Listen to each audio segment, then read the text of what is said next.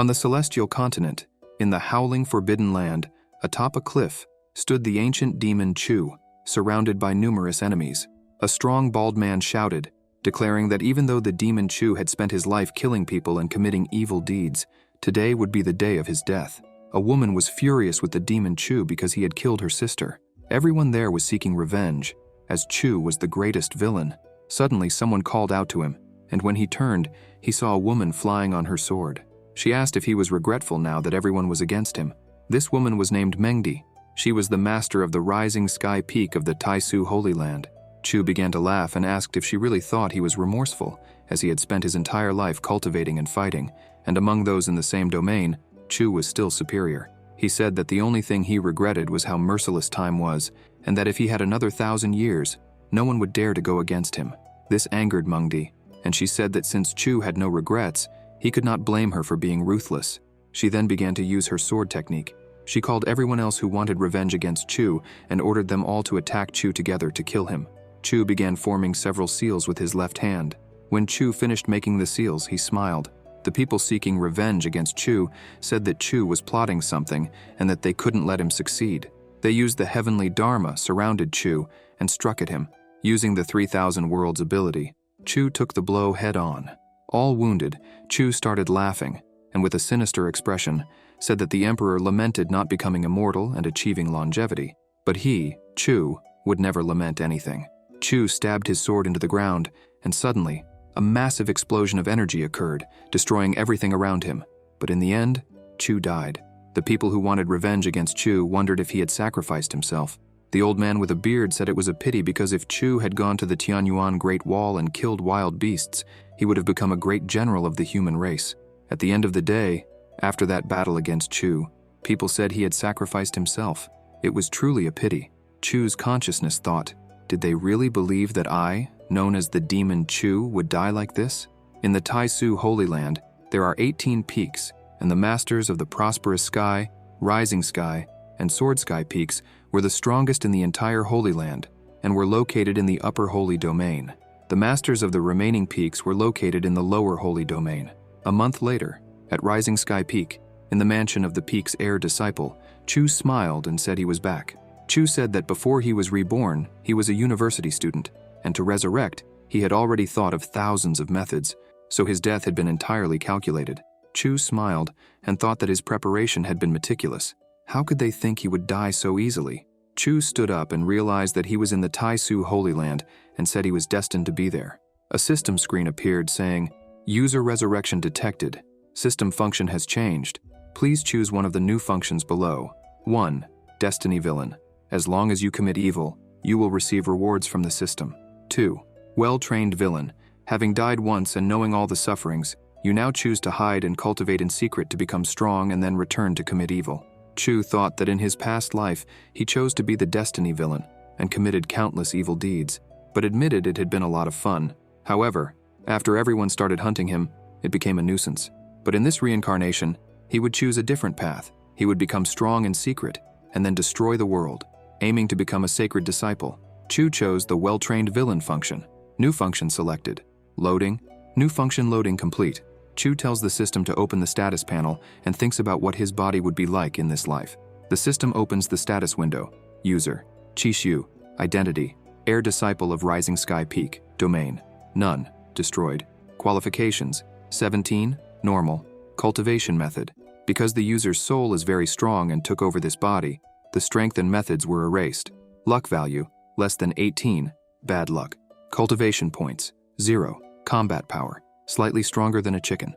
Chu wonders if he was really the heir disciple of Rising Sky Peak and comments that his qualifications were normal, his luck was bad, and his strength was only slightly stronger than a chicken's. Incredulous, Chu asks what the previous owner of that body did to be in such a condition. 10 days ago, the previous owner of that body, the heir disciple of Rising Sky Peak, and the heir disciple of Sword Peak, had a life-or-death battle in the arena out of jealousy over a woman. In the arena, the heir disciple of Rising Sky Peak was defeated with a single blow and had his cultivation destroyed, suffering unimaginable humiliation. After discovering what had happened, Chu comments that the former owner of the body was utterly ridiculous, getting beaten up like a side character because of jealousy. But now that the body was his, The former owner's enemies were also his enemies, and he would avenge him. Chu declares that they should wait, for he would cultivate until that body became invincible. An hour later, Chu thinks that the body was very useless, as it had a serious injury and no cultivation. However, Chu smiles and says that it didn't matter, for luckily, he had other methods. At Rising Sky Peak, a group of people was talking about how the Peak Master, who had killed the demon Chu, had returned 3 days ago. One of them asks if the demon Chu was really dead. Another responds that the demon Chu was invincible against those in the same domain, but compared to the other 10 Supreme Saints, he was a domain below, so he couldn't win. Another cultivator comments that he hoped they would kill all the people of that kind. Chu, hearing this behind a tree, became irritated and thought that those insignificant nobodies had no idea that not only was he not dead, but he had also become a disciple of the Holy Land, and if he couldn't go against them, then he would join them. Things were going to get very interesting there. Chu approaches them and coughs to get their attention. The cultivators notice Chu there and greet him, asking if he had recovered from his injuries. Chu replies that it wasn't that serious and walks away. The blue-clad cultivator comments that Chu had the same name as the old demon Chu. The black-clad cultivator asks if Chu had any relation to the old demon Chu, but no one knew. The red-clad cultivator responds that they were overthinking, because if that were the case, he should have at least half of the old demon Chu's cultivation talent. But his cultivation had been destroyed by someone else in a petty fight over a woman. Chu climbs the stairs until he reaches Chi Mengdi's mansion. Upon reaching the door, he calls for his master, saying that her disciple has something to discuss. The protagonist enters and goes to his master. Mengdi comments that 10 days had passed since he fought and was injured, but only now did he come to see her. Did he need his master's help to continue on the path of cultivation? Chu kneels and pleads, "Master, please." Mengdi responds that Chu's cultivation was low, yet he still dared to fight stronger disciples over a woman. He deserved to have his cultivation destroyed, so she could not help him and asked him to leave. Chu replies that his cultivation was low, and she didn't know the reason for that. How could he become strong without cultivation resources if all the resources were given to the second junior brother, third junior sister, fourth junior brother, and fifth junior sister? How could he become strong if he received nothing? Mengdi slaps her hand and says that he was very audacious because he had always been a fool who never put effort into cultivating, but now he was claiming that his master was unfair for not giving him anything. It was truly ridiculous. The protagonist says that she didn't give him resources because he had the same name as the old demon Chu, which is why she was always disgusted by him. Mengdi replies that she was never disgusted by him, but that it would be better for him to leave and wait because she would find a treasure between heaven and earth that could heal him. She would definitely help him continue on the path of cultivation. Chu, with a cynical smile, says no, as she could help him right there and then. Mengdi asks how she could help him. The protagonist responds that it was said she had the heavenly fragrance body, and approaching her, Chu suggests that if they performed dual cultivation together, not only would he recover, but his cultivation would also greatly increase. Mengdi becomes serious and asks what he was talking about. The protagonist replies that he was suggesting dual cultivation with her, and kisses his master's hand, leaving her blushing and flustered. Mengdi, blushing, says he is an unfaithful disciple and asks if he wants to die. How dare he humiliate his master like this? Mengdi becomes angry and with her fingers points her sword at Chu, saying she would ensure that his limbs would be cut off and he would be expelled from the sect. Chu smiles and uses some seals. The master's sword begins to disintegrate, and she starts to feel weak, her legs giving way. Mengdi asks what is happening as she cannot use her superior saint cultivation and ends up collapsing on the ground. Chu approaches and says he promises to be gentle.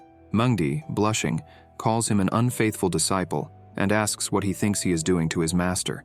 The protagonist tells her to relax because he is helping his disciple learn and follow the correct path of the Tao. The cultivation domains are Foundation Establishment Domain, Spiritual Sea Domain, Spiritual Pillar Domain, Spiritual Domain, Spiritual Tao Domain, Divine Domain, Lower Saint Domain, Upper Saint Domain, Saint King Domain, Emperor Domain, and Great Emperor Domain. Below the Emperor Domain, each domain is divided into layers. The first to third layers are called the lower layer, the fourth to sixth layers are called the intermediate layer, and the seventh to ninth layers are called the upper layer. Mengdi calls him an unfaithful disciple and asks what he did to her. She wonders why she can't use her powers. It feels as if she is an ordinary person. The protagonist, in his thoughts, says it's obvious that he sealed his master's cultivation because on the day the superior saints were hunting him, before dying, he placed the celestial reincarnation seal on his body. It was an artifact he had received from the system for doing evil deeds. The artifact, called the Celestial Reincarnation Seal, is a divine class sealing artifact. It allows placing a servant seal on a cultivator's body, and by activating it with a few words, it is possible to seal all of the target's cultivation. The artifact has 2 uses, and it is necessary to combine 2 seals for it to be effective. The protagonist thinks that now, upon realizing this, any female cultivator below the Great Emperor domain would have no choice but to obey everything he commands. Chu says that despite her age, Mengdi is still very beautiful and desirable. Mengdi, embarrassed, calls him unfaithful and asks how he dares to say such things to his master, and if he isn't afraid she might kill him. The protagonist laughs and tells her to try killing him instead of just talking. Mengdi, embarrassed, turns her face away. Chu comments that if Master Liu Shui of Sharp Sky Peak knew her cultivation was sealed, what would she do? Because as far as he knew, the master had killed Mengdi's father, and with such a good opportunity, she wouldn't miss the chance to avenge her father's death. Mengdi, shocked, thinks she can't let Liu Shui find out, as that woman is crazy and would definitely kill her. The master calls the protagonist an unfaithful disciple and says that the artifacts of heaven and earth and cultivation resources, she would hand over everything, and he could choose whatever he wanted. Chu grabs Mengdi and says he doesn't just want that. What he wants is her. Mengdi, embarrassed, responds that it is impossible, absolutely impossible, saying, "Don't even think about it. I am a master in the Superior Saint domain, and I will not be abused by you." The protagonist thought that he had no grudge against the Taisu Holy Land, but he wondered why Mengdi had joined forces with the group that was hunting him and asked if she was afraid. He mentioned that he had an ancient secret cultivation art that could be beneficial for both of them, and told her to take a look. Mengdi wondered where this unfaithful disciple had obtained such a miraculous secret art. That secret art was connected to the heavenly Tao and was something incredible and absolute. The protagonist asked her what she thought, but the master responded by telling him to leave. Chu approached Mengdi and asked her to accept this disciple, but the master said he was very unfaithful. A system screen appeared, stating that the user had become an unfaithful disciple, which was a big problem. As expected of a great villain, he obtained 1,000 cultivation points. The system informed that the user and Chimengdi were performing dual cultivation, which completely healed the user's injuries and increased his cultivation qualifications. The user's qualifications increased to 317 celestial, and with that, his cultivation speed was increased 20-fold. The user's cultivation was enhanced, advancing through the 1st, 2nd, 3rd, and even the 8th layer of the Foundation Establishment domain. A few hours later, Chu and Mengdi finished their dual cultivation, and a new system screen appeared, stating that the user's cultivation had advanced to the 9th layer of the Foundation Establishment domain. The protagonist then turned, thanked his master, and said they would see each other on other days, telling her to rest well. Mengdi told Chu that he had already taken advantage of her and gotten everything he wanted, so he could remove the seal he used to seal her cultivation. Chu turned to the master and said that, of course, he couldn't. The master asked if he wanted his master to die. The protagonist replied that if she didn't want others to know that her cultivation was sealed, then she had better be obedient. Chu took a crystal in his hand and asked if she knew the function of the image crystal in his hand, and started to laugh. Mengdi, deeply embarrassed, asked if he had recorded everything. The protagonist told her not to be angry, as he just wanted to remember her shaking her little butt and moaning loudly. As he left, Chu said that because of their relationship as disciple and master, he would give her a warning, not to even try to remove the seal because, across the entire celestial continent, only he knew how to remove the seal, unless she knew a great emperor. But she knew there was no great emperor in that world, and if that disciple died, she would have to live her entire life as a common person and die of old age. And if she didn't believe him, she could try. Moreover, if he died, everything recorded on that crystal would spread everywhere. How would the people of the continent react to watching a respected master doing such things with her disciple? Mengdi, outraged, said that he was an unfaithful disciple and would have a horrible death. She screamed that he was very evil and wondered how an insect, not even in the spiritual Tao domain, could have the power to seal her cultivation. At night, Chu commented that now that he had noticed, he had spent a long time with the master because the moon was already shining in the sky. With the help of his master, he had managed to advance to the new layer of the Foundation Establishment domain, but he had to wait for his master to rest to perform dual cultivation again and break through to the spiritual sea domain. The protagonist began to think that the spiritual sea domain was like a wooden barrel to store water. So the foundation establishment domain is the process of creating the barrel. The more stable the foundation, the larger and more resistant the water barrel would be, and naturally he would have a good foundation to tread the path of cultivation. The failure in his previous life was due to advancing too quickly through the cultivation domains, and because of that, he never took the time to stabilize his foundation. But now, he would have a solid and supreme foundation. Now, even if he faced a cultivator in a domain above his own, he could still kill them. The protagonist wondered if the cultivation resources he had gathered in his previous life were still in that hidden ravine. But even if they were, how could he leave the Taisu Holy Land? Chu saw the pavilion of flying boats and thought that taking a flying boat would be a good opportunity. The protagonist took a flying boat and headed towards the hidden ravine. Upon arriving near the ravine, he entered a cave. Chu approached a dry tree and thought that the cultivation resources he had stored in his past life were hidden around there.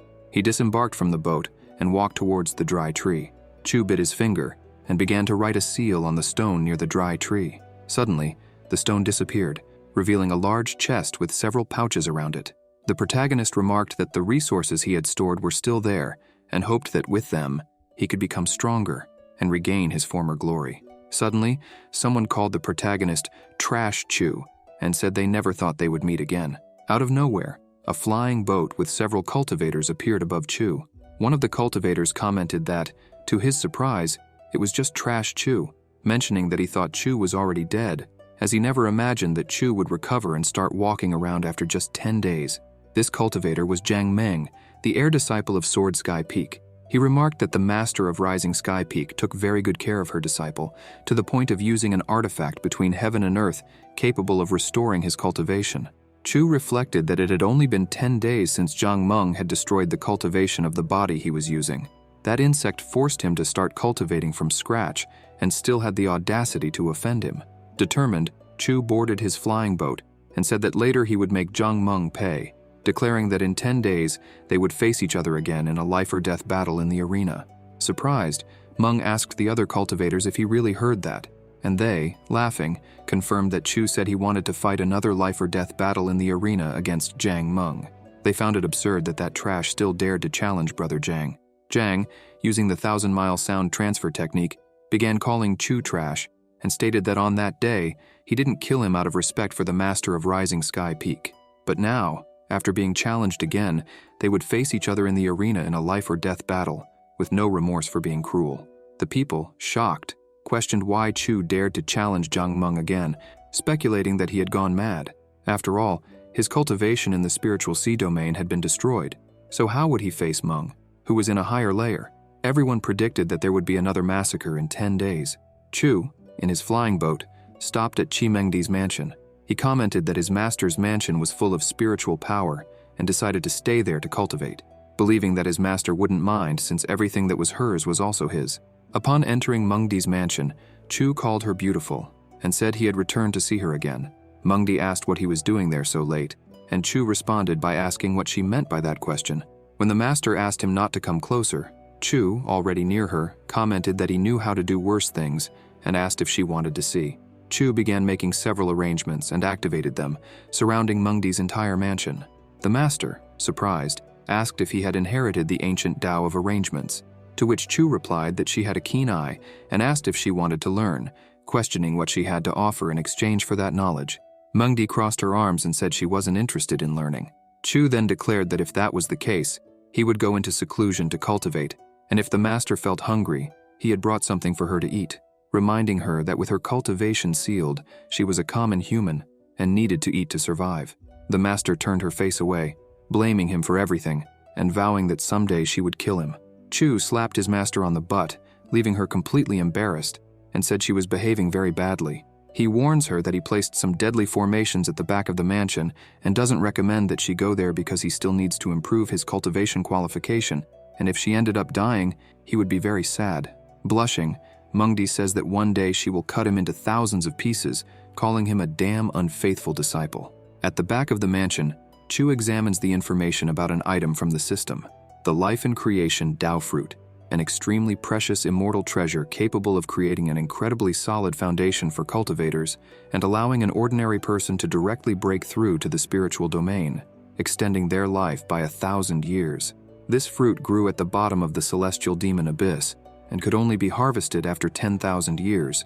It was so rare that, according to reports, a master of the Holy Land exchanged 3 celestial-class martial arts and 2 immortal-class martial arts for a life in creation Tao fruit to help his beloved disciple establish a solid foundation in cultivation.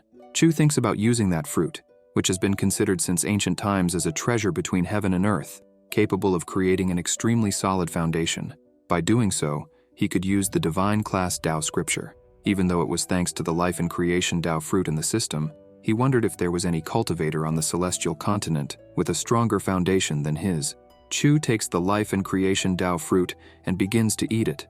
The fruit quickly takes effect, and Chu activates the Tao scripture, starting the process of recreating his foundation. Suddenly, a system window appears, informing him that his cultivation has been reduced to the 8th layer of the foundation establishment domain, then to the 6th, the 3rd, and finally to the mortal domain.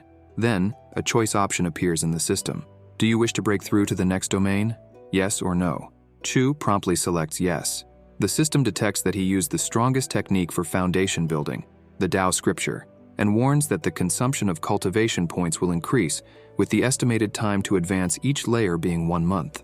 Another message informs him that 100 cultivation points will be required to advance each month. As time passes, the system tracks Chu's progress. After 1 month, he advances to the 1st layer of the foundation establishment domain. After 2 months, he advances to the 2nd layer. After 3 months, he reaches the 3rd layer, and after 4 months, he attains the 4th layer of the foundation establishment domain.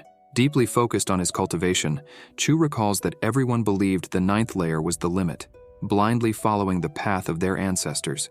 However, he knew that there existed a 10th layer, accessible only to those who surpassed their limits and discovered the right path. Breaking and rebuilding, between life and death, involved great fear, but also offered great opportunities. 7 days later, Chu finally manages to advance his cultivation, and a new system window appears, informing him that he has advanced to the 10th layer of the foundation establishment domain. It took 10 months and 1,000 cultivation points to achieve this feat. With his cultivation points now exhausted, Chu shouts, declaring that he has made significant progress. On a mountain, there was a large hurricane with several lightning bolts. At Sword Sky Peak, a woman was observing the whole situation. In her thoughts, the woman realized that there was a very powerful energy fluctuation and wondered if it was Chimengdi who was advancing. This woman is Liu Shui, the master of Sword Sky Peak. The protagonist thought that the condensation of his flesh and soul had reached its limit, and with his solid foundation, he would break the chains and advance to the spiritual sea domain.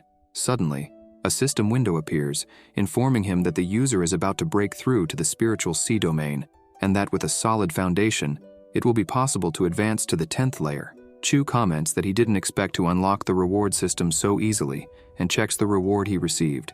The protagonist jumps and punches the air, creating a great pressure in the water, when another system message appears, informing him that he has achieved perfection and that the reward system has been unlocked. The system congratulates the user on receiving the sacred primordial body. Chu is shocked and wonders what this sacred primordial body is. The system informs him that the sacred primordial body requires a large amount of resources to be cultivated. Then the system alerts that the sacred primordial body is now fusing with the user. Frustrated, Chu exclaims, asking what the hell is happening. The system then informs him that the fusion of the sacred primordial body has been successfully completed. Chu laments, saying that he had consumed many resources to break through to the spiritual sea domain, and now he had the sacred primordial body. He complains about the damn system, asking how he is supposed to cultivate now. Suddenly a new system window appears, explaining the advantages of the sacred primordial body. During the primordial era, it was an invincible physique against those of the same level and unmatched against those of stronger levels, being the most powerful physique a human could achieve. However, the system also points out the weaknesses of the sacred primordial body. At the end of the primordial era, the laws of heaven and earth changed, and cultivating the sacred primordial body requires many resources. Even using all the resources of the Holy Land, it would be very difficult to reach the initial stages, causing stagnation in the user's foundation. In conclusion, the system states that nowadays, the sacred primordial body is useless.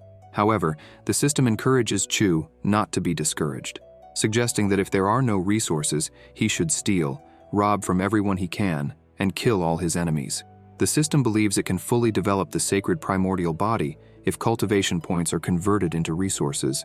The protagonist asks how he would know how many cultivation points are needed to achieve this, and how he could exchange the cultivation points. The system then opens the profile window. User, Chushu, Identity, Heir of Rising Sky Peak. Cultivation, first layer of the spiritual sea domain. Constitution, Sacred Primordial Body. Qualifications, 317 Celestial. Cultivation Techniques, Dao Jing Foundation, Initial Chapter Cultivation Points, 0. Luck, less than 18 black, can absorb luck by killing those who have it. Note, luck affects your situation. People with luck can grow strong without much effort.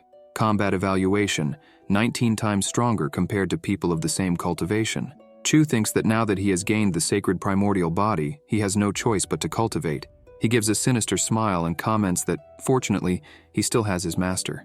Chu leaves the back of the mansion and begins walking toward his master. In Mengdi's mansion, the master was peacefully eating an apple when someone asked if it was delicious. Mengdi responded that yes, it was delicious. When she realized who was speaking, she became angry and called him an unfaithful disciple. Chu commented that a few days without seeing her felt like seasons had passed. The protagonist sniffed his master and asked how long it had been since she last took a bath. Mengdi, irritated, responded that if he hadn't placed deadly formations at the back of the mansion, she would have a place to bathe. Chu took his master's hand and admitted that it was the fault of this disciple, offering to give her a bath. He reassured her, saying not to worry because he still liked her, even if she hadn't bathed. Mengdi asked what he planned to do with her at the back of the mansion. Chu said that, as expected of someone with the celestial fragrance body, her skin was so white and soft, even after a few days without bathing. The master, completely embarrassed, called him an unfaithful disciple. The protagonist kisses his master's hand and asks her to improve his talent and let him wash her back. The master, blushing deeply, turns her face away and calls him a damn unfaithful disciple. But soon she realizes someone is outside. In the outer pavilion of Mengdi's mansion, outside, stood Tian Jin, the master of prosperous Sky Peak. Jin calls out to Mengdi and asks if she had gone into seclusion to cultivate. Mengdi responds and apologizes, explaining that she had some issues with her cultivation and therefore couldn't come out to meet him. Suddenly a system window appears saying, "My God, the user is very bad and has once again taken advantage of his master to perform dual cultivation. Reward received, Azure Blood Sword." Jin tells his sister that he has a 7th grade healing pill, made by Feng Tian's disciple from Red Sky Peak, that could help her. Another system window suddenly appears saying, "Dual cultivation successfully completed. User's qualification increased by 100. Mengdi, with a trembling voice, says that she doesn't need it, as all she needs is a few days of rest. Another system window appears saying, "Dual cultivation successfully completed. User's qualification increased by 100. Jin says that's fine then, and asks if she knew that her disciple, Chu Xu, had challenged Zhang Meng from Sword Sky Peak to a life-and-death duel. He had heard that his younger sister's disciple was lazy and untalented, and he feared that if Chu lost, it would tarnish the honor of Rising Sky Peak. Mengdi, still with a trembling voice, says that she is aware of the challenge and that her disciple is responsible for his own actions, so she will let him handle it. Suddenly, a system window appears saying, "User's qualifications have reached 617 Celestial. Therefore, cultivation speed will be increased by 25 times. Tianjin says that his younger sister has her own considerations, and that he was intruding. He mentions that the name of the song he is playing is Courting the Phoenix, and that he was inspired by the moon's glow a few nights ago. He then says he will play it for his younger sister." Chu and Mengdi were lying down while listening to the music.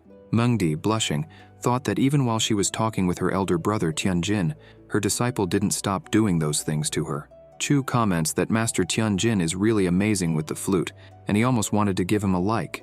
The master tells her disciple to go to hell. The protagonist, with a sinister smile, says that seeing how close they were, he wouldn't mind borrowing some cultivation resources.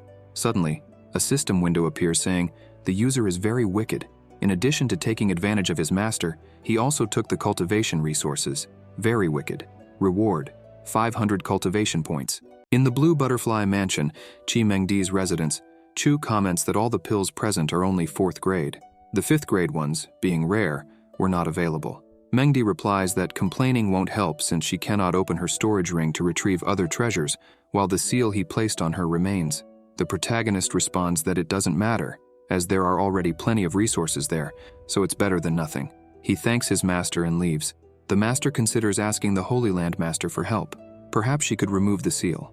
However, Mengdi thoughtfully decides against it because Chu mentioned that only he could remove it, and if she tried, he would know and might leave. The master, unwilling to accept her fate, wonders if she will remain immortal forever until she dies of old age. No, she is Chi Mengdi. She cannot accept that destiny. The master retrieves a hidden mask and says that fortunately, before her unfaithful disciple sealed her cultivation, she managed to remove and store a treasure. Moreover, he didn't search thoroughly. If he had, he would have taken the bronze fox mask. Even though it couldn't restore her cultivation level, she would use the mask to erase her presence, because as long as she had no contact with others, no one would know her cultivation had been sealed. This way, none of her enemies would hunt her down. Mengdi recalls that the mask belonged to the old demon. When he was being hunted, he dropped it. It's a pity that old demon Chu died after 100 years of cultivation. He had a great future, and if he had cultivated correctly, he wouldn't have been hunted and killed. But that matter doesn't matter now, as it's in the past. She still needs to find a way to remove that seal as soon as possible. Otherwise, she would be nothing more than a slave for him to use and enjoy. Chu senses something. In his room, he thinks that his master finally put on the bronze fox mask. It's a good thing she did because it would be difficult for him to grow stronger if someone discovered her cultivation was sealed. He feels very proud of his master. The protagonist, with the azure blood sword he received from the system, thinks that although it's not the best, it's not too bad either. He only has 3 days until the life and death battle in the arena. It's enough time to cultivate and refine his sword. Chu begins refining his sword in his room until he grasps the essence of the sword. Suddenly, a system window appears, saying, "Congratulations to the user for understanding the essence of the sword and refining it. A sword intent above the Raisu Holy Land has been detected." The protagonist begins to fly with his sword intent. As he flies, the system window tracks the miles he covers in Raisu Holy Land. 800 miles, 1,000 miles, 1,500 miles, 2,000 miles, 9,999 miles. Suddenly, Chu's eyes start to shine, and he wonders if this is the sword intent. The protagonist begins to comprehend the sword intent when suddenly it heads towards his forehead. He fully comprehends the sword intent when a system window appears saying, "Congratulations to the user for successfully encountering the Heavenly Sword Intent. Heavenly Killer Sword Intent. Category, Sword Intent. Attribute, Wind." Chu comments that the Heavenly Killer Sword Intent is highly compatible with him. The protagonist, delighted, says he will return to his master's mansion and use the system to enhance the Heavenly Killer Sword Intent. If he manages to strengthen the Heavenly Killer Sword Intent, winning the life and death duel would be very easy. In the Taisu Holy Land, at the Pacific Sky Peak, Tai Suzy, the master of the Taisu Holy Land and the Pacific Sky Peak, mentions that she sensed someone from the Holy Land seeking the sword intent. It was very interesting. Suddenly she realizes that this person actually managed to ascend 9,999 miles in search of the sword intent. How is that possible? In the last 30,000 years, only the sword god, who was in the emperor domain, had the ability to achieve this. Suzy wonders if there is someone in her Taisu Holy Land with the potential to become the sword god. 3 days later, at Prosperous Sky Peak, in the arena where the life and death battle would take place, several people gathered to watch the fight. Jian Lingyun, from Sword Sky Peak, comments that the atmosphere was very lively. Zhang Meng tells Lingyun that he heard that recently he managed to break through to the divine domain. Lingyun responds that it was just the divine domain, nothing worth mentioning. Lingyun sees Shu Tianzhen, a disciple of Sword Sky Peak, and comments that he didn't expect her to show up there since she usually doesn't care about these things. Shu Tianzhen responds that this matter started because of her, so it was obvious she would attend. After all, Chu Xiu was dear to her, and she didn't want him to die there. Jian Lingyun, intrigued, thinks that Chu was a worthless person and had nothing special, but his younger sister Shu really appreciated him a lot.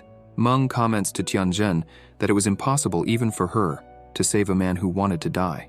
A bystander says that Chu was very weak, but even so, he had the courage to challenge Brother Zhang. He really wanted to die. Other bystanders say that Chu didn't show up because he was afraid, and they didn't understand how the rising sky peak could tolerate him and still call him an elder brother. Tao Yao, the fifth disciple of Rising Sky Peak, tells the bystanders that praising the strong and humiliating the weak was what their master taught them. The bystanders, shocked, comment that Tao Yao also came to watch the battle. Blushing, they call her Sister Tao Yao. One of the bystanders sees Chu arriving and announces that Chu Xiu has appeared. Chu arrives on his flying boat, and Tao Yao runs to greet him. Chu says he is happy that she came to watch his battle. Yao responds that with all their younger sisters around, no one would dare kill him. The protagonist says she doesn't need to worry because he wouldn't disappoint her. The younger sister comments that in the last battle she did nothing, and he got hurt, which made her very uneasy and sad. Chu calls her a silly girl and says it's all right, that it wasn't her fault. The protagonist turns and sees Shu Tianzhen, thinking that if he wasn't mistaken, she was the goddess of Sword Sky Peak. She had a good appearance, and her cultivation base wasn't bad at all. Tianzhen feels that Chu Xiu seems like a different person. Meng asks Ling Yun if, now that Chu has arrived, he should kill him. Ling Yun responds that in a life-and-death battle in the arena, even if he died, no one could question it, so he could kill him painfully. Meng tells brother Ling Yun not to worry because Chu Xiu was going to die. Zhang Meng steps into the arena and tells Chu that since they were both there, they should start the life-and-death battle right away. After all, after this battle, he still needed to return and cultivate in seclusion. Chu asks him to wait a minute because there was something he needed to say. At Prosperous Sky Peak in the arena, Chu comments to the bystanders how rare it was to have them all gathered in the same place to watch a battle. He recalls that they shouldn't forget about the bets, and reveals that he had a vial containing 6 7th-grade Tianxuan pills, all of superior quality, which he intended to use for betting. Suddenly, a system window appears informing him that the user was deceiving the brothers and sisters of the Holy Land, pretending to be weak to defeat a tiger and thus obtain more resources, with the system promising a reward of 300 cultivation points. The bystanders, incredulous, ask if that pill was the legendary Tianxuan pill. Some comment that they heard this pill could increase someone's speed in the divine domain and even help to break through to a higher domain, reaching the lower saint domain. Jin Ling Yun asks the protagonist how the bet would work, reflecting that, although he had broken through to the divine domain a few days ago and needed the pills, he never imagined that trash like Chu Xiu would bring them to his doorstep. Tao Yao thinks that if their master knew that the elder brother bet such a treasure, he would be punished. Chu, for his part, comments that he believed most people didn't know the value of 6 7th-grade Tianxuan pills and asks the great elder of Prosperous Sky Peak if he knew.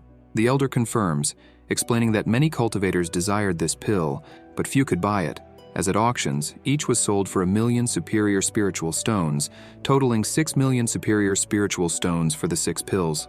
Everyone is astonished, wondering if there was anything to bet that compared to 6 million superior spiritual stones. Chu reassures everyone, suggesting that if someone couldn't bet that much, they could join together to bet, and if they won, they would only need to divide based on the value bet. The bystanders agree and begin betting on Chu's defeat. The protagonist advises them to bet safely, while Chu thinks he's going to win big, as many were betting on his defeat. The elder notices that many good resources were being wagered. Chu then announces that the betting time was over, and with the elder of Prosperous Sky Peak as the arbiter, no one would dare to go back on their word. He jumps into the arena to face Meng, who, feeling superior, comments that finally the trash Chu has stepped into the arena. The protagonist responds that since they would have a life-and-death battle, the only thing that mattered was being the winner. The elder of Prosperous Sky Peak then announces the start of the life-and-death. Ling Yun thinks that he will finally see Chu Xiu's death, while Zhang Meng believes that, being in the 9th layer of the spiritual sea domain, fighting against Chu Xiu, who was still in the 4th layer of the spiritual domain, would be like killing an ant. Meng advances at high speed towards the protagonist and throws a kick in his direction, but Chu dodges, throwing his body backward and quickly repositioning himself. Meng comments that Chu was fast, but challenges him to dodge 3 stakes that he throws immediately after. Chu throws himself back, doing a backflip and dodging all the stakes. Yao, worried, prays to the heavens to protect her elder brother and that nothing bad happens. The bystanders comment that Meng's attacks were ruthless, always trying to hit vital points, and that if Chu kept only dodging, he would end up losing. No matter how fast he was, he couldn't win without attacking. Meng advances again and delivers several punches, but Chu easily dodges them, provoking him and calling him out. Meng, incredulous, wonders how it was possible for that trash to have become so fast. He realizes that he couldn't keep fighting like this, or he would end up without energy, so he decides to take his sword to quickly end the fight. Meng then charges at Chu at high speed. Meng tries to hit the protagonist, but he dodges.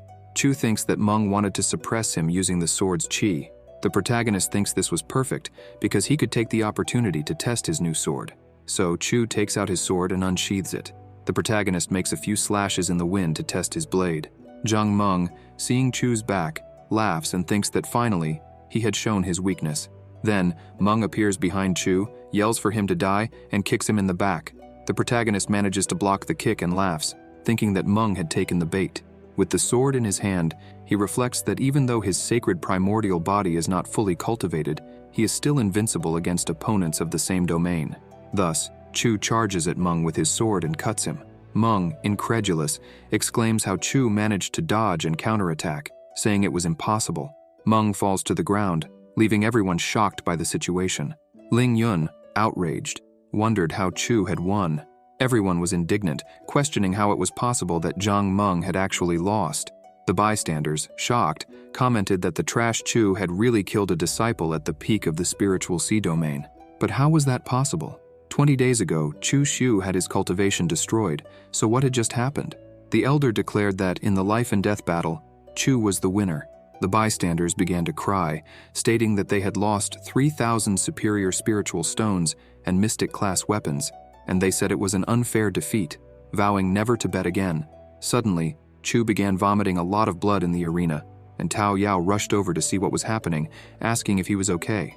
The protagonist asked his younger sister to help him get out of there.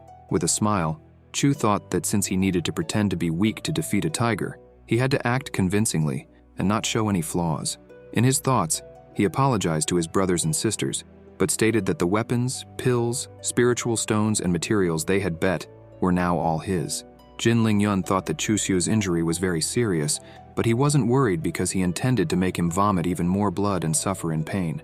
Ling Yun then told Cheng Ling Fei, a disciple of Sword Sky Peak, that if he wanted to save his sister, he should challenge Chu Xiu, and Ling Fei agreed. Ling Fei ordered Chu to wait a moment and asked if he had the courage to fight him. Yao, incredulous, questioned whether Ling Fei hadn't seen that her elder brother was injured, yet he still had the nerve to challenge him. What was wrong with him? Ling Yun responded that the younger sister, Tao Yao's words, were a bit exaggerated because, in the arena, it was inevitable to be challenged by other disciples. Moreover, Chu Xiu had just won a bet and taken many resources from several disciples, and everyone believed that he had only won by luck. This left everyone dissatisfied, and they wanted to recover what they had lost. So why not let them get excited to recover what they had lost? It was only fair for Chu Xiu to participate in another battle. The bets would be the same as before, and if Chu Xiu won again, everyone would be convinced that it wasn't luck. Ling Yun asked the protagonist if he still had the courage to bet, or if he was afraid because he was sure that the elder brother of Rising Sky Peak was too cowardly to bet. The protagonist realized that he was being deliberately provoked. Chu then stated that he was injured and in the 4th layer of the spiritual sea domain, making it very risky to face a disciple in the 1st layer of the spiritual pillar domain. So he suggested increasing the bets by 30%. Suddenly, a system window appeared saying, "The user is a cunning and greedy fox, therefore receiving a bonus of 200 cultivation points." Ling Yun responded that this was fair, but in his thoughts, he considered Chu an idiot for being so greedy while being so weak. Since Chu wanted to die so badly, Ling Yun wouldn't blame him for ensuring that wish. Tianzhen thought that Chu Xiu didn't know when to stop. The protagonist then announced to everyone that he, Chu Xiu, accepted the challenge and would fight another life and death battle. He asked if they wanted to recover what they had lost, or if they would leave everything to him, and stated that the new bets were open, presenting a great chance to recover what they had lost and even make some money. The bystanders commented that this time it was absolutely impossible for Chu Xiu to defeat someone in the spiritual pillar domain, especially since he had just fought a battle and was injured. They began betting everything on Chu Xiu's defeat. Chu thought they were all fools, and thanks to this, he would make a great fortune. The elder declared that the life and death battle between Chu Xiu and Cheng Ling Fei had begun. Yao, worried about Chu, told him to be careful, but the protagonist reassured her, saying not to worry. Ling Fei then stated that he didn't want to step into the arena to fight him, but he didn't have much choice. Chu asked why, and Ling Fei responded that his younger sister had returned severely injured from a mission and needed cultivation materials and a very rare treasure to survive, and brother Ling Yun had that treasure. So for the sake of his younger sister, he needed to defeat him, and he apologized if he hurt him. After all, swords are blind and can easily injure someone. Chu replied that the story was very moving, but it was a pity because now that he had stepped into the arena for a life and death battle, it didn't matter if he lived or died. The protagonist charged at Ling Fei at high speed, running around him and attacked him from behind. Ling Fei defended his attack and asked how he dared to make a sneak attack. Chu appeared beside him and told him not to worry because he would take good care of his younger sister so that Ling Fei could rest in peace. Then, he stabbed him with his sword. The protagonist unleashed a chi attack on his back and sent him flying. Lingfei hit the barrier, dead. Chu commented that villains always die from talking too much. That was the truth of life. The protagonist sheathed his sword and said it was better to kill quickly to avoid giving time for retaliation. The bystanders were shocked and asked how that was possible, as Chu Xiu was only in the 4th layer of the spiritual domain. Yet he easily defeated Chen Lingfei. The skill Chu Xiu used, the mythical class Living Shadow, allowed him to summon 7 shadow clones and use each one to attack the enemy, something only someone who mastered the skill could do. The bystanders began to cry, having lost everything. One of them mentioned that he had borrowed 10,000 superior spiritual stones only to lose like this and end up in debt. Tao Yao told the protagonist that he was amazing, but Chu responded that it was just luck and not worth mentioning. The protagonist went towards the betting treasures and commented that it wasn't bad at all, as it had been a lucky day. Chu then said that his storage bag was already full and asked his younger sister if she had a storage bag. Yao replied that she did and tossed him a bag. The protagonist thanked Yao, who told her elder brother that there was no need to be formal and that he could take and use it. Chu asked if those were the 7th grade Tianshuan pills they wanted. The bystanders cursed Chu, asking for some mercy, saying that he hadn't come just to fight, but to rob them and boast. The protagonist stated that since there were no more battles, he would leave, and then he took his flying boat to depart. Suddenly a system window appeared, saying that the user was truly evil and cruel, signs of a true villain, and therefore was rewarded with 200 cultivation points.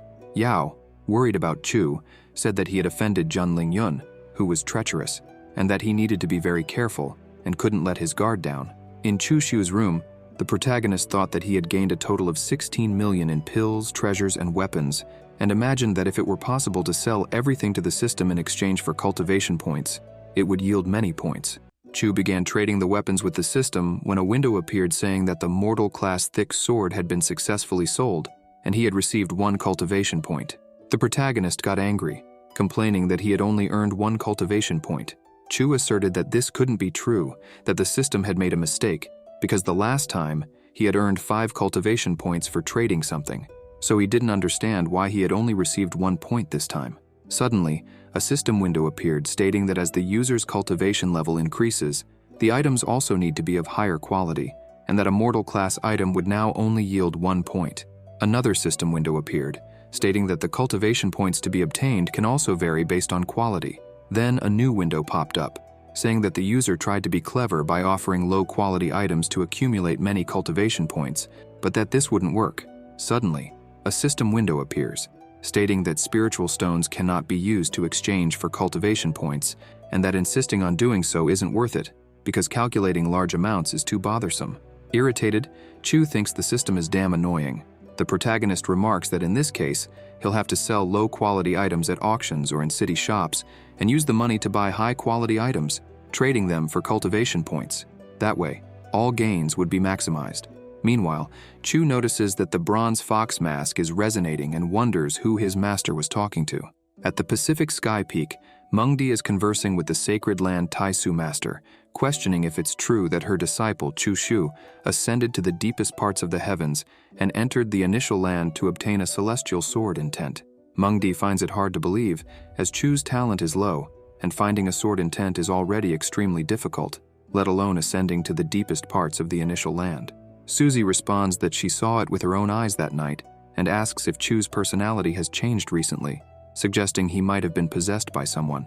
Mengdi questions if Susie really believes that, but Susie dismisses the idea, explaining that to possess someone, one would need at least a lower sacred domain level of cultivation, and everyone can only enter the initial land once in their lifetime, a rule that couldn't be broken by someone possessing another. Moreover, Susie doesn't believe Chu has been possessed. Mengdi then questions how Chu managed to enter the initial land if he wasn't possessed. Susie suggests that he might have had some unexpected opportunity and advises Mengdi to train her disciple well, as he might become a new sword god before breaking through to the Emperor Qi domain. Mengdi agrees, but at the same time wonders, train him well. What other way would he have to cultivate? Hadn't she already become a slave for that unfaithful disciple to use whenever he wanted to increase his cultivation and qualifications? Outside, Chu thinks that now that Susie mentioned it, he and his master would have a long conversation during the night. Inside Mengdi's mansion, the protagonist tells his master that he needs advice, and Mengdi asks why he hid that from her. Surprised, Chu asks what exactly he hid. The master responds that he found a celestial sword intent. The protagonist places his hand on his master's waist and asks how she knew about that. Mengdi explains that the Sacred Land Taisu master is sovereign within the Sacred Land and can control the rules of space and the meaning of every energy fluctuation within the Sacred Land, making it impossible to hide it from her.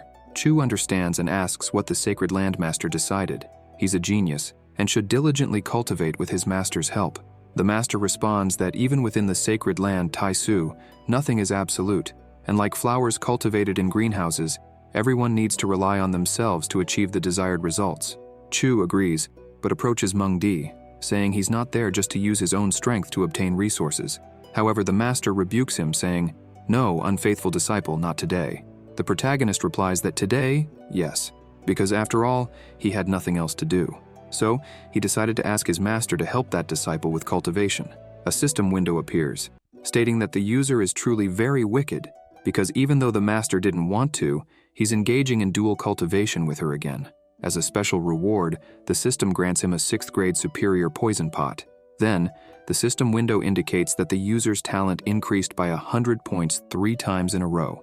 3 hours later, another window appears, informing him that the user's qualifications increased to 917 celestial, which boosted the cultivation speed by 31 times. The system message also states that the user's cultivation has improved and that he's almost advancing to the 5th layer of the spiritual sea domain, encouraging him to keep working hard to become stronger. Chu thinks that the effects are worsening more and more, recalling that the celestial fragrance body shouldn't be so useless. He wonders if this is happening because his master's cultivation is sealed and considers the possibility of trying to release the seal next time to see if there's any improvement. Thoughtful, he thinks the idea is good, but also very dangerous. He thanks his master for her hard work in helping him, while Mengdi, indignant, thinks that one day she will take revenge for everything he has done to her and tear him into thousands of pieces.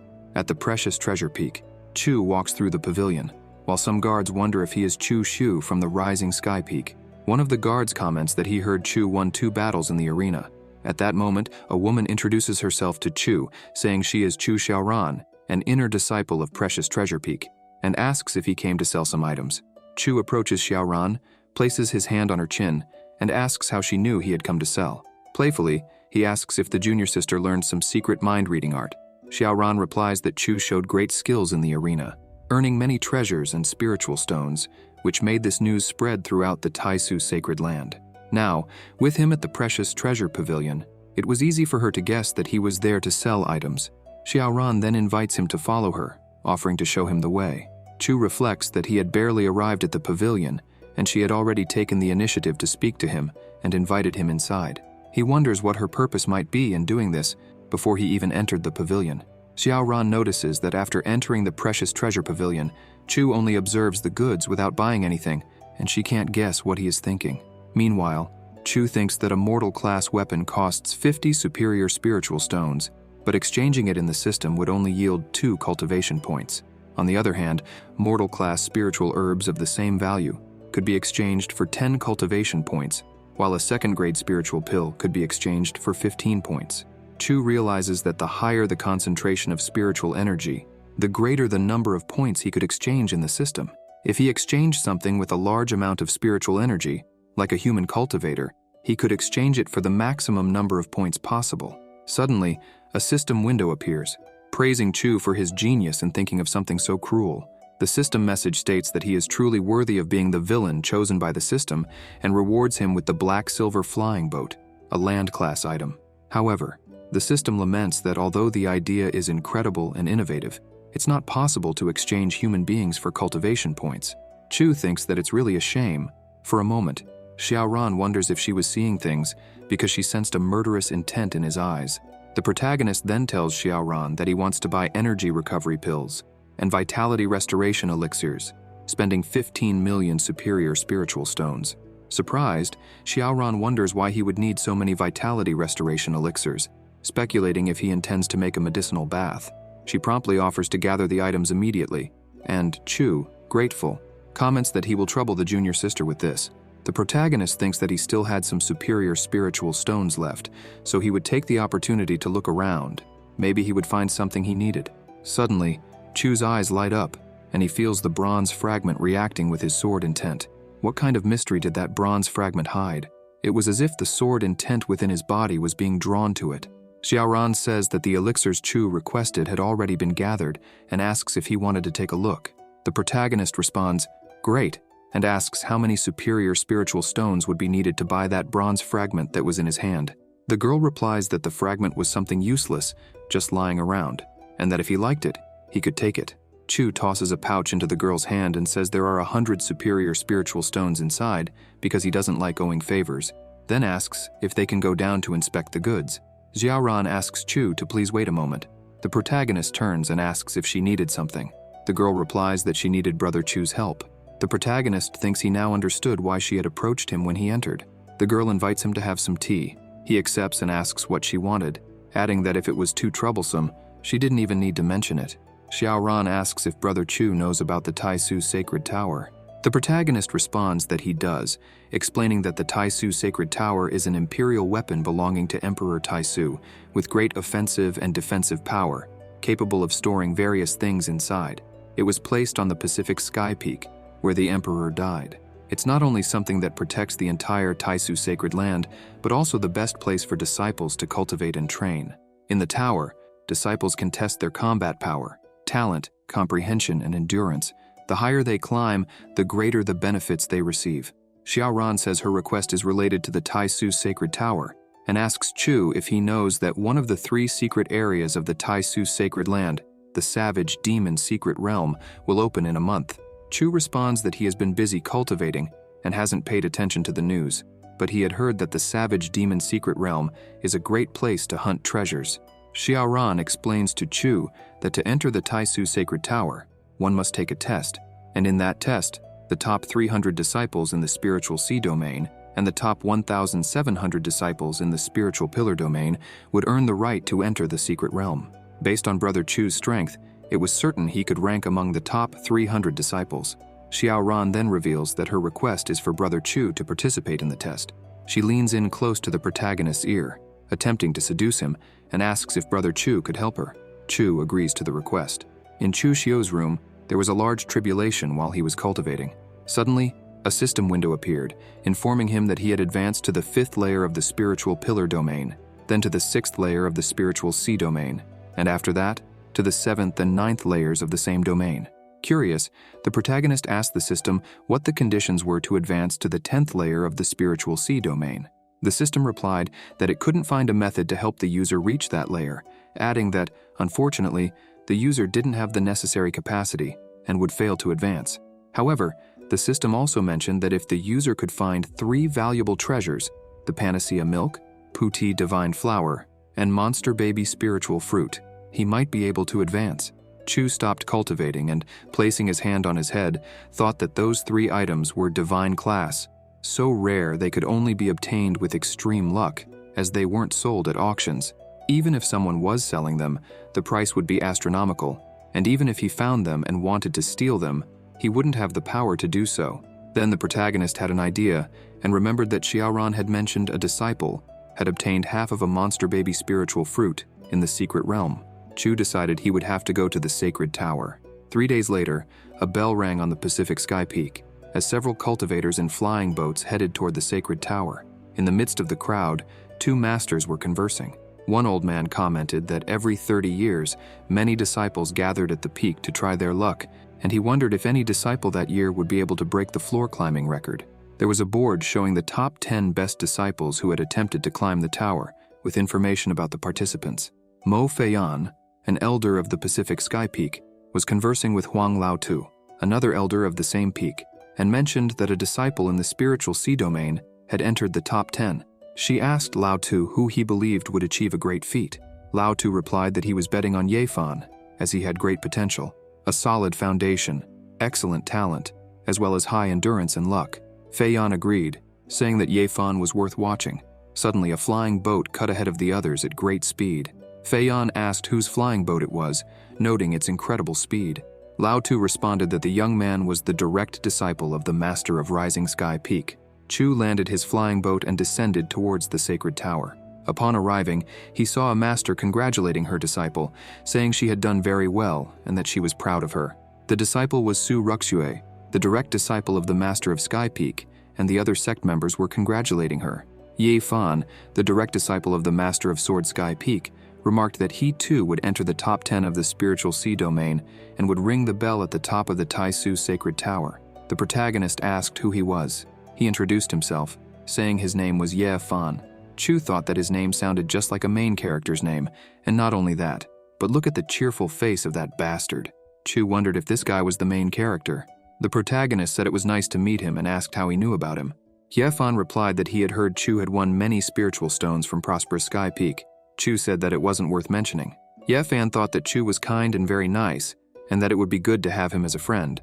The protagonist thought that Ye Fan's personality was just and righteous, the kind suitable for making friends, and that this was the type of person he hated the most. The board announced that it was time for Chu Xiu to begin his test. The protagonist said it was his turn to take the test and that they would meet again. Ye Fan wished Chu good luck. Chu began climbing the stairs of the sacred tower and entered the Taisu Sacred Tower. On the first floor of the Taisu Sacred Tower, the protagonist walked until he encountered a horde of wolves. He drew his sword and wondered if only a few little wolves had come to greet him. The wolves charged at the protagonist, surrounding him. Chu used his sword Dao and charged at the wolves, cutting them down easily. The protagonist thought that just a few beasts in the spiritual sea domain wouldn't make a difference. On the 67th floor of the Taisu Sacred Tower, Chu encountered a woman who said she was lonely and asked him to stay with her because they would be very happy together. The protagonist slashed her neck and asked if she was trying to seduce him, remarking that she was still very inexperienced. On the 68th floor of the Taisu Sacred Tower, Chu encountered 4 cultivators with animal auras, one with a tiger aura, another with a turtle aura, another with a peacock aura, and finally, one with a dragon aura. The protagonist asked if they were all at the peak of the spiritual sea domain and then said, "Take this," before charging at them and defeating them easily. On the 98th floor of the Taisu Sacred Tower, Chu encountered Tai Suzy, who was at the peak of the 9th layer of the spiritual sea domain. The protagonist realized that her cultivation was the same as his, but he couldn't measure her full power, and asked if she was the true master of Taisu Sacred Land. Suzy was incredulous. Chu began to laugh and said that she really was the first empress. The protagonist drew his sword and challenged the empress to battle. Their swords clashed. Chu launched a kick towards Suzy's head, but she easily defended the attack and pushed him away. Surprised, Chu wondered how that was possible, as even with his special physique, Tai Suzy in the same domain as him was stronger. Besides being fast and strong, she showed no openings. Suzy then gathered chi in her hand and quickly advanced towards Chu, who counterattacked with equal speed, resulting in a clash between their attacks. The protagonist realized that Suzy's attack was stronger than his. Amidst the battle, Chu thought that it was damage for damage, life for life. Either he would die, or she would die. That was his fighting style. Suzy's attack pierces through Chu, and as he bleeds, he thinks it's unfair, as even after using his sword intent, she was still able to resist. Determined, Chu, despite being gravely injured, doesn't release Tai Suzy's neck until he defeats her. When Suzy stops moving, he finally lets go, thus completing the test on the 99th floor of the Sacred Tower. Now on the 100th floor, Chu doesn't remember how he got there, or if he fought anyone, and he wonders why he has no recollection of it. However, he knows that this is not the right time to dwell on it. Before him are 4 pillars, and he wonders if he should choose one. Upon making his choice, a system window appears, instructing him to learn sword skills and techniques within 12 hours. The more he learns, and the greater his comprehension, the better his evaluation will be. The skills begin to flood his mind, and Chu questions whether these are all the skills and techniques the pillar offers. Determined to speed up the process, Chu commands the system to consume advancement points for learning. The system responds, activating consumption mode.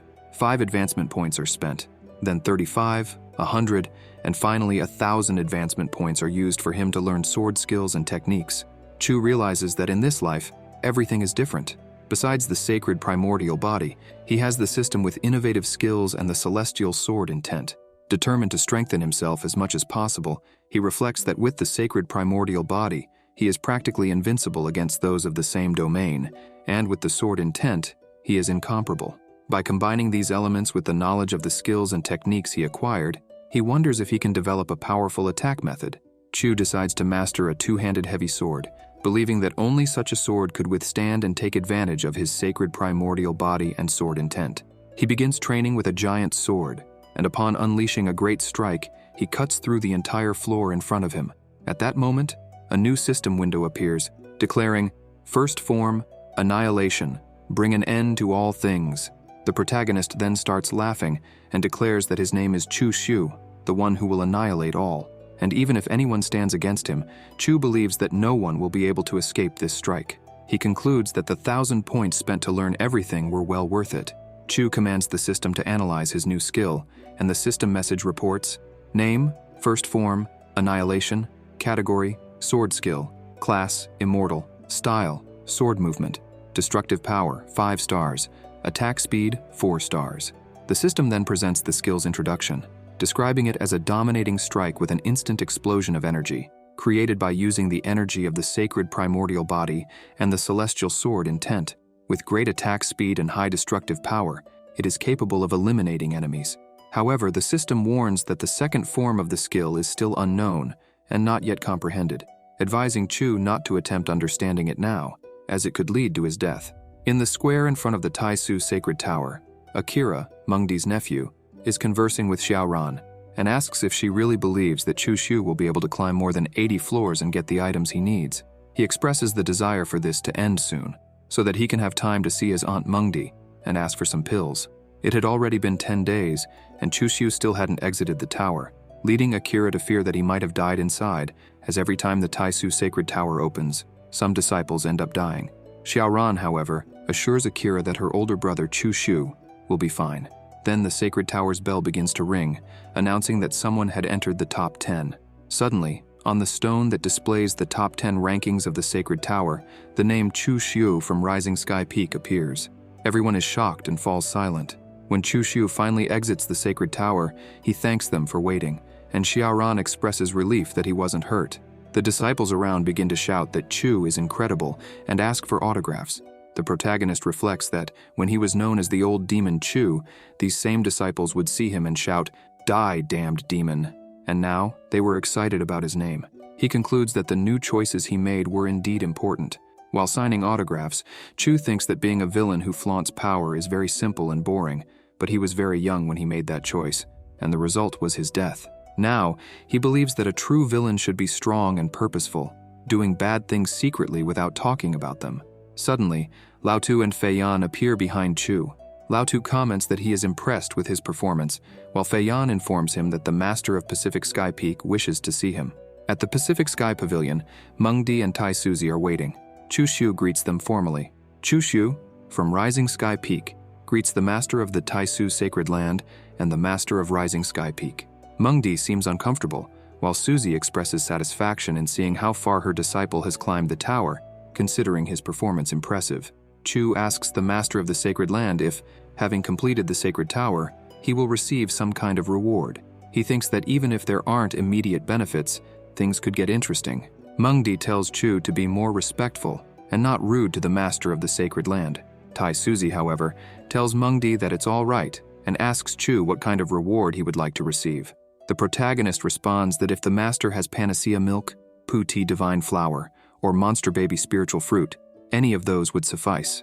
Mengdi, indignant, thinks that the unfaithful disciple is truly very greedy. Tai Suzy explains that there are many treasures in the Sacred Land that defy heaven and earth, but none of them are what he desires. However, she could ask someone to go out searching for them, but she couldn't guarantee how quickly they could be found. Chu replies that he is willing to wait and thinks that it is very easy to converse with Tai Suzy. He considers that if he used the celestial samsara seal on her, he could have her under his command. Suddenly, a system window appears with the message that the user is truly very wicked, as, not satisfied with Mengdi, he now wants Tai Suzy. Without hesitation, Chu uses the celestial samsara seal on Tai Suzy. Another system window appears, informing him that the seal was successfully used and that Tai Suzy is now under the user's servant seal, still unaware of it. The system also informs him that there are no more uses of the seal left, as the first servant seal was on Chimengdi and the second on Tai Suzy. The system adds that the user can remove the servant seal whenever he wants, and that after the seal is recovered, the number of uses will increase by 1, allowing the activation and use of both servant seals simultaneously. Chu is shocked to learn that he can activate both seals simultaneously and imagines himself doing dual cultivation with Mengdi and Tai Suzy. Suddenly, another system window appears. declaring that the user is indeed the predestined villain, daring to imagine doing dual cultivation with the master of the sacred land and Chi Mengdi. As a reward for his evil thoughts, Chu receives the basic alchemy book. The system explains that the book is divided into 3 volumes, containing thousands of alchemy methods and poison formulas. Once fully mastered, it is possible to prepare poisons capable of killing even someone in the Emperor domain. If the 3 volumes are combined, it will become the Supreme Alchemy Book, created by the Alchemy Emperor of the human race many years ago. Chu thinks that this reward is incredible because only someone qualified as a true villain can poison others.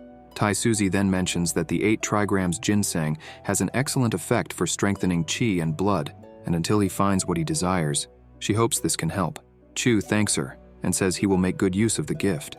The protagonist and Mengdi prepare to leave, while Suzy, for some reason, feels a sense that something is wrong, but she doesn't know what it could be. Could someone be conspiring against her?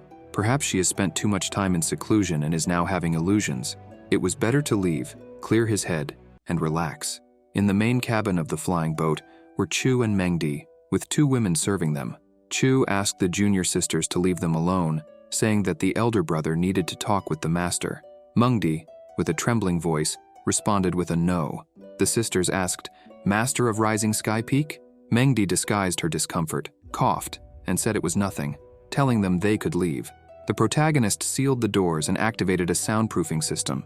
Chu said that now it was just the 2 of them in the main cabin of the flying boat and that they shouldn't waste the beautiful scenery. Mengdi removed the fox mask and, calling him an unfaithful disciple, asked if he wanted to intimidate her again. She questioned if he really saw her only as a tool, something he could use whenever he wanted. The protagonist replied that, in his eyes, she was just a degenerate person who only thought about that. Mengdi retorted, "And isn't it true?" Chu then asked the master if she wanted him to remove the seal on her cultivation. The master trembled and said yes. The protagonist took the fox mask and commented that the artifact was very good. Even with her cultivation sealed, it managed to hide that from others, and not even someone as strong as Tai Suzy, the master of the sacred land, realized that Mengdi's cultivation was sealed. Mengdi called him an unfaithful disciple and remarked that his concealment skills were also impressive, but that after they slept together again, he would end up with a stained body because of her special physique. However, since he was very good at hiding, she believed he would also be able to hide the scent. Blushing, Mengdi thought that it was a good thing Chu knew how to conceal, or what had happened between them would be exposed to everyone in the sacred land. The master mentioned that he had brought up something about removing the seal on her cultivation. Chu confirmed this. Mengdi asked what the conditions would be, as he wasn't so kind as to do something without wanting anything in return. The protagonist handed something to the master and told her to try it first. Mengdi asked what it was, and Chu said she just needed to wear it, and she would be rewarded.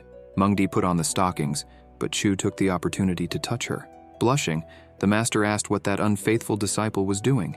The protagonist replied that she still called him unfaithful disciple after everything they had done and asked her to call him brother. Mengdi turned her head and told him to keep dreaming, saying that even if she died, she would never call him that. Chu commented that this made things difficult. 10 minutes later, Chu told the master to just relax and not worry. Mengdi told him to stop dreaming, reminding him that she was the master of Rising Sky Peak, and asked if he thought she would always be at his disposal. Chu approached his master and said she was very beautiful, but advised her not to shout too loudly, or all the disciples on the ship would know what they were doing. Completely flushed, Mengdi said he was exaggerating, but she ended up giving in and called him brother. Then, Mengdi called him unfaithful disciple again, and said that sooner or later she would kill him with her own hands. Outside the flying boat, at Rising Sky Peak, Chu was walking and thinking that it was thanks to Chu Xiaoran that he was able to participate in the Sacred Tower. But now, the matter of the Sacred Tower was already resolved. The information provided by Xiaoran was very detailed. The monster baby spiritual fruit was indeed in the savage demon secret realm. During the journey to the realm, nothing mattered except victory, so he would need to cultivate diligently. 2 background characters were talking and commented that the Celestial Horizon newspaper had been updated. One of them asked if it was true that the newspaper was updated and mentioned that the old demon Chu had died a long time ago, so someone should take his place. The Celestial Horizon newspaper records all events, big or small, across the continent, from the combat power of a certain cultivator to even meaningless gossip. Each copy of the newspaper is worth a mid-grade spiritual stone. Chu thought they were a bunch of idiots. Not only was the old demon Chu not dead, but he was also very much alive and in the sacred land. The background characters commented that the fourth person on the lower saints list had also been replaced. It used to be Zhang Xianling from the celestial yin-yang sect, but now it was Liu Hongyi. The other character asked who Liu Hongyi was, and if she was strong because Zhang Xianling was his goddess. The protagonist thought to himself, Liu Hongyi, could it really be her? Chu greets the extras and asks if they could sell him the latest edition of the Celestial Horizon newspaper. The extras tell him he can take it, and the protagonist thanks them before grabbing the newspaper. One of the extras asks the other if he's heard that Chu's older brother made it onto the celestial list, and suggests it would be wise not to offend him. The other responds that he has heard, but questions how he became so powerful. In the latest news from the continent, it's reported that the old demon Chu, who was previously at the top of the Lesser Saints list, is dead. Now the first on the list is Yao Guang from the Holy Land, shining brightly in first place. Zhang Xianli, who was the lesser saint of the yin-yang celestial sect and occupied fourth place, has been replaced by Liu Hongyi of the Red Dust Sword sect.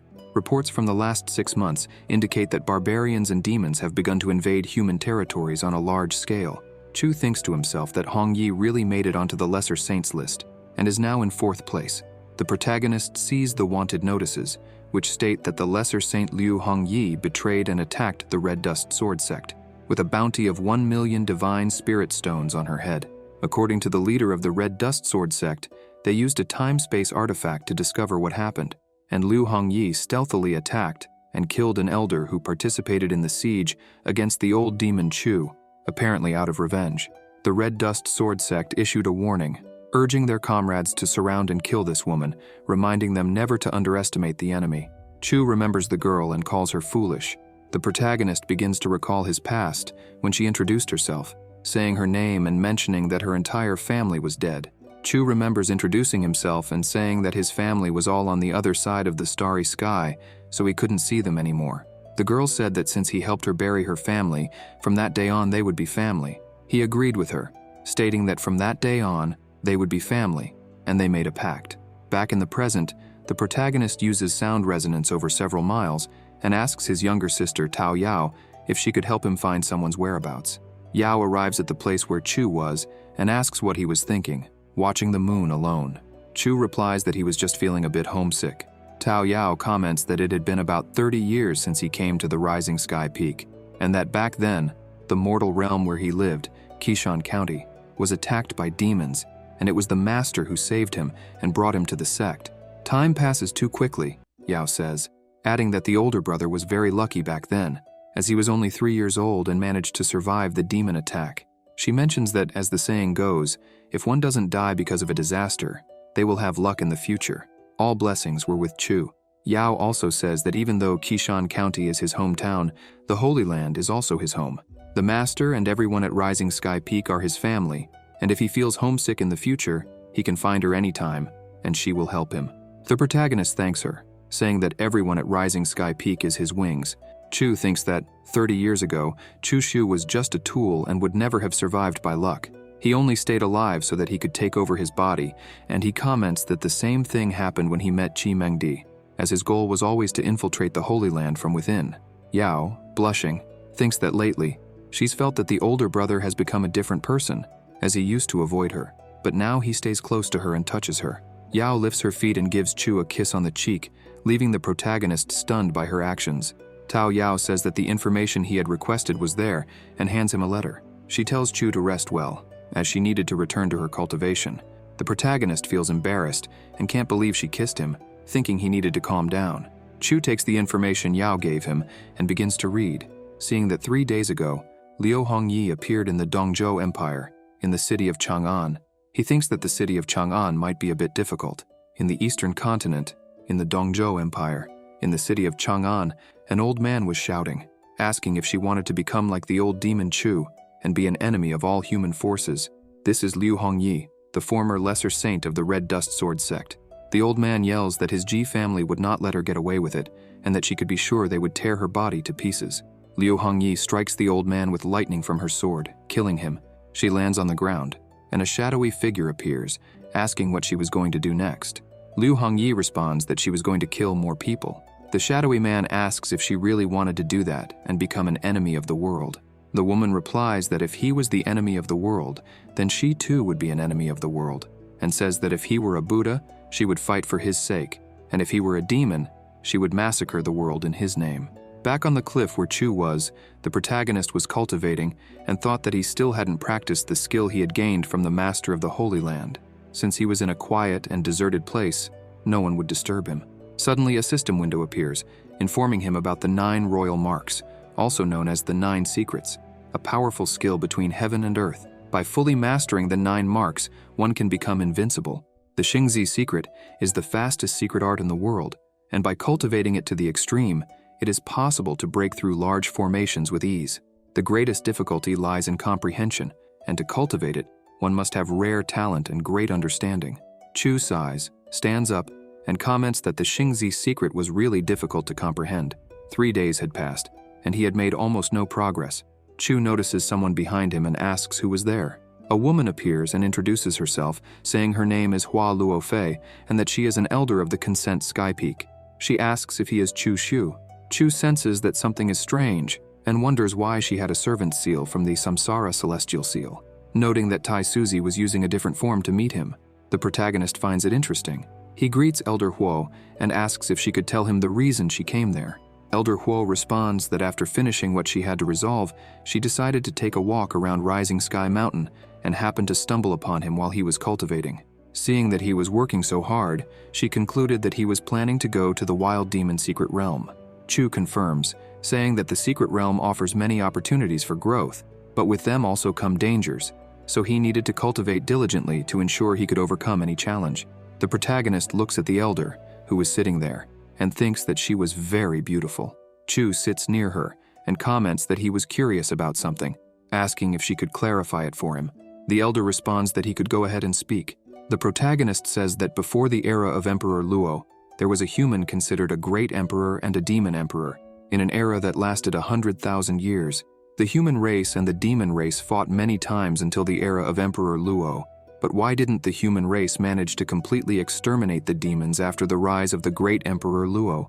And why didn't even the demons manage to exterminate the humans before that? Chu reflects that this was something he hadn't understood since his first reincarnation, and now that he met Tai Suzy, perhaps she knew the answer. The woman says that there seemed to have been a great understanding between the human great emperor and the demon emperor. Even with the rise of a new great emperor, he could suppress the other side, but he could not use his great emperor powers to destroy the other party. However, no one knew the reason why. It was said that when someone becomes a great emperor, they learn secrets about the stars and the continent. The protagonist comments that there could then be beings more powerful than a great emperor in that world. The woman responds that no one knows if there is a more powerful existence, but before the era of war, the primordial era, and the era of the great Emperor Luo, 17 great emperors had already emerged, yet they ultimately disappeared without leaving any trace in the world. Those who become great emperors possess exceptional talents, so why didn't they take the next step? Could it be that the path ahead doesn't exist, is destroyed, or there is no future to pursue? This was something they would have to deeply consider, but she hadn't expected to discuss the cultivation of a great emperor, as it was very ambitious. The protagonist asks if the elder was already planning to leave. She responds affirmatively and urges Chu to continue dedicating himself to his cultivation. Chu asks if they would meet again, and the woman confirms, saying they would meet after he leaves the Wild Demon Secret Realm.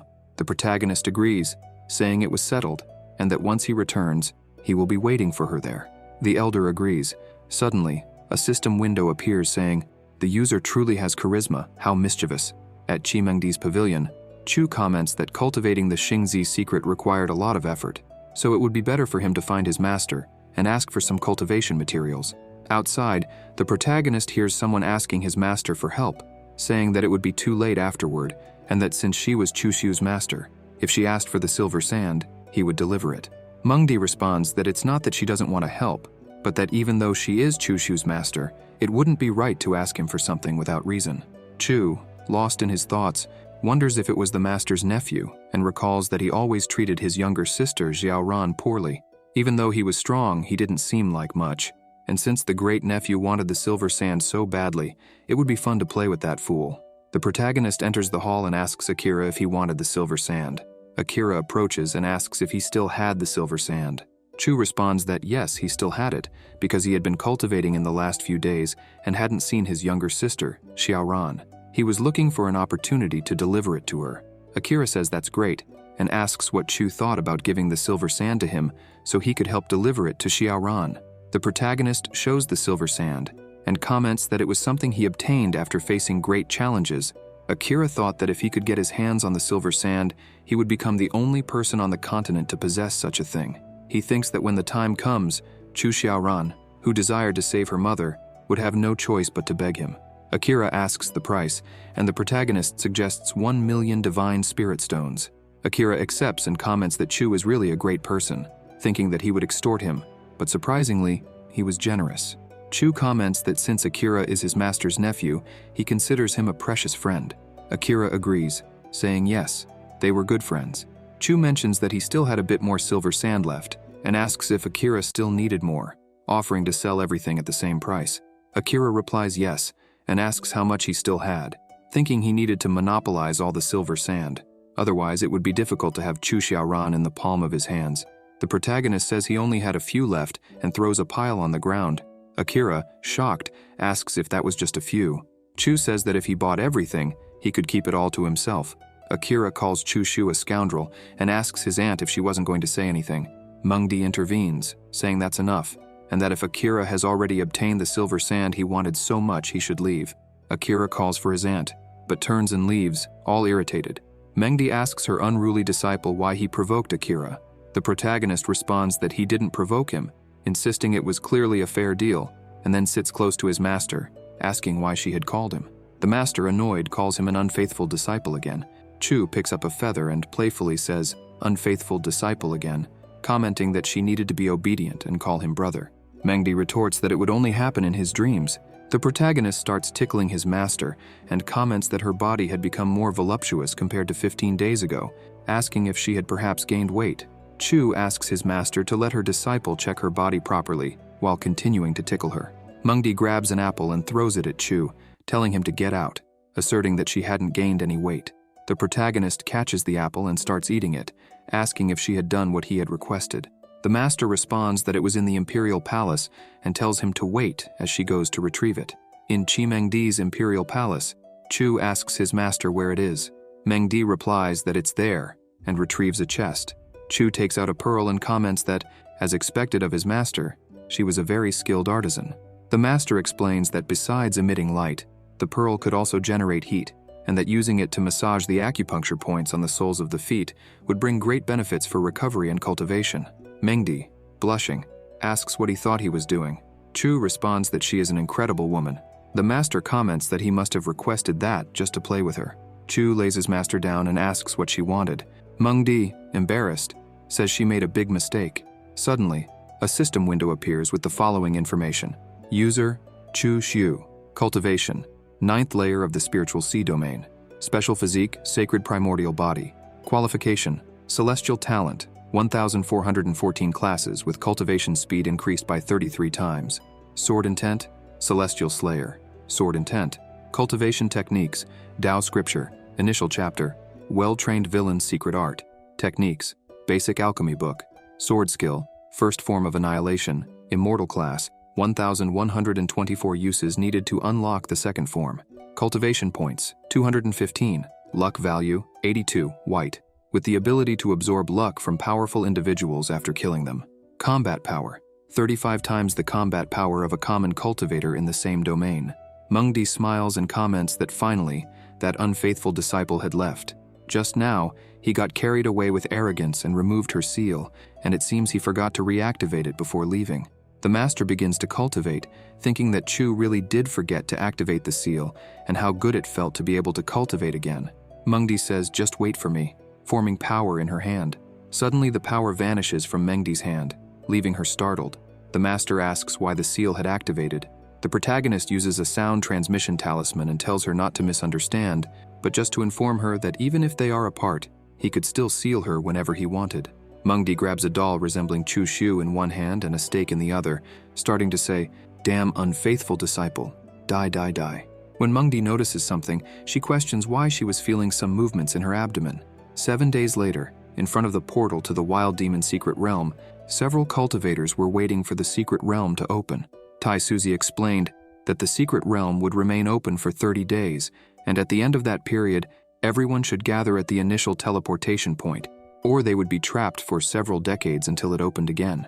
She also mentioned that after leaving the secret realm, everyone would have to contribute a portion of the gains obtained, with rankings based on these contributions. The 10 disciples who contributed the most would receive corresponding rewards. The protagonist thought that regardless of the rankings and rewards, he only wanted to get the monster baby fruit that was in the secret realm. Suzy instructed the cultivators to wait until the teleportation array was activated. After that, they could enter the secret realm. Amid the cultivators, Ye Fan appeared, calling out to Chu Shu and asking if he was also going to enter the secret realm. The protagonist replied that he was, just like Ye Fan. Ye Fan thought that venturing with Chu, who was destined to be the protagonist, meant the journey would be anything but peaceful. Chu asked what Ye Fan was thinking about and if something was wrong, to which Ye Fan responded that it was nothing and suggested they go, as the secret realm was about to open. The protagonist agreed and started walking, while Ye Fan, with a look of disdain, watched Chu's back. Suddenly, a sound transmission instructed Ye Fan that once inside the secret realm, at the first opportunity, he must eliminate Chu Shu and leave no evidence. It would be better if Chu died in the secret realm because, once it closed, no one would care. And even if the master of the Holy Land used time regression, no one would know what happened. In an ancient forest, atop a millennial tree, a woman was seated, giving instructions to Ye Fan through the sound transmission. The woman's name was Liu Shui, master of the Sword Sky Peak. She thought of Qi Mengdi and remarked that she had arranged for several disciples to eliminate Mengdi's beloved disciple once he entered the secret realm. Liu Shui reflected that Mengdi shouldn't blame her for being cruel. After all, it was Mengdi's fault for allowing her disciple to become as treacherous as she was. In the distance, Liu Shui saw 2 cultivators flying on a flying boat. One was Zhan Lingyun, the heir disciple of Sword Sky Peak. The other was Xiao Yifeng, the second disciple of Rising Sky Peak. Lingyun told Yifeng that as the elder brother on the peak, he was supposed to be a brother to Chu Shu. He questioned whether it was really a good thing to do that, and whether Yifeng didn't fear provoking the wrath of the master of Rising Sky Peak after Chu Shu's death, given that he was the current genius of the peak and a candidate for the sacred sun.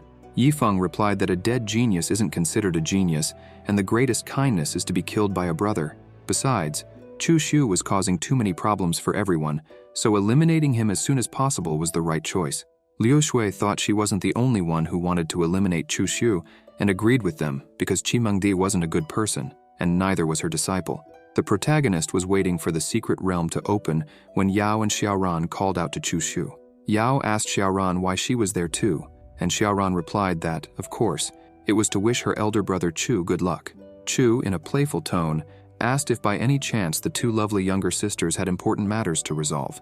Suddenly, a system window appeared stating, "The user has a lot of luck in love, perhaps on the path to becoming the true king of a harem." Tao Yao handed a sword to Chu and said it was the sovereign dragon sword that he had asked her to find, and fortunately, she had found it in the past few days. So she rushed to deliver it, hoping it would be useful. Suddenly, a system window appeared with the description of the sovereign dragon sword. Category: heavy sword. Class: earthly. Function: infused with true qi or spiritual energy, can increase cutting damage.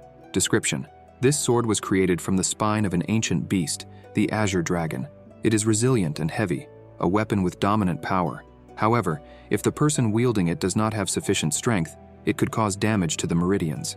Chu took the sovereign dragon sword and tested its aura, saying the sword was excellent, thanking Tao Yao, who responded that she was glad to have pleased her elder brother. The girl told Chu to be extremely careful after entering the secret realm because, since the secret realm opened only once every few decades, it was likely full of wild and ancient demon beasts. She also advised him not to take unnecessary risks. Chu patted Yao's head and thanked his younger sister for her concern, assuring her that he would be very careful. The girl, relieved, said that now she wouldn't have to worry. Chu then turns to Xiaoran and asks what she had come to do. Xiaoran replies that she had found some materials for setting up arrays, which could be very useful inside the secret realm. The protagonist thanks Xiaoran and comments that she was very kind.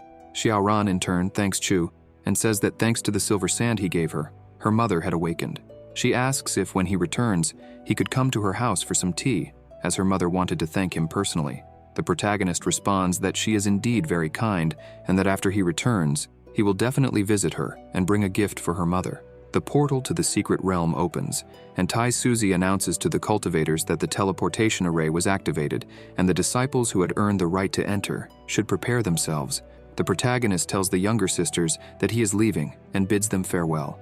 Yao comments that Chu was really in a hurry, since she hadn't even finished speaking.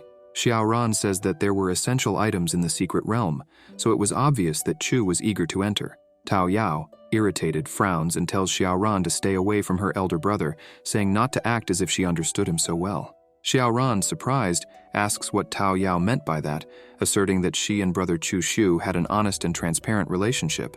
Nothing dirty, as Yao thought. Why should she stay away from him? Xiaoran also comments that Yao shouldn't be so impatient and angry, because if she keeps it up, she'll end up with wrinkles. Tao Yao, visibly annoyed, asks if she was being impatient and angry. Xiaoran responds that Tao Yao was acting like a jealous girlfriend, so it's no wonder brother Chu left quickly. Tao Yao, irritated, ends up releasing her aura and asks if Chu Xiaoran was provoking her, scaring those around her with her presence. In the wild demon secret realm, several cultivators were discussing how vast the place was. One of them comments that his master had said the secret realm was over 10 million miles in diameter. With such a large area, there should be many opportunities, so it would be better to form groups. That way each group could explore a corner in search of treasures. Meanwhile, the protagonist, away from the group, pondered whether he should look for Ye Fan. He believed that by traveling with Ye Fan, he could take advantage of his protagonist's aura and significantly increase his gains. Suddenly, a group of extras shouts upon spotting Chu Shu, urging everyone to attack together. Chu, incredulous, wonders what he could have done to offend someone, as he couldn't remember anything recent. Suddenly, a system window appears, asking, couldn't the user be a bit more perceptive? The extras draw their weapons, surrounded by aura, and charge at Chu. The protagonist starts running, realizing he couldn't fight against so many opponents. He quickly grabs his flying boat, commenting that the best strategy in such a situation was to retreat. Chu jumps onto the boat and takes off at high speed. The extras shout that he was fleeing, but the bald extra reassures the others, saying that before entering the secret realm, brother John Ling Yun had given them an aura tracking compass, and it had already locked onto Chu Xu's aura. Even if he fled to the ends of the earth, it wouldn't help. In the depths of the wild demon secret realm, there was a monster baby spirit fruit on top of a mountain. However, to reach it, the protagonist needed to face a giant python, an emperor-level demon beast. The python opens its mouth to attack Chu, but he activates the Xingzi secret and charges at the giant python, easily cutting off its head and defeating it. Suddenly, the dead snake begins to transform into a black flower. Then, a system window appears asking if he would like to exchange it for cultivation points. Chu accepts the exchange, and a system message informs him that the exchange was successful, and he obtained 70,000 cultivation points. The protagonist sighs, commenting that he had finally gathered the 500,000 points. Suddenly, a new system window appears, asking him to choose one of the options to be improved: Celestial Slayer Sword Intent, Dao Scripture, First Form of Annihilation, Sword Skill, Xingzi Secret, or the Basic Alchemy Book.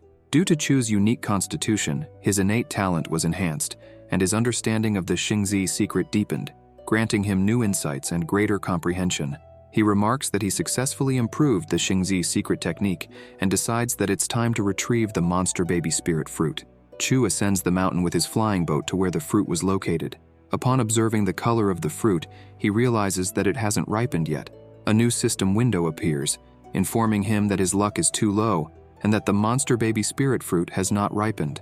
Despite having fought a great battle against the giant python, the fruit still hadn't matured, which he considers a great misfortune. Frustrated, Chu comments that since the fruit hasn't ripened, there's nothing he can do about it. Suddenly, another system window appears, saying, "Damn, you shouldn't be plotting things, you villain. You really are the old demon." The protagonist was searching and gathering spiritual herbs when a group of extras appeared, commenting, "Senior brother Chu Shu is also here." The leader of the group, Chen Mufan, asked Chu if he was there alone. The protagonist, in response, simply asked if they were also there to kill him. Mufan, through a sound transmission to his group, instructed them to hide their killing intent and not let Chu notice, as he was very fast, and if he tried to escape, they alone wouldn't be able to stop him. "First, let's try to stall him until the others arrive so we can surround him," the group members responded. "Understood, leader." Mufan, feigning innocence, asked what the meaning of that was, as it was a great offense to kill fellow disciples. and asked Chu if someone was chasing him. The girl in the group, curious, asked who would dare to chase a great disciple like senior brother Chu and suggested that he tell them who was after him, as perhaps they could help. Chu sighed and said that he didn't know the identity of the pursuers, but that there were indeed some people after him. The girl then took the protagonist's hand and asked if he wanted to join them, saying that if they encountered the pursuers, they could help him. The other group members assured Chu that if he joined them, no one would dare lay a hand on him. The girl, with a sweet expression, thought to herself that they were acting like pros, while Chu reflected that this junior sister seemed very capable. The girl used a sound transmission to calm her group, saying that although Chu seemed like a pervert, he had a big heart. The other extras commented that showing concern for his safety was really amusing, but little did he know that they were also after him. However, they couldn't blame him after all. They were very convincing. The chubby one in the group commented that Chu was a genius who had surpassed limits, undoubtedly a pillar for the future of the Holy Land, and that even if they all were killed, the senior brother would be safe, as the losses for the Holy Land would be too great. The girl told Chu to stay with them, assuring him that they would help him. The protagonist, touched, responded that he was deeply moved by everyone and that, since that was the case, he would agree to join them. The girl hugged Chu, trying to seduce him, and assured him that he didn't need to worry, as they were all like a family in the Holy Land, while pressing her chest against Chu's arm. The protagonist then asked everyone to follow him and commented that he had a roasted lamb that was prepared by his junior sister Xiaoran, and that she had given it to him before he entered the secret realm. He mentioned that even if he wanted to, he couldn't eat it all by himself, but fortunately, they found him there, so they could eat together. The group of extras was left speechless. The protagonist served the girl and said that since they had met, it must be fate, so they should enjoy themselves, eat and drink until they were happy. Mufan commented that brother Chu didn't need to be so polite. Chu began to drink the wine. The girl thought that there was no poison in the wine, and another extra commented that the wine was wonderful. The protagonist said it was excellent wine from his master's cellar, which he had taken secretly, and suggested that they eat the roasted lamb and drink plenty of alcohol, as those are the things a true man does. The extras remarked that the meat was also delicious. Chu then said that since it was good and tasty, they should have more, and if it wasn't enough, he had more in his storage ring. After the banquet, Chu calls the group together. The group of bystanders comments that Chu could speak. The protagonist mentions that Yifeng and Ling Yun had offered so many benefits that they were willing to kill him. The group of bystanders is shocked, and Mufan asks when he had noticed, while grabbing his hammer. Chu replies that it was obvious from the moment they showed up. Mufan charges at the protagonist with his hammer and attacks him. Chu uses the Xingzi secret technique and dodges Mufan's attack with ease, telling them they'd better check their bodies. The group of bystanders notices a mark growing inside their bodies and asks if he had poisoned the wine. The protagonist responds that his poison wasn't in the wine. Suddenly, a system window appears saying, "I'm cracking up. Our poison is absolutely authentic and contains no traces. Even if you check the wine, you'll never find anything." Chu asks the bystanders if they want to stay alive, as he could give them a chance. Mufan asks Chu what they should do. The protagonist throws a scroll with instructions to the group and tells them to follow the directions he had given. He had a bottle with 10 antidote pills that would keep them alive for 3 days, and after they completed the task, he would remove the poison. A girl, incredulous, asks how they could be sure he would remove the poison. The protagonist raises his hand and swears in the name of his master that if he didn't keep his word, the celestial principles could curse his master's cultivation, preventing her from making any progress. Mengdi was eating an apple when she suddenly sneezed and wondered if someone was mentioning her name. The group of bystanders says they have a deal and expect him to keep his word. Chu takes his flying boat and says he'll be waiting for good news from them. Later in the forest, several cultivators gather with their flying boats. Suddenly a man appears, asking Mufan why Chu wasn't there with him. This man was Yan Ping, a core disciple at the peak of the 9th layer of the spiritual domain. Mufan asks him to calm down, as he was about to explain. An hour earlier, they had met Chu Shu, but as soon as he saw them, he fled extremely quickly, and they couldn't catch him. Ping asks why they were summoned there, and Mufan responds that when Chu escaped, he dropped that scroll. Ping asks what it was, and Mufan explains that the scroll contained information about the location of the rare monster baby spiritual fruit, which grew in that world, and that the fruit was on top of the mountain. Yan Ping states that a spiritual item is essential for cultivation, confirming that the spiritual fruit was really there, and questions why they didn't take it for themselves, saying he didn't believe in their good intentions, and asking what they were planning. Mufan responds that the environment where the spiritual fruit grew was extremely dangerous, and even if the 5 of them went, it would be like walking to their deaths. They needed Ping's help and others, and if they managed to get the fruit, it would be great if they could share part of the achievement. Ping agrees to the deal and takes the map, saying that, since the map was obtained by Chu, it wouldn't be good if he was ahead of them, so Ping would take some people to collect the spiritual fruit. Meanwhile, Ping thought that Chun Mufan was still a child for expecting them to do the work and still share a part of it. The protagonist, from a distance, sitting in a tree, observed several people arriving at the location where the spiritual fruit was. Ping instructs his group not to spread out too much, as the mist blocked divine consciousness. The girl in the group tells Ping not to worry. Yan Ping's group looks at the monster baby spiritual fruit and comments that it seemed like a fusion of a soul and a demonic fruit. They believe that if they could get that fruit, they could directly break through to the divine domain, and that even if they sold it, it would be worth 10,000 divine spiritual stones. Everyone was eager to get rich. Ping asks everyone to wait a moment because the color of the fruit wasn't right. It seemed like it hadn't ripened yet. He had seen illustrations of the spiritual fruit in ancient scrolls and knew that a ripe fruit would have a blood-red color and emit a sacred aura. If they consumed an unripe fruit, they would be overwhelmed by yin energy and die. The girl asks what they would do since their time in the sacred realm was limited and they couldn't wait for the fruit to ripen. She suggests that maybe they could take the fruit first and figure out what to do with it later. Suddenly, a red aura begins to circulate around the fruit. The girl covers her mouth and nose, realizing it was an illusory array, and wonders how it had happened. One of the bystanders behind her inhales the aura and begins to scream in pain. Driven mad, he grabs the girl by the neck, screaming that he was going to kill her because she had killed his mother, calling her a damned beast. Ping's group starts attacking each other. Some accuse others of stealing their women, while others argue about the rare treasure, causing a true massacre. Ping realizes something is wrong and asks them to stop, but the blood from the bodies on the ground begins to be absorbed by the monster baby spiritual fruit. 30 minutes later, the protagonist appears after the massacre is over. He hadn't imagined that for the monster baby spiritual fruit to ripen, it needed to absorb the life force of human beings. Chu notices that the fruit still needed more life force to fully mature. He sighs, thinking it wouldn't make a difference to wait a few more days. Since the place was very dangerous, it would be better to wait elsewhere before deciding what to do. 2 days later, the girl from Mufan's group asks if something had happened on the mountain. Why had everything gotten so quiet? Had something happened to Ping and the others? Mufan comments that the monster baby spiritual fruit wasn't something common people could obtain, and fortunately, they hadn't followed him to the top of the mountain. The girl asks how, without obtaining the spiritual fruit, Chu Xiu would remove the poison. Chu appears where the group of bystanders is and says they hadn't climbed the mountain. Mufan replies that they had sent some people to collect the spiritual fruit according to his instructions, and even though they didn't manage to get the monster baby spiritual fruit, they did their best and hoped Chu would remove the poison. The protagonist thinks they were cowards who failed to obtain the spiritual fruit, sacrificed their elder brothers and sisters, and still had the audacity to ask for something. Suddenly, Chu senses a demonic aura approaching. The protagonist asks if they had brought those demons there. The group of bystanders responds that they hadn't brought any demons since they had no connection to the demon race. A group of demons mounted on bulls was quickly approaching. One of the demons shouts that it was the human race and orders the others to kill them for their tribe and for their freedom. Chu thinks that 10 days had passed since they entered the secret realm, and this was the 3rd time he had encountered the demon race. Judging by the situation, it seemed like the other races there were hunting them.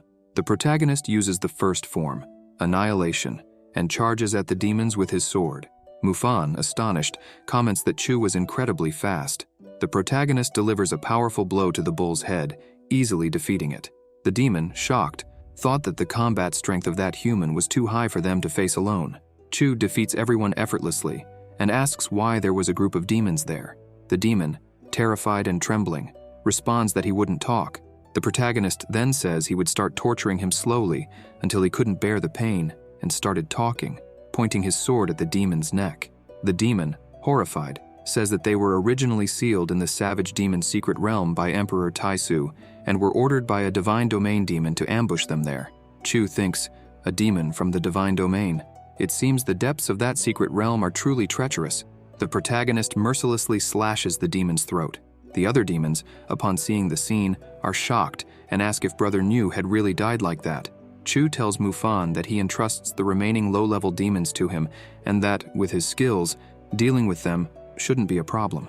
The girl asks the protagonist to remove the poison before leaving.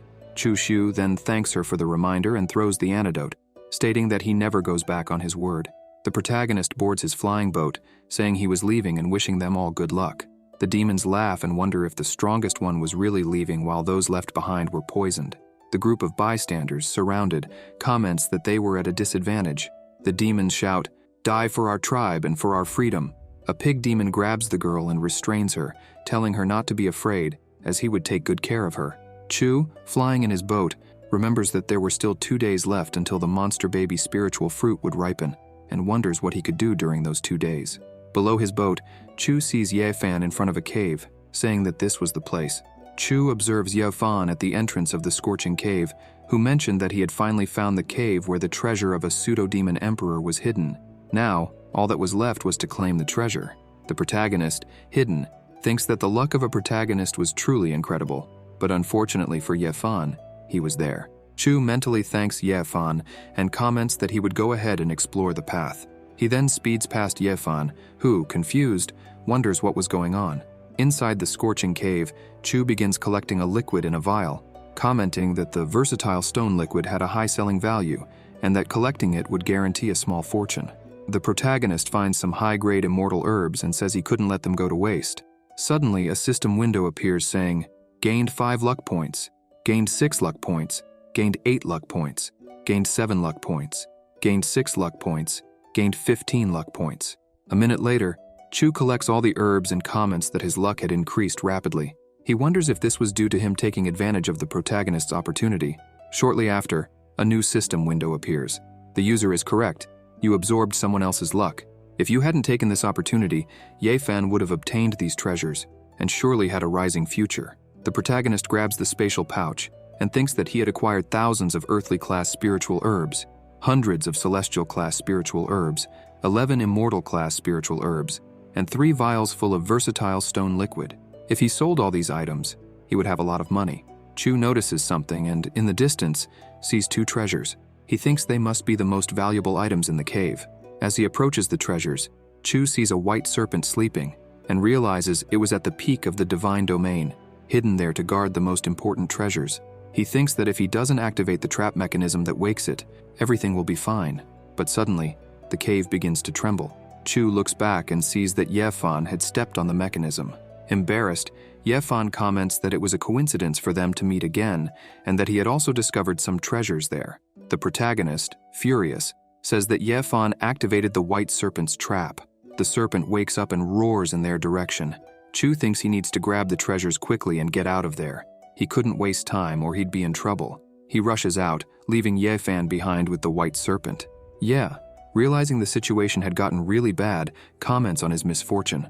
Outside the secret realm, all the masters were cultivating together when suddenly, an old man comes running, saying that something terrible had happened. A large number of tokens from the disciples who had entered the secret realm had broken. Mengdi, alarmed, asks how many had broken. The old man replies that a total of 775 tokens had broken. Mengdi asks about the token of her disciple Chu Xiu, and the old man says that his token had not broken yet.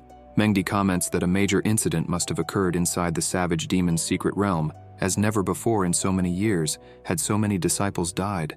The master wondered why she was so worried about that unfaithful disciple, thinking that perhaps it would be better if he died. Susie tells everyone not to worry, as she will use the illusory eye to take a look at the situation. Susie uses the illusory eye to peer into the secret realm. The humans who saw the illusory eye commented that someone from outside the secret realm was watching them. The demons, upon seeing the illusory eye, wondered if the human race was planning to attack them, as they didn't want to die. Above the main fortress of the demon race, the illusory eye appeared. A demon told the others not to worry, because no one could attack from outside the secret realm, not even a Saint King. This demon was the Scarlet Shark Demon, at the peak of the divine domain. He said that the human race could only watch them from the outside, without being able to do anything. If they want to watch us, let's give them a great show by killing many of the human race, he said. The demons became euphoric and shouted for the tribe and for freedom. The Scarlet Shark, holding a mirror in his hand, noticed that the mirror was reacting.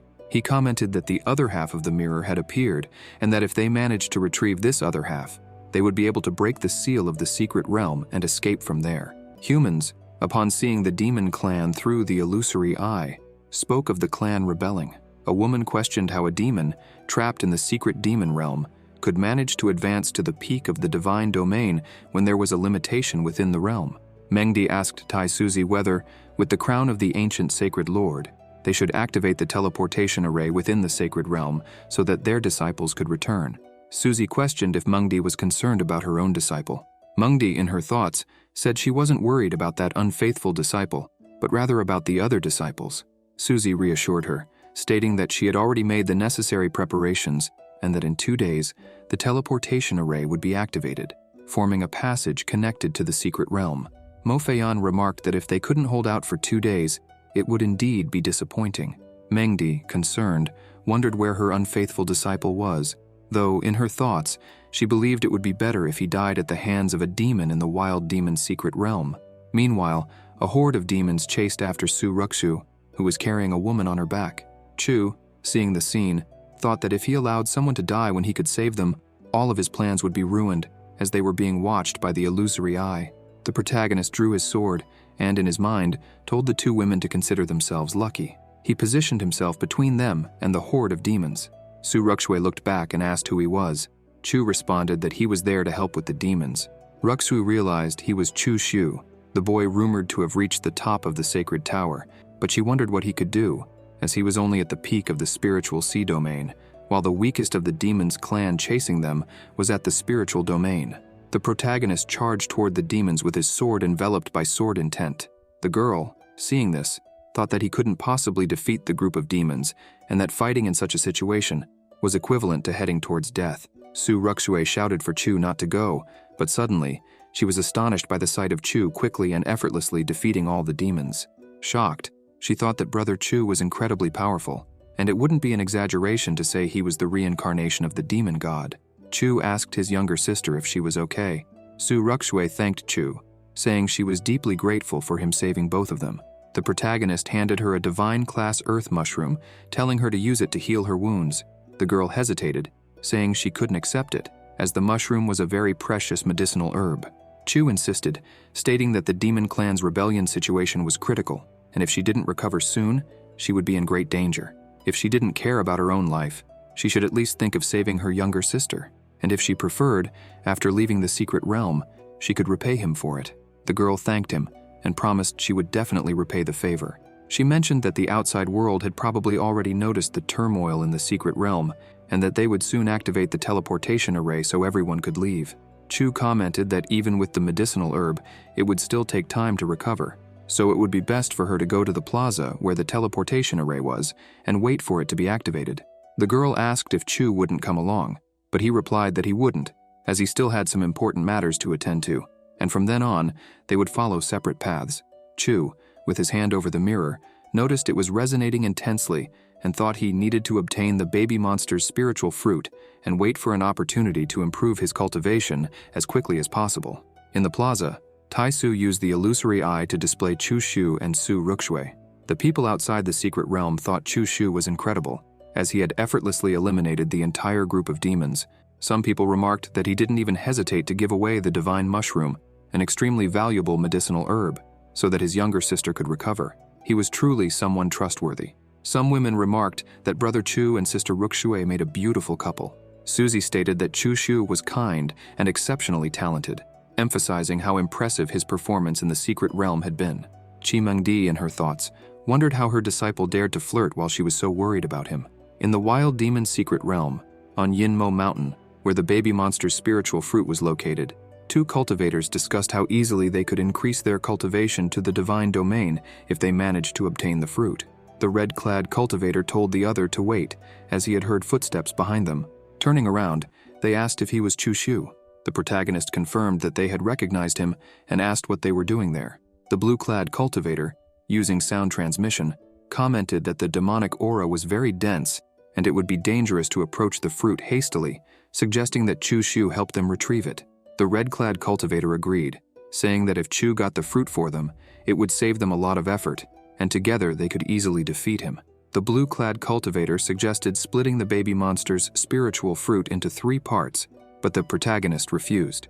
The spiky-haired cultivator threatened Chu, saying he should obey and help them, or he would lose his life. Growing impatient, the red-clad cultivator decided to use the 3-star imprisonment formation to trap Chu, claiming that he would never challenge them again. The 2 cultivators attacked Chu, believing that, since he was only in the spiritual sea domain, he couldn't possibly defeat them. During the battle, the red-clad cultivator struck at Chu from behind, but Chu, using the secrets of Xingzi, drew his sword and easily cut him down. The spiky-haired cultivator, enraged, charged at Chu, but Chu attacked with high speed, impaling him with his sword, saying that he should be less hypocritical in his next life. With the 2 cultivators defeated, the baby monster's spiritual fruit began to absorb their life force, rapidly maturing. Chu harvested the fruit and stored it, reflecting on how difficult it had been to obtain and wondering how long it would take for another to grow. Suddenly, a system window appeared, informing him that due to the forced method he used, the fruit's roots had been destroyed, and no more baby monster spiritual fruits would appear in the secret realm. Chu received a reward of 500 cultivation points, preparing him to advance to the 10th layer of the spiritual sea domain. The system also informed him that, upon attempting this advancement, he would have to face a heavenly tribulation. Annoyed, Chu questioned the system, as tribulations usually occur when breaking into higher domains, not for a mere 10th layer. The system, however, confirmed that after analyzing trillions of times, the probability of a heavenly tribulation was extremely high, perhaps because Chu's strength was far above his current domain. The system warned him that if he managed to withstand the tribulation, he would become even stronger. Otherwise, he would be killed. In the ancient tree forest, Chu walked, noticing that the mirror's reactions were intensifying, indicating that the other half of the mirror was nearby. Suddenly he saw a horde of demons running and shouting, "Kill them all!" The shark, with the other part of the mirror, also noticed the reaction becoming stronger and more intense. Chu wondered if the person with the other half of the mirror was close. Hidden behind the trees, he reflected on whether that could be the leader of the demon clan's army. The strong reaction of the mirror indicated that the other half was very close, and Chu began to consider that perhaps the leader of the demon clan in the secret realm was the one who possessed the other half. In doubt, Chu asked the system if he was really going to face a heavenly tribulation, to which the system responded with absolute certainty. Smiling mischievously, Chu remarked that this was truly wonderful. At the teleportation array plaza, Chu arrived on his flying boat. Many cultivators were there, injured and terrified, some wondering how they would return, while others were asking for medicinal herbs or help to save their friends. Seeing the wounded people, Chu thought that the demon clan was determined to kill everyone and that he hadn't imagined they could be as cruel as he was. A system window appeared, reminding Chu that, aside from being pursued by the demon leader, he still had to face the heavenly tribulation, asking if he had thought about how to handle these problems. Chu, confident, replied that he knew what needed to be done and wasn't worried. Near the teleportation array, the demon horde was approaching, and the cultivators screamed that the demon clan was about to attack them in large numbers. The shark leader waved the half of the mirror, releasing an aura that spread across the array's barrier. The humans noticed that the demon's aura was far superior, and many believed they stood no chance against them. They commented that the demons would probably destroy the defensive array, as the mirror in the leader's hands seemed to be an Imperial-class artifact. The demon leader then asked the cultivators if they preferred to live or die, saying that if they wanted to live, they should hand over whoever had the other half of the mirror. At that moment, Chu appeared, holding the other half of the mirror, and asked if that was what they were looking for. In the central plaza of the sacred land, the cultivators watched the scene through the illusory eye. A woman remarked that Chu had attracted the demon clan, putting all the other disciples in danger. Mengdi, worried, thought about how her disciple could do something so risky. The situation had escalated too quickly, and now there were only 2 options. Either the disciples would throw him out of the defensive array, or he would sacrifice himself and leave on his own. But regardless of the choice, the result would be the same, as Chu did not have enough strength to defeat the demon clan leader. Mengdi looked at Suzy and wondered if it was necessary to use the contingency plan left by the ancient emperor, even though it could cause the secret realm to collapse. Back at the teleportation plaza, one of the cultivators maliciously suggested that, since Chu was the true central disciple, he should sacrifice himself for the younger disciples. Su Ruxue, furious, asked if he really intended to sacrifice Brother Chu. The cultivator argued that Chu would be sacrificing himself for a good cause, but Ruxue questioned the other cultivators, asking if they really thought that sacrificing Chu would make the demons spare them. Instead of joining forces to resist, They were just trying to throw him out of the array, which, according to Ruxu, was ridiculous and would only make the demons despise humans even more. The demon leader began counting down, promising to attack if Chu didn't leave in 5 seconds. Desperate, the cultivators begged Chu to leave and not be cruel, believing that the demons wouldn't harm them if he surrendered. Seeing the situation, Ruxu was speechless. Chu placed a hand on her shoulder, thanking her for standing by his side, but asked her to leave the rest to him. The protagonist then stepped out of the array and walked toward the demons. Suzy, watching from afar, asked if Chu Shu was really going to face the demon clan alone. Mengdi, with clenched fists, wondered if this was truly Chu's choice. The demon leader remarked to Chu that he wasn't bad at all, as he was braver than the others. Chu then opened a box in front of the shark, who saw that it contained the baby monster's spiritual fruit, and asked if it had ripened. The leader, excited, ordered his subordinates to quickly take the spiritual fruit from Chu's hands. The demons surrounded Chu Shu and charged toward him, while the shark leader promised rewards to whoever could seize the fruit. However, Chu bit into the fruit, commented that it tasted good, and asked the system to activate the Tao scripture. A system window appeared, informing him, "It has been detected that the user possesses the primordial sacred body. The Tao scripture will be activated, and 10,000 cultivation points will be consumed." Thus, 10,000 points were consumed, and the advancement process began. Your sacred body has undergone a transformation. You have reached the true peak of the spiritual sea domain and broken through to the 9th layer of the spiritual pillar domain. The heavenly tribulation is about to begin. Please prepare yourself. The window informed him that the heavenly tribulation would begin in 10 seconds. Suddenly, an aura began to form around Chu, above a lotus flower. He shouted for the demons to taste the heavenly tribulation. The tribulation then descended upon them, blasting all the demons away. After the celestial tribulation descended, it defeated all the demons, leaving only the shark. With the power of the celestial tribulation, it ended up hatching the egg he had found in the cave along with the mirror, bringing forth a bird. The protagonist, holding the bird, realized that the shark had taken advantage of the situation to launch a sneak attack. Chu grabbed his sword and cut down the sword of the demon leader. The bird, astonished, remarked that Chu Shu was very powerful. The shark, upon losing its sword, grew furious and charged at the protagonist. Chu easily cut him down, defeating him. All the humans were amazed by Chu, saying that he was truly incredible, as he had defeated the demon leader alone, and that the demon was at the peak of the divine realm, making it nearly impossible to face him head-on. In the central square, the peak masters were watching Chu Shu's battle through the illusory eye. The masters were shocked by Chu's intelligence, using the celestial tribulation to kill the demons, and they commented that they had never seen such a terrifying tribulation before, questioning how he had managed to achieve this since he was only in the spiritual sea realm. Tai Suzy asked Mengdi if she had seen that. Mengdi replied that the protagonist possessed the legendary sacred primordial body and the Tao scripture, and it was no wonder that his cultivation was so slow at first. Suzy said that it was truly surprising how Chu Shu managed to overcome the sacred primordial body, which made cultivation impossible, and that, to this day, the Holy Land had not yet chosen a holy son. When he returned, she would make Chu the holy son of the Holy Land. Mengdi was astonished, and Suzy asked if she had any objections. Chu's master said that the matter of the holy son should be discussed with all the peak masters, and besides, the protagonist's cultivation was still very low, so most of the other masters would not accept it. Mengdi, irritated in her thoughts, questioned how that unfaithful disciple could become the holy son, and what kind of unbalanced logic was this.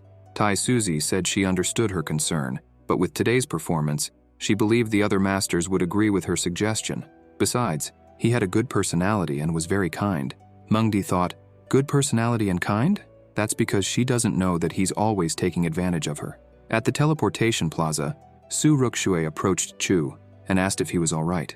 He thanked Ruxu for her concern and said he wasn't hurt. Ye Fan, watching from afar, sighed, thinking that Chu was really powerful, and once again he found himself merely a spectator. Chu noticed Ye Fan and asked what that thing on his shoulder was. Fan replied that it was a spirit beast he had tamed. Seeing this, Chu wondered if Fan had managed to defeat the serpent that guarded the treasures.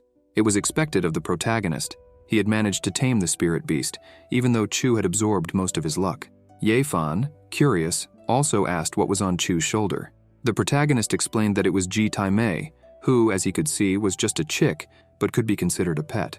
The bird Tai Mei, indignant, protested that it deserved more respect and said it hadn't given permission to be called a chick, adding that all its family were chicks and chickens.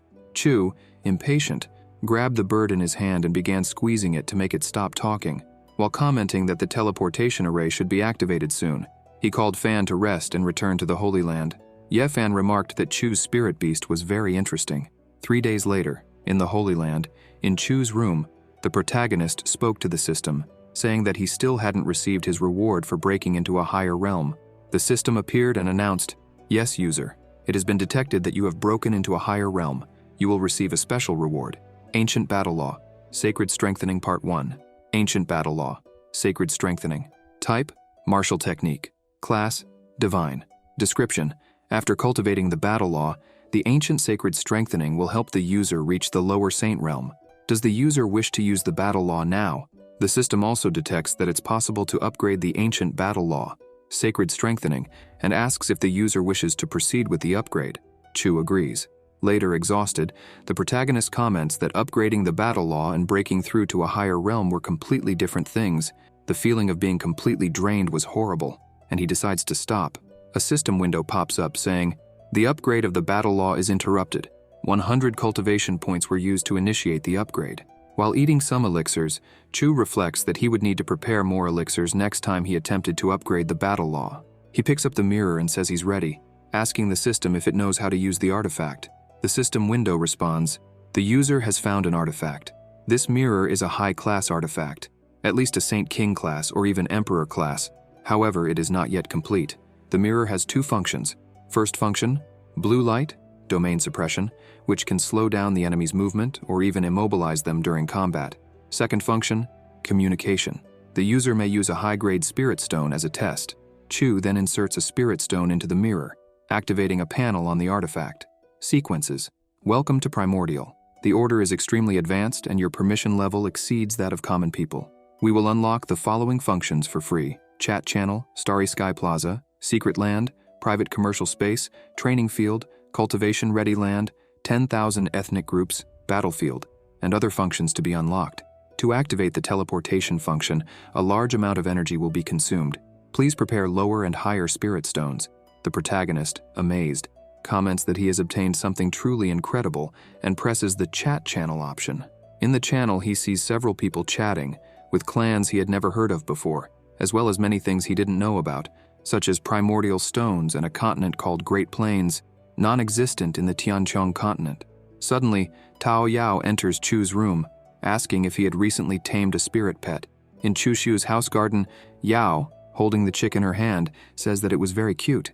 The bird, irritated, tells the girl to show more respect or it would eat her. She starts laughing, replying that someone so small couldn't possibly eat her.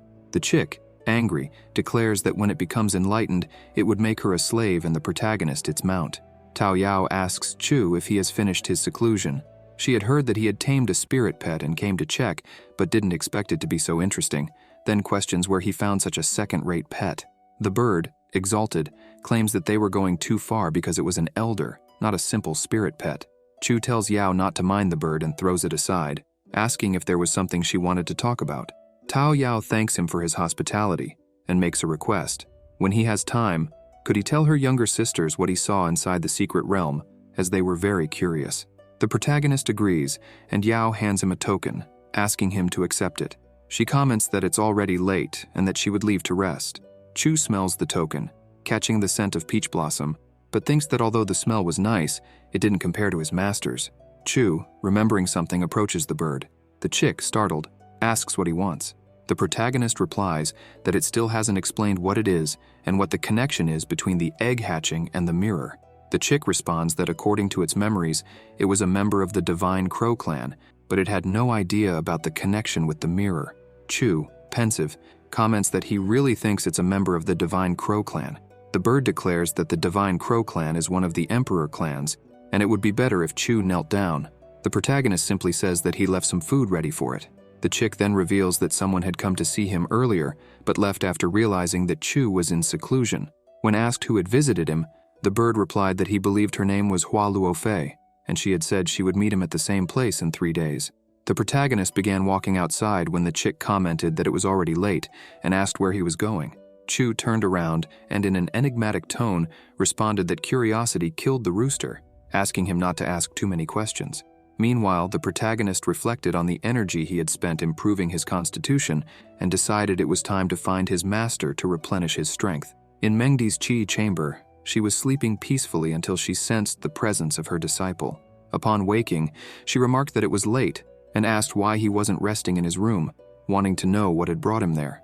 Chu, smiling, replied that after so many days without seeing her, he believed his master must have been missing him. He admitted that he didn't consider himself talented and asked her to teach him some lessons. As he observed his master, the protagonist thought that the heavenly fragrance body was truly impressive, as even just sitting there, Mengdi naturally exuded a strong and irresistible fragrance. He approached and sat next to her. Mengdi lightly scolded him, telling her unfaithful disciple to mind his manners. Chu, however, confidently argued that with her beloved disciple there was no time to waste, and he invited her to bed. 6 hours later, a system window appeared, announcing, "It has been detected that the heavenly fragrance body seal has been lifted. Your talent has increased by 200. The same message appeared 2 more times, then informed him that Chu's talent had reached 2,214. After dual cultivation with his master, the protagonist dressed and left, leaving Mengdi smiling contentedly. Outside, Chu felt exhausted, his legs trembling, and murmured that his master was a real fireball, while thinking that maybe it would have been better to leave her cultivation sealed. Suddenly, another system window appeared. "I didn't think the host of the sacred primordial body wouldn't be able to handle the pressure. User, you disappoint me. Even though you're an old demon with unparalleled talent, you couldn't last 6 hours with your master and left clinging to the walls." Annoyed, the protagonist told the system to screw off and wondered what was wrong with his master. He hadn't sealed her cultivation, but even so, she was extremely proactive.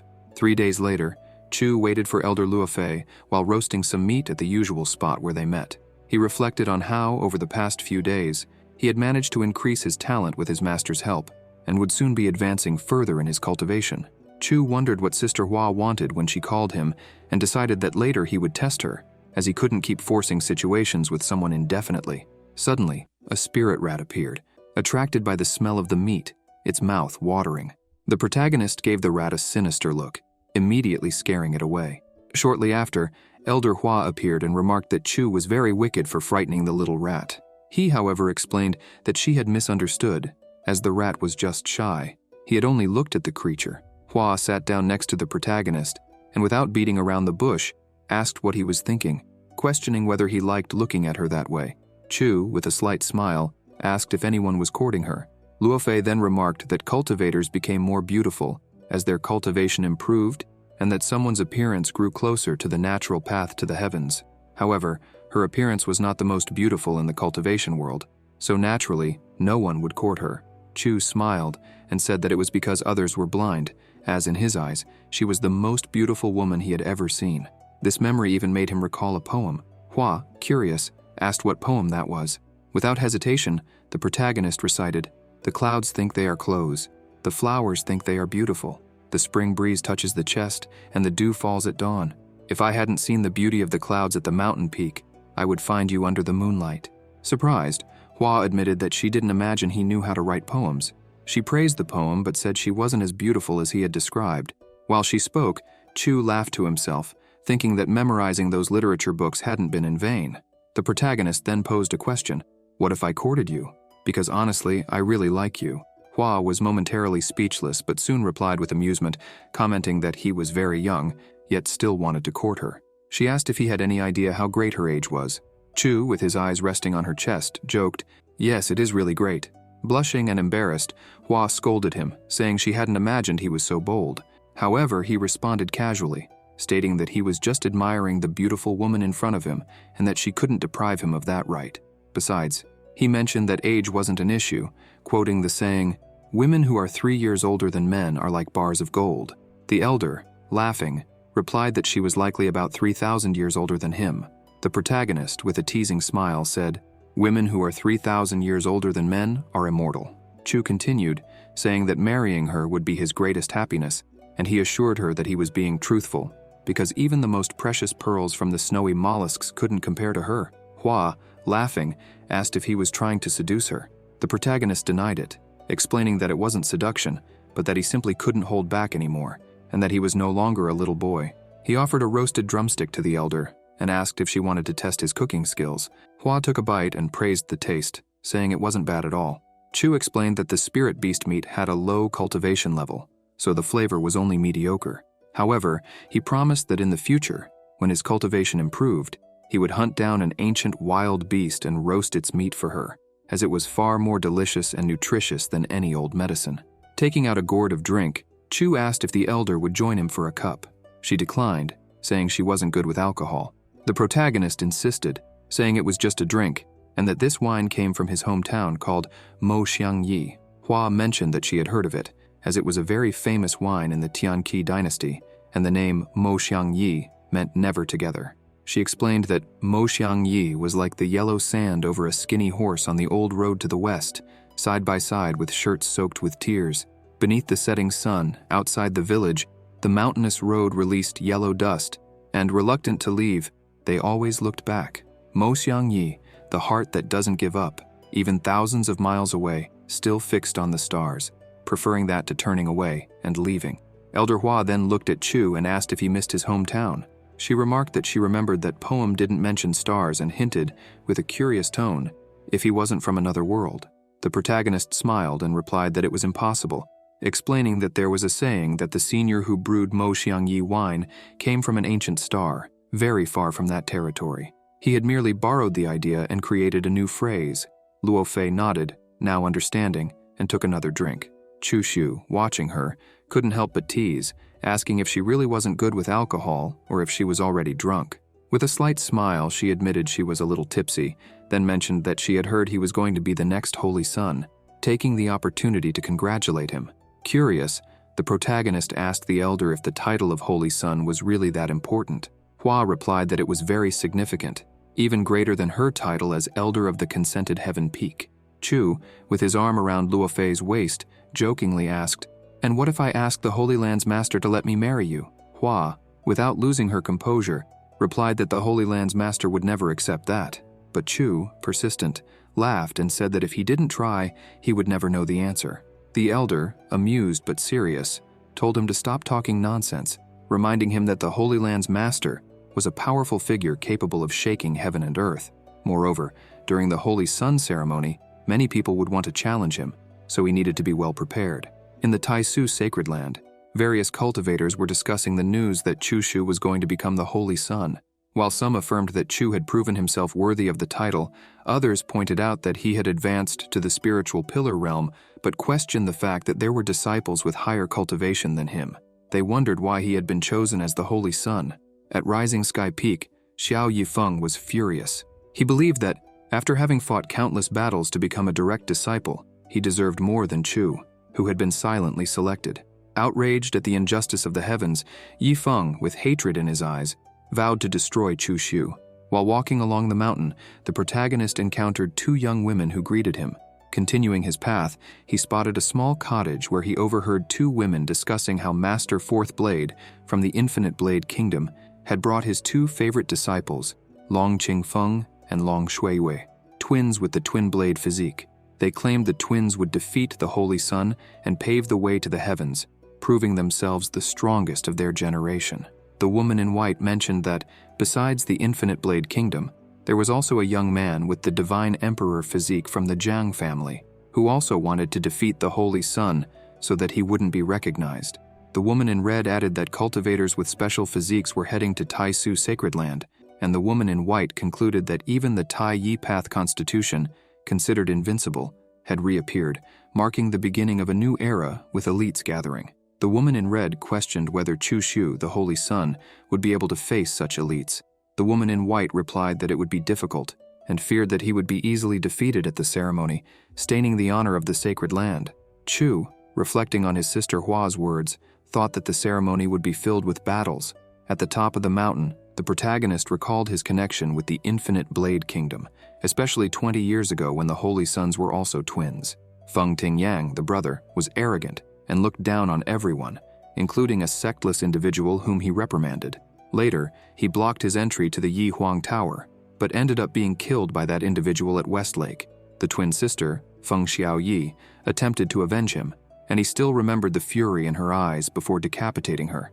After the incident, The Infinite Blade Kingdom pursued him relentlessly, and he suspected that the new twins on their way were heirs of that generation. Suddenly, a system window appeared. "User, you are a Holy Sun killer."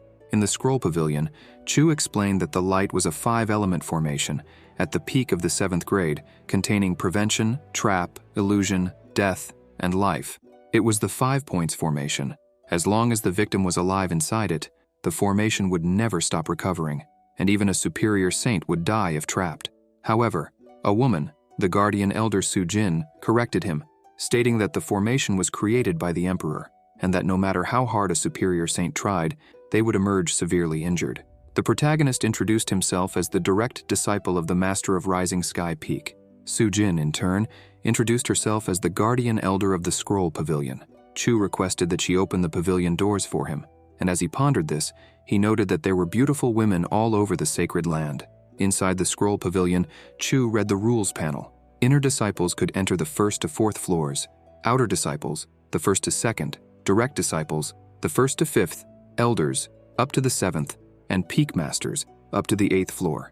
Only the sacred master and the ancient sacred masters could enter the 9th floor. On the 5th floor, the protagonist spotted Ye Fan talking with an elder. He complained that the 3 Kings cultivation technique was cheap, but he didn't have enough contribution points. The elder, unfazed, told him that if he didn't have enough points, he should earn more and come back. After managing to do so, Fan asked the elder if she could perhaps overlook it this time. The elder replied no, and he returned the manual, leaving disappointed. Chu then greeted Ye Fan, who mentioned that he had found a body cultivation technique that he really wanted, but didn't have enough contribution points to borrow it. It was frustrating, and Fan asked if, by any chance, Brother Chu had some extra contribution points to lend him, promising to return them later. The protagonist explained that he also needed to borrow some scrolls, and feared he wouldn't have enough contribution points for that, so he apologized. Fan said he would try asking another disciple, and Chu thought about how much Fan desired that body cultivation technique. Had he really found something good? Chu Shu went to the elder and asked how many contribution points would be required to read the 3 Kings body cultivation technique. The elder replied that it would take 50,000 contribution points for that scroll, but if he wanted, he could read it for free, as long as he didn't take it out of the pavilion. The protagonist thanked her for her kindness, but stated that it wouldn't be right to break the Sacred Land's rules. In his thoughts, Chu knew that his reputation granted him certain privileges within Taisu's Sacred Land. The elder then took the scroll, handed it to Chu, and said that rules were rigid, but people were flexible. She instructed him to take the scroll and find a cultivation room to study it. Chu thanked her once again. Inside the cultivation room, Chu sat at a table and began analyzing the heavenly grade body cultivation technique. As he flipped through the scroll, he wondered why Ye Fan wanted that manual so much. Soon he noticed that some pages were thicker than others, and he began to question how Fan had noticed the irregularity if he hadn't even opened the book. Could Brother Fan have some kind of golden eye? Suddenly, Chu discovered a celestial silk hidden in the scroll. Legends spoke of it as an extremely strong and invaluable substance, something exceedingly rare, not seen for millions of years. Although there was little silk, the notes indicated that its strength was extraordinary. Chu thought to himself that he had done very well to find it. Chu begins cultivating the technique, focusing on understanding it when suddenly a system window appears, stating that the user has comprehended the intent behind the human emperor fist and can now use cultivation points to continue experiencing an epiphany during his advancement. The human emperor. Fist is a divine class fist technique, with a final move capable of breaking any ability with a punch, possessing 6-star destructive power. A cultivator in the Emperor realm had written the final technique, the Human Emperor mantra, on celestial silk, hoping some lucky individual would find it. However, the physical requirements for cultivating a fist technique are high, as a fist can harness true ferocity to destroy any formation. In his thoughts, the protagonist noted how powerful the technique was, capable of breaking abilities and destroying formations. He planned that once his cultivation was higher, he would combine this technique with his sword, thus becoming invincible. Chu then had an idea, and remembered that Ye Fan seemed to be quite friendly with Jianling Yun. So why not send a great opportunity as a gift? With this intention, he drew a fake map with a location, warning that it was a very dangerous place and not advisable to venture there alone. Chu believed that Fan carried great luck and wouldn't die alone, but he knew Jianling Yun's fate would be different. He hid the map in the manual Ye Fan wanted and returned the scroll to the elder. Later, Chu Shu walked toward his master's mansion, thinking that he was in a good mood, so it would be a great opportunity to learn a few lessons from her. As he looked through the window, he saw his master repeating, "Unfaithful disciple, unfaithful disciple, unfaithful disciple," while sticking a needle into a small doll that looked like him. Chu thought she was a little crazy and decided he needed to scare her a bit. Suddenly, he entered the mansion, catching Mengdi by surprise. Startled, she wondered how her disciple had managed to arrive at that exact moment. Chu walked over to his master, sat next to her, and, in a teasing tone, asked what she was up to. She quickly hid the doll and blushed. Taking advantage of the situation, Chu placed his hand on her waist and asked if, upon seeing him, she shouldn't greet him with open arms. In the Scroll Pavilion's cultivation room, Yev Fan finally picked up the scroll he had wanted so badly and found the false location Chu had hidden. Upon seeing the map, Fan believed it was a treasure and read the description, which advised him not to venture there alone. Later in the Thousand Deaths Mountains, Yev Fan was speaking with Ling Yun, saying they had arrived and that the treasure should be inside those mountains. Fan reflected that, although he had recently broken through, he still wasn't strong enough. That's why he invited his older brother, Ling Yun, who was strong, to try to recover the treasure together. Fan thought that by doing this, Senior Ling Yun would be grateful and indebted to him. Ling Yun, on the other hand, praised Yev Fan, saying he wouldn't forget his contribution. He imagined that, upon obtaining the treasure, he would increase his cultivation and then crush Chu Shu like an insect. Inside the dark cave, filled with spiritual bats, Yev Fan felt that something was wrong with the place. Ling Yun questioned whether Fan was sure the treasure was really there. Fan, however, believed that great dangers always accompanied great opportunities. Suddenly, loud screams echoed through the cave. Yev Fan, injured and terrified, crawled out, looking back into the cave and thinking that, luckily, he had a teleportation talisman. Otherwise, he would be dead. He apologized to Ling Yun, wishing him to rest in peace, regretting not being able to save him. Frustrated, he threw the fake map on the ground and angrily exclaimed, "Go to hell!" At Rising Sky Peak, Xiao Yifeng was shouting, questioning how Jian Ling Yun could be dead. The woman present, Wu Hongying, the third disciple, replied that apparently he had gone on an adventure with Yev Fan, the direct disciple of Tianjiang Feng, and ended up dying in a great formation. Wu also mentioned that Jian hadn't seemed very well lately and suggested he should have visited the master, as she might have had some medicine to help him. Xiao, however, insisted that he had been feeling fine. At that moment, the protagonist arrived and asked what they were talking about. Yifeng, in a sarcastic tone, responded, "Well, look who it is, the big brother who's going to participate in the Holy Sun ceremony." He remarked that the protagonist seemed to have had a streak of luck lately, and with a mocking smile announced that he had good news. Jian Ling Yun was dead. Chu, visibly disappointed, couldn't understand how that could be considered good news. Jian Ling Yun was an important figure in the sacred land, and everyone should be mourning his death. Yifeng, however, burst out laughing and said that Jian was a fake. The protagonist's bird, with a mischievous expression, teased Chu, saying that the younger brother was so weak that it had mistaken him for a female disciple. Irritated, Xiao Yifeng asked where that chicken had come from and how it dared to insult him. In response, he threw a needle toward the bird, but Chu easily deflected it, sending it back toward Yifeng. Surprised, Xiao was shocked to realize that Chu had managed to return the needle. He wondered when Chu had become so strong and began to suspect that he was practicing some secret art. With a serious look, the protagonist warned Xiao Yifeng, asking if he thought killing his pet in front of him would be that easy. Yifeng provocatively asked if Chu wanted to fight. Before the situation escalated, Wu Hongying intervened, holding the protagonist's arm and asking him not to misunderstand the situation. She also reminded him that he had the Holy Sun ceremony to attend and shouldn't waste time there. Yifeng, meanwhile, opened his arms and said that, being a generous man, he wouldn't argue with a chicken. Shortly afterward, Mengdi, the protagonist's master, used sound transmission to call him to her palace. Chu bid farewell to those present, informing them that his master was calling him and that he was on his way. In Mengdi's Qi palace, the protagonist asked what important matters she had for wanting to see him. Mengdi handed him an outfit, telling him to wear it when he ascended the heavenly stairs. Chu took the outfit and, with a smile, asked if she was worried about him. Mengdi, with a serious look, replied that he shouldn't feel so smug, as her only concern was that he might shame the sect with his death. Chu then sat next to his master, put his hand around her waist, and thanked her for the gift, assuring her that he wouldn't disappoint her. With a curious tone, Mengdi asked what he was scheming. Mengdi stood up and told the protagonist to stop with the nonsense.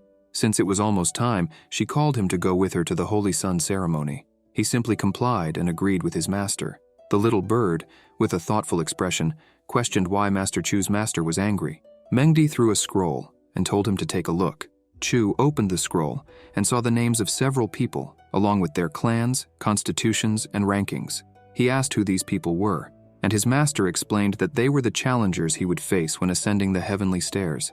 That was the most she could do to help him. The protagonist thanked her and said he knew she loved him. She replied that he was too full of himself, told him to stop, and called him to leave quickly.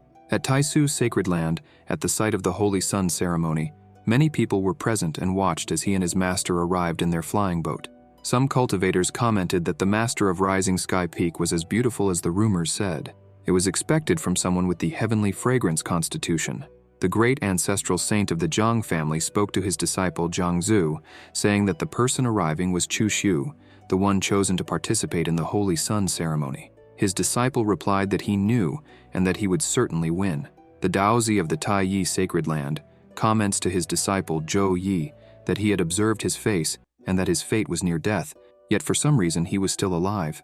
Zhou Yi responds that it's the Holy Sun ceremony and asks if he wasn't afraid of his master beating him for saying that. The fourth blade master of the Infinite Blade Kingdom speaks to his disciple Long Qingfeng, saying that Chu Xiu seemed like an ordinary person, but his appearance might have changed. Still, his face was 50% similar to that of the demon Chu. Long Qingfeng reassures him not to worry because, even if he were truly the demon Chu, he would destroy him. Little Hao tells his grandfather that he will ascend the heavenly stairs. The chubby grandfather thinks that Hao is just like his father was at that age, but a bit smarter. Tianjie announces to everyone that the time had come and that the Holy Sun ceremony would begin. The Holy Sun would cross the self-reflection bridge and ascend the heavenly stairs. Taisuzi begins invoking the self-reflection bridge and explains that the bridge will test whether he is worthy and has a righteous heart. If the Holy Sun harbored evil thoughts within the sacred land, he would fall from the bridge. She adds that if the Holy Sun's heart was unstable and confused by the mortal world, he wouldn't be able to cross. The protagonist begins to walk on the self-reflection bridge, thinking that it tests a person's mind, turning the path into a trail full of thorns for those with weak minds. He starts to remember his past with Liu Hongyi, when they were fleeing from various cultivators in the forest, and the moment he swore to become stronger than anyone so he would never be humiliated again. He also remembers when Liu Hongyi said she would always be with him, and when she told him that he was different, colder and more ruthless, and that they might die together. The spectators of the Holy Sun ceremony wondered why Chu wasn't moving and whether he was struggling to cross the bridge. Mengdi and Tao Yao, seeing Chu Xiu standing still, were worried about him and wondered why he wasn't moving. The protagonist recalled when Lu said goodbye to him, telling him she would wait for him. Chu, serious, thought that he couldn't believe 50 years had already passed since their farewell, and then he started walking quickly across the self-reflection bridge. The people began commenting on how he was moving at a ridiculously fast pace and how powerful his mind must be to walk so quickly on the bridge. They questioned how someone with such a strong mind had been standing still on the bridge for almost 30 minutes. Mengdi, watching him, thought that with his rebellious nature, he wouldn't be bound by mortal ties.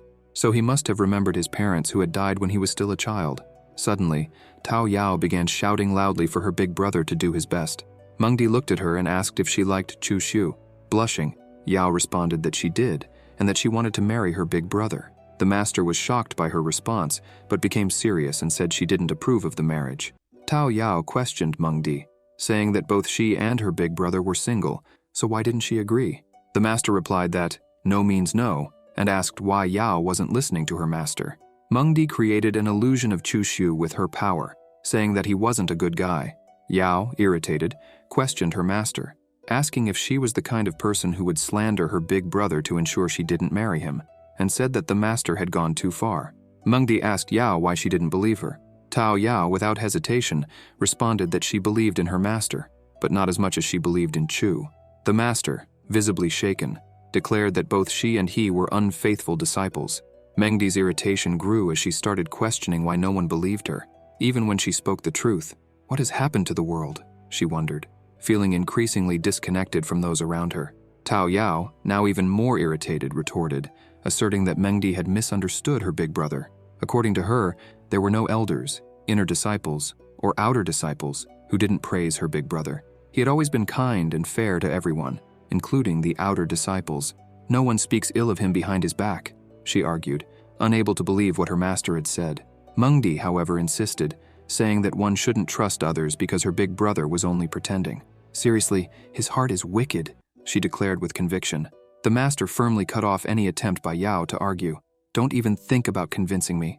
I won't marry him, no matter how much you try to defend him. I would never agree to that marriage. Tao Yao, clearly indignant, replied that, as the master of Rising Sky Peak, Mengdi should never destroy a couple in such a manner. At that moment, shouts echoed through the area. The cultivators announced that the Holy Sun had passed the self-reflection bridge and that it had taken him only 1 hour to complete it. Tianjie, astonished, remarked that senior brother Chu must have broken the old records. He then turned to Mengdi, praising her disciple. Your disciple is truly incredible. His heart is as firm as a rock. What method did you use to teach him? Mengdi, even more irritated, replied that she had only given him a few pointers when she was free, but that it was all thanks to his understanding. I guess, she said, without much certainty. Jie announced that the main event was about to begin. Chu Xiu was about to start climbing the heavenly stairs, and expectations were high. Would the Holy Sun be able to overcome this challenge? The tension in the air was palpable. Meanwhile, the elite disciples from the great sects began mobilizing, determined to challenge the Holy Sun. 2 female cultivators, impressed, commented on a young man they considered handsome. The one in red revealed that he was Shang Gonghao, the fiancé of the Qi family, and that his goal was to gain the family's favor by defeating the Holy Sun. The challengers gathered around Chu Shu. The protagonist, with a slight smile on his lips, observed the crowd and commented to himself that there were many challengers. Among them, he spotted 2 young men and deduced that they must be the twins from the Infinite Blade Kingdom. The young man with a ponytail, who possessed the legendary physique, seemed quiet and disinterested in the event. The long-haired youth approached Chu, greeted him, and explained that he hadn't come to offend him, but merely to participate in the challenge. Don't blame me for this, he said. The protagonist thought this guy wasn't so bad. He was polite, so he could go easy on him. Shang Gonghao, on the other hand, called Chu the Holy Sun, and the protagonist, analyzing him, realized that this guy clearly just wanted to show off. He's no threat, he thought. The twins, growing impatient, said they couldn't wait any longer and were ready to begin. On the heavenly stairs, the youths started ascending with speed. The protagonist, observing carefully, noted that they were quite enthusiastic, showing off their abilities. He knew he couldn't underestimate them. Shang, with his gaze fixed on Chu, apologized, but said he wanted to get it over with and show off his skills. The protagonist firmly replied, "All right, let's just get this over with." The cultivators commented that Shang Gonghao had become more arrogant after joining the Qi family, and that if Chu Shu were defeated by Shang in the first few steps, it would be extremely humiliating for Taisu's sacred land. They also said that Shang was underestimating the Holy Sun on his own territory. Shang Gonghao, confident, declared that his weapon was a fan and commanded Chu to draw his. The protagonist, with a slight smile on his lips, swiftly advanced toward Shang, leaving the cultivators astonished at his speed. Without hesitation, the protagonist grabbed Shang by the neck and, in a provocative tone, asked if he really wanted to fight him, questioning whether he was just trying to show off. Frightened, Gonghao begged Chu not to hit his face. Ignoring him, the protagonist kicked him in the face, sending him flying. The laughter of the cultivators echoed throughout the area. Tai Suzy, unfazed, used her technique to restrain Shang, who, still panicking, screamed for his grandfather to save him. With no patience left, Suzy ordered him to be silent and teleported him to the ground. Shang's grandfather rushed to help him, while Tai Suzy, in a stern tone, declared that the dignity of Taisu's sacred land could not be humiliated, and those who did so would be banished without hesitation. Qing Hong, watching the scene, commented to Qi Changsho that the Qi family had found a good son-in-law, as Shang Gonghao had the audacity to show off against the Holy Sun during the ceremony. He mockingly asked if he had divine balls for such boldness. Changsho, however, warned Hong not to provoke further, reminding him that it had nothing to do with the Qi family. With the situation resolved, Tai Suzy announced that the Holy Sun would continue his ascent of the heavenly stairs. As he quickened his pace, the protagonist reflected that the Shang family had almost lost all dignity in front of everyone, and that Suzy had likely enjoyed it. He never imagined that the insect, Shang Gonghao, would be so weak. The cultivators, meanwhile, commented that the Sword Constitution twins were ready to face the Holy Sun. Unlike the fool from the Shang family, they ranked first in the dragon ranking. The big question on everyone's mind was, could Chu Xiu defeat the twins? The protagonist remarked that their names were quite impressive, Qingfeng and Shui Wei, but they had said they would kill him before he could set foot in Taisu's sacred land. He couldn't understand where he had offended them. Qingfeng asked if he needed a reason to want to kill him, while Shui Wei added that if he needed one, he could blame his parents for giving him a ridiculous name like the old demon Chu. The protagonist, thoughtful, realized that this was their reason for wanting to kill him, and wondered how old they were to think this way. Qingfeng stated that talking was useless and that it was time for him to die. They then drew their swords. Seeing this, Chu thought those must be the legendary swords Frost Moon and Scorching Sun. They seemed like celestial swords, and when combined, they reached an immortal level of power. With his current body, he wouldn't be able to defend against those two swords. If he forced a battle with his fists, he'd only end up hurt. The twins charged at the protagonist. Chu used his sword technique, Annihilation, and rushed toward the twins. The girl realized she couldn't block Chu's sword and was pushed away. Her brother tried to block the protagonist's sword but failed and leapt back. Qingfeng declared that he would definitely kill them with his swords. Shui Yue quickly charged behind Chu, who noticed her and remarked that, despite her beauty, she was truly dangerous. She ordered him to shut up, but Chu pushed her away with the hilt of his sword, sending her flying. Qingfeng ran to his injured sister and told her to drink the medicine to stop the bleeding. The protagonist approached them, thinking they really believed he would let them heal themselves with medicines. The twins then used a dual technique that opened a scroll in the sky, summoning several weapons around them. The long-haired youth commented that the twins' combined technique was Clearwave Sword. The cultivators, astonished, said that they had managed to do something incredible. Facing such a powerful attack, it seemed impossible for Chu Shu to withstand it. The twins then unleashed the Clearwave Sword technique.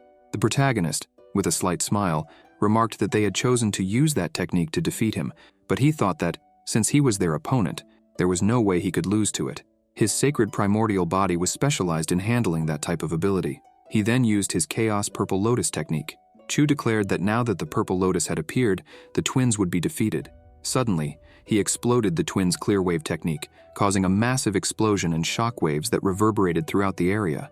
The female cultivators, shocked, commented that Chu Shu had managed to suppress the twins.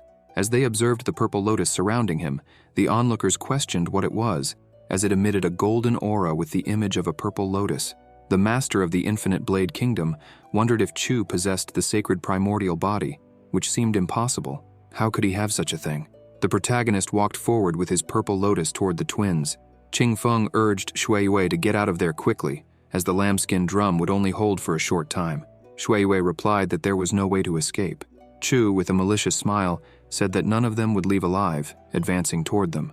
The protagonist thought they were truly tough to defeat, but since she was injured, it would be better to eliminate her first, so he moved toward Shui Yue. Her brother shouted for her to get out of there.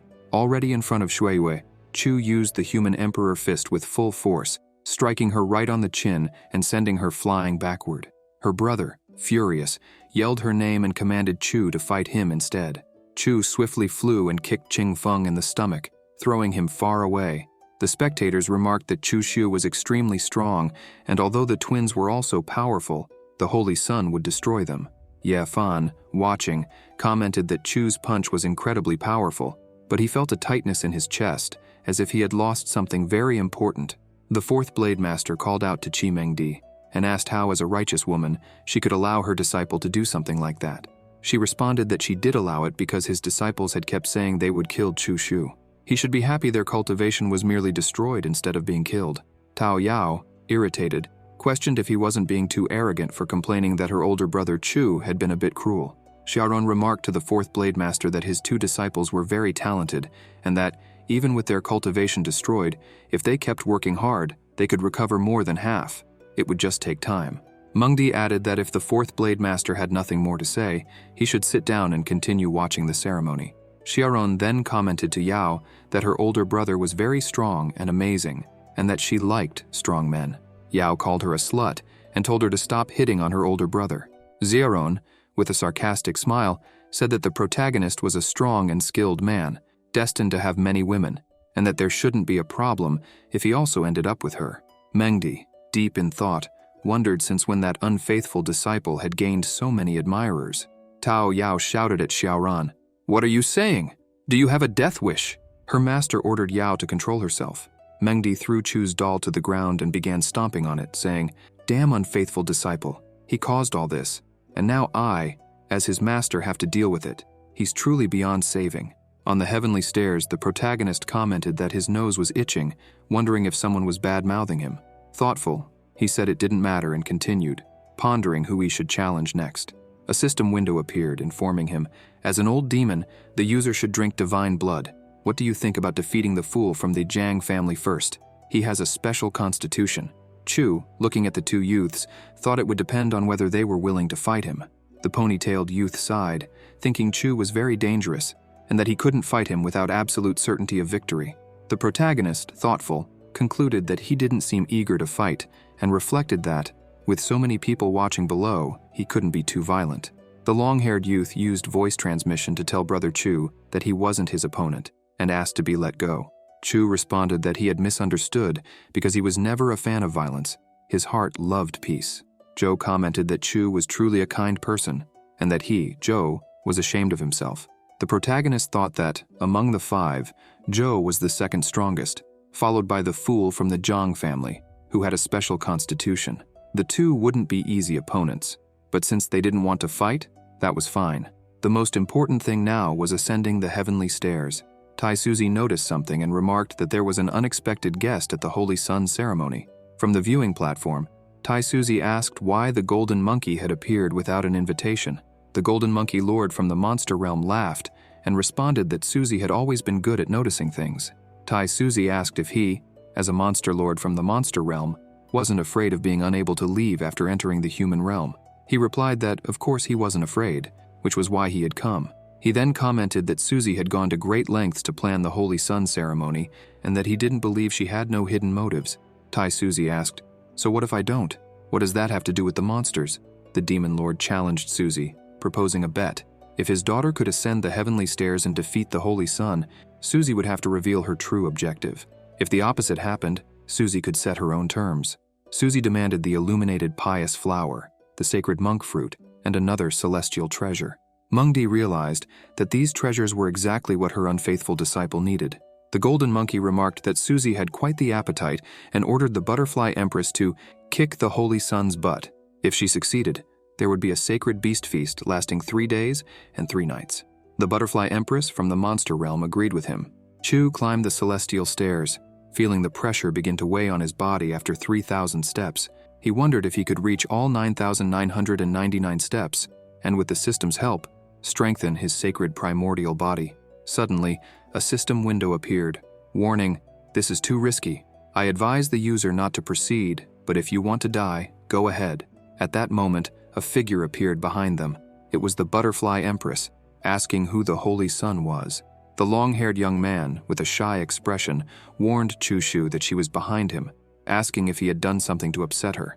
The prota, without hesitation, drew his sword and charged at the empress, while his friend warned him not to harm an innocent person. With confidence, she declared that she would defeat the Holy Sun and go to the banquet. Chu skillfully dodged her attack and noticed that her body was surprisingly resilient. Then a memory came to mind. She was the butterfly empress from the monster kingdom. Rumors said her father was the golden monkey lord and her mother, the butterfly lord. The empress had been born with an extraordinary constitution, the divine barbarian constitution, which granted her unparalleled strength and tough skin. Moreover, she felt no pain in combat, being considered a supreme being among her generation. The butterfly empress tried to kick him, but Chu blocked the blow, grabbed her foot and threw her far away. She smiled, commenting that his sacred primordial constitution did not disappoint, and then activated her shadow ability. Chu, undeterred, asked if she really believed she could deceive him with illusions, stating that she was still too young for that. He advanced again, but by accident, ended up hitting her breasts, which made her furious. "How dare you humiliate me like this?" she shouted, while Chu, embarrassed, apologized, explaining that he was moving too fast and couldn't control himself. He even added that her breasts had helped him, but it wasn't intentional. Enraged, the empress slapped him across the face, throwing him far away. Chu fell under her dress, and blood began to drip from his nose. Amid the confusion, he blurted out an unexpected comment, "What a delight!" She, furious, ordered him to shut up, and tried to hit him with her hammer. Chu, still dazed, rolled on the ground, dodging the empress's strikes as he tried to regain his composure. Chu Shu rolled on the ground several times to avoid the empress's attacks and her shadows. The spectators thought he would be defeated by that monstrous woman, commenting that one should never underestimate women, seeing the chaos she had caused. Tao Yao and Xiaoron were worried, while their master believed the woman would take advantage of her unfaithful disciple. Suddenly, the butterfly empress began to moan softly, leaving Yao, Xiaoron, and Mengdi embarrassed, calling Chu a pervert. As the battle continued, the Prota landed several merciless punches on the empress's chest, saying that he had had enough of her. He hadn't done anything of his own free will, but she had crossed the line. With each blow, she let out unexpected moans, which made the long-haired young man comment that the empress was acting strangely, and it seemed that her divine barbarian constitution had been overcome by the sacred primordial constitution. The empress, slightly flushed, said that Chu was incredible, and that she had already decided. She would take him as her concubine to the monster kingdom. Tao Yao commented that the woman was very arrogant for wanting to take their holy son to the monster kingdom. Mengdi, arms crossed, thought that her unfaithful disciple's luck with women was truly great and said she would need to teach him a lesson. The butterfly empress approached Chu and invited him to go with her to the monster kingdom, promising to take very good care of him. With a sweet expression, she said she had already picked out the names of their children. Chu, confused, didn't understand a thing. The long-haired young man congratulated him on forming a new bond, saying that she seemed like a good girl. The Prota, however, replied that he would not go with her, as he needed to continue climbing the celestial stairs. The empress then flew to Tai Suzi, asking for permission for their marriage. In her thoughts, Tai Suzi found it surreal that the empress was asking her permission to marry Chu. Tai Suzi told the Golden Monkey Lord that his daughter was too ambitious for wanting to take their holy son to the monster kingdom. The Golden Monkey, with his hand on his head, said it was all a misunderstanding, that his daughter must have hit her head, and that he would take her home. He opened a portal with his hand and pulled the empress, telling her to leave with him. She, pouting, asked her father to wait, as she hadn't yet asked Tai Suzi what she needed to do to allow the marriage. The monkey, exasperated, asked how she could embarrass him like that, while she retorted that the rest might be weak and useless, but Chu Xiu was different, and she liked him. She continued her tantrum until she was taken away. Immediately afterward, the bell rang, and Tianjie announced that Chu Xiu had climbed the celestial stairs and broken the old record, passing the test. The ceremony was about to begin. At the top of the stairs, Chu reflected on how much his body had improved during the climb, and with the help of his system, he was sure he could advance. The spectators commented that he had broken the old record and climbed higher than any other holy son. The sacred primordial constitution was invincible, and there should be no one stronger than him at his cultivation level. The Prota returned to the spectators' area, and his younger sisters went to congratulate him, commenting that his physique was incredibly powerful. His master, not wasting any time, said it wasn't bad, and told him to get on stage quickly, as the sacred master had already prepared the Holy Son's seal to deliver. He responded briefly, "Right," promising that he would see her later. Meanwhile, Mengdi watched and wondered what her unfaithful disciple might be planning. Tai Suzi then made an important announcement, declaring that Chu Xiu would become the Holy Son and offering two choices. The first option was that the sacred land would provide all the cultivation resources, and he would be protected by great cultivators with a bright and peaceful future. The second option, however, would be more challenging. The sacred land would provide no resources, and Chu would have to forge his own path, fighting to protect himself and eliminating his enemies, with an uncertain but limitless future. The female cultivators around murmured among themselves. It was obvious to them that he would choose the first option, full of guarantees and protection. One of them stated that if it were her, she would also make that choice. However, another retorted, saying that this kind of mindset was what prevented them from becoming strong. Chu, reflecting on the options, acknowledged the benefits of the first, but knew that he would lose his freedom and have to carry many secrets. With great masters protecting him, he would become vulnerable and exposed. On the other hand, the second option, although more dangerous, would allow him to maintain his autonomy, but at the cost of the resources he would receive. With a mischievous smile, Chu thought of his master Mengdi and the elder Hua, considering that he could obtain resources from them. Determined, he responded to Tai Suzi, stating that he chose the second option, as he had no fear of challenges. No matter what he desired, he wouldn't need anyone to achieve his goals. He would take it with his own hands and his sword. His path was unstoppable. He would destroy mountains, fill oceans, and eliminate anyone who dared to cross his way. Tai Suzi, intrigued, asked if he was really sure of his choice, and Chu confirmed with conviction. She then handed him the Holy Son's seal and told him to accept it. Immediately, the spectators at the ceremony began shouting, "Long live the Holy Sun," proclaiming that Chu was invincible. Shortly after, Tai Suzy announced the end of the ceremony and invited all representatives of the sacred lands, primordial families, and great sects to proceed to the Pacific Sky Peak. However, the Prota interrupted her, asking her to wait a minute. Then, with courage, he mentioned that Elder Hua from the Consent Sky Peak was still single, and he wanted to know if the Sacred Master could guarantee her hand in marriage. Tai Suzy, visibly surprised, questioned if he really wanted her to arrange someone else's marriage.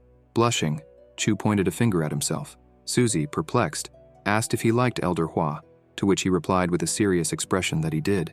Curious, she asked him why he was fond of her, and Chu began to explain that Elder Hua was kind, caring, serious, mature, and, above all, very beautiful. Trying to maintain her composure, Tai Suzy said that she couldn't make such a decision on her own, stating that the decision would be up to Elder Hua. However, if she accepted, Suzy promised to guarantee the marriage. Chu, surprised, asked if she was serious, and she confirmed. Suddenly, a system window appeared saying, "The user is pretending to be a love-struck boy." The Prota, irritated, responded in his thoughts, telling the system to go to hell, claiming that even he wasn't laughing. However, another system window popped up, displaying outrageous laughter, clearly amused by the situation. In Chi Mengdi's room, she asked her disciple what he had discussed with the Sacred Master. Chu replied that it was nothing important, just a few questions about cultivation. He wondered why his master smelled so nice. Mengdi then commented that if it was about cultivation, why hadn't he asked her instead of bothering the Sacred Master? Chu questioned her, and while doing so, placed his hand on his master's leg. She called him a disloyal disciple and asked if he was already behaving this way just because he had become the Holy Sun, questioning if he even deserved the title. Chu, annoyed, asked what she was talking about, saying that he was only there to ask for guidance on a technique. Why would that be wrong? She then asked if he thought she didn't know what he was really thinking. The Prota threw his master onto the bed and asked why she didn't just say what he was thinking, as he began to run his hand along her leg. She responded that she wasn't going to say, and told him to get off her. Chu, moving his hand higher, asked if she was willing to let him leave, and continued moving his hand up, causing Mengdi to let out several involuntary moans, leaving her embarrassed. Outside Chu Shu's room, Tao Yao and Xiaoran were sitting, while the spirit chick commented to Xiaoran that he noticed her constitution was unusual and decided to accept her as his pet. Yao, cheerful, said that he seemed better but was talking nonsense. She smiled and said she supported the idea, telling him to take Xiaoran as his pet and not forget the leash. The chick then asked Xiaoran if she had also fallen in love with Chu Shu and said that if she wanted, he could help. She replied that it wasn't a good idea. The bird questioned how that couldn't be something good, while Chu watched them from a distance. Tao Yao, irritated, told Xiaoran not to dare make a move on Chu. How could she have such filthy thoughts about her older brother? Xiaoran, angry, began arguing with Yao, saying that the older brother wasn't hers, so she couldn't tell her what she could or couldn't do. The two began pulling each other's hair, while the chick egged them on, saying, "Get her good, teach her a lesson, show her who's boss." Chu arrived and slapped the bird on the head, saying, "Bad chick, stop fueling the fire." Tao Yao and Xiaoran, stunned, asked how long he had been there. Xiaoran, pretending to be pitiful, started crying, apologizing to Tao Yao, which only made her more irritated. Xiaoran approached Chu, acting like the victim, saying it was all her fault. She had only come to congratulate her older brother for becoming the Holy Sun, but Sister Yao had fought with her as soon as she arrived. She truly loved Chu. Yao, indignant, said Xiaoran was truly shameless. Xiaoran agreed, saying it was her fault for making Yao upset, and that if she didn't mind, she would leave. Tao Yao, furious, said she would kill her, calling her incredibly shameless. Chu, witnessing the situation, was left speechless, realizing how shameless Xiaoran could be. At Pacific Sky Peak, Mengdi told Tai Suzy that the Beast Clan had watched the Holy Sun's ceremony and now knew that Chu Shu possessed the sacred constitution. She feared that the Beast Clan wouldn't ignore this fact. Suzy remarked that in the past 1,000 years, the strength of the monsters and barbarians had increased, and that this time could be dangerous, but also an opportunity. Suzy continued, saying that if they removed the Great Saint's seal, the ancestral star Tai Chi would open earlier. Mengdi, astonished, thought that if she took advantage of this opportunity, she could gain a chance to break through to the Saint King realm. Suzy affirmed that Mengdi couldn't miss this chance and instructed her to take the divine puti flower, which Chu Shu needed, and deliver it in his place. Mengdi, with a disappointed expression, thought how unlucky she was to have to see her unfaithful disciple again. In Mengdi's room, Chu questioned his master as to why she had called him, even though it wasn't night yet. She, thinking that her disciple only had that asterisk on his mind, responded, irritated, that the sacred master wanted him to have this asterisk and told him to take it and leave, saying not to bother her anymore. Chu smiled and said he would never disturb her, and getting closer, asked why, since he was already there, they shouldn't try that technique from the previous night. She told him to get lost, saying it wasn't nighttime yet and that he shouldn't be irresponsible. The Prota approached his master, placed his hand on her waist, and said that soon it would be night, throwing her onto the bed and climbing on top of her. Later, after dual cultivation, Chu asked the system to show his profile. A system window announced, User, Chu Shu, Cultivation, 9th layer of the spiritual pillar domain. Constitution, Sacred Primordial. Talent, 2500, Celestial class, with cultivation speed increased by 33 times. Sword intent, Celestial assassin. Sword intent, cultivation technique. Initial chapter of the Tao scripture. Sacred body method, superior. Secret arts, 9 royal marks. Xingzi secret. Techniques, basic alchemy. Sword skill, first form, annihilation, immortal class. 1,124 remain to unlock the second form. Luck value, 1,575 blue, 5,890 light purple. As the Holy Sun, the user will receive a luck increase in sacred territory. The Prota, impressed, thought that now that he had become the Holy Sun, he had a luck buff, and commented that, in the end, there were some benefits. Mengdi placed her hand on Chu's shoulder and said it was already late, asking him to stay the night with her. He got dressed and replied that he couldn't, as he needed to return and cultivate. He thought she wanted to spend the night together, but something like that wasn't going to happen. Besides, she was acting strange, and who knew if she wasn't planning to kill him while he slept. Chu said goodbye to his master and told her to rest. Mengdi, irritated, thought that her unfaithful disciple was still too cautious, and muttered to herself that one day she would catch him. At the Holy Sun's palace, the Prota climbed the stairs, thinking about how his master had given him the divine putti flower. Now he could break through his limits and advance to a new domain, but to succeed, he would need to absorb a large amount of world qi. Perhaps he could manage it if he tried at the Holy Sun's palace, which should be the richest place in qi in all of sacred land Taisu. Upon arriving at the palace, Chu saw the maids and thought that the sacred land was truly amazing, as even the maids were beautiful. The Prota told the maids that from time to time, he would come there to cultivate and relied on them to keep everything in order. The maids responded that he could count on them, that he could cultivate without worry, and leave everything to them. Chu noticed that the middle of the lake had the highest concentration of qi, and that if he cultivated there, his cultivation speed should increase several times. He jumped onto the platform, which was shaped like a lotus flower, to begin his cultivation. A system window appeared saying, Since the user is going to absorb the celestial treasure divine putti flower, would you like to initiate the breakthrough? The Prota accepted and commanded to begin the breakthrough. The system window says, Breakthrough completed. 10,000 cultivation points were consumed. 86,000 cultivation points remain. Meanwhile, a carriage passed over the palace. The coachman, guiding the carriage, said, Princess, this is where the legendary Holy Sun's palace is. Chu hears this and looks up, wondering, Princess?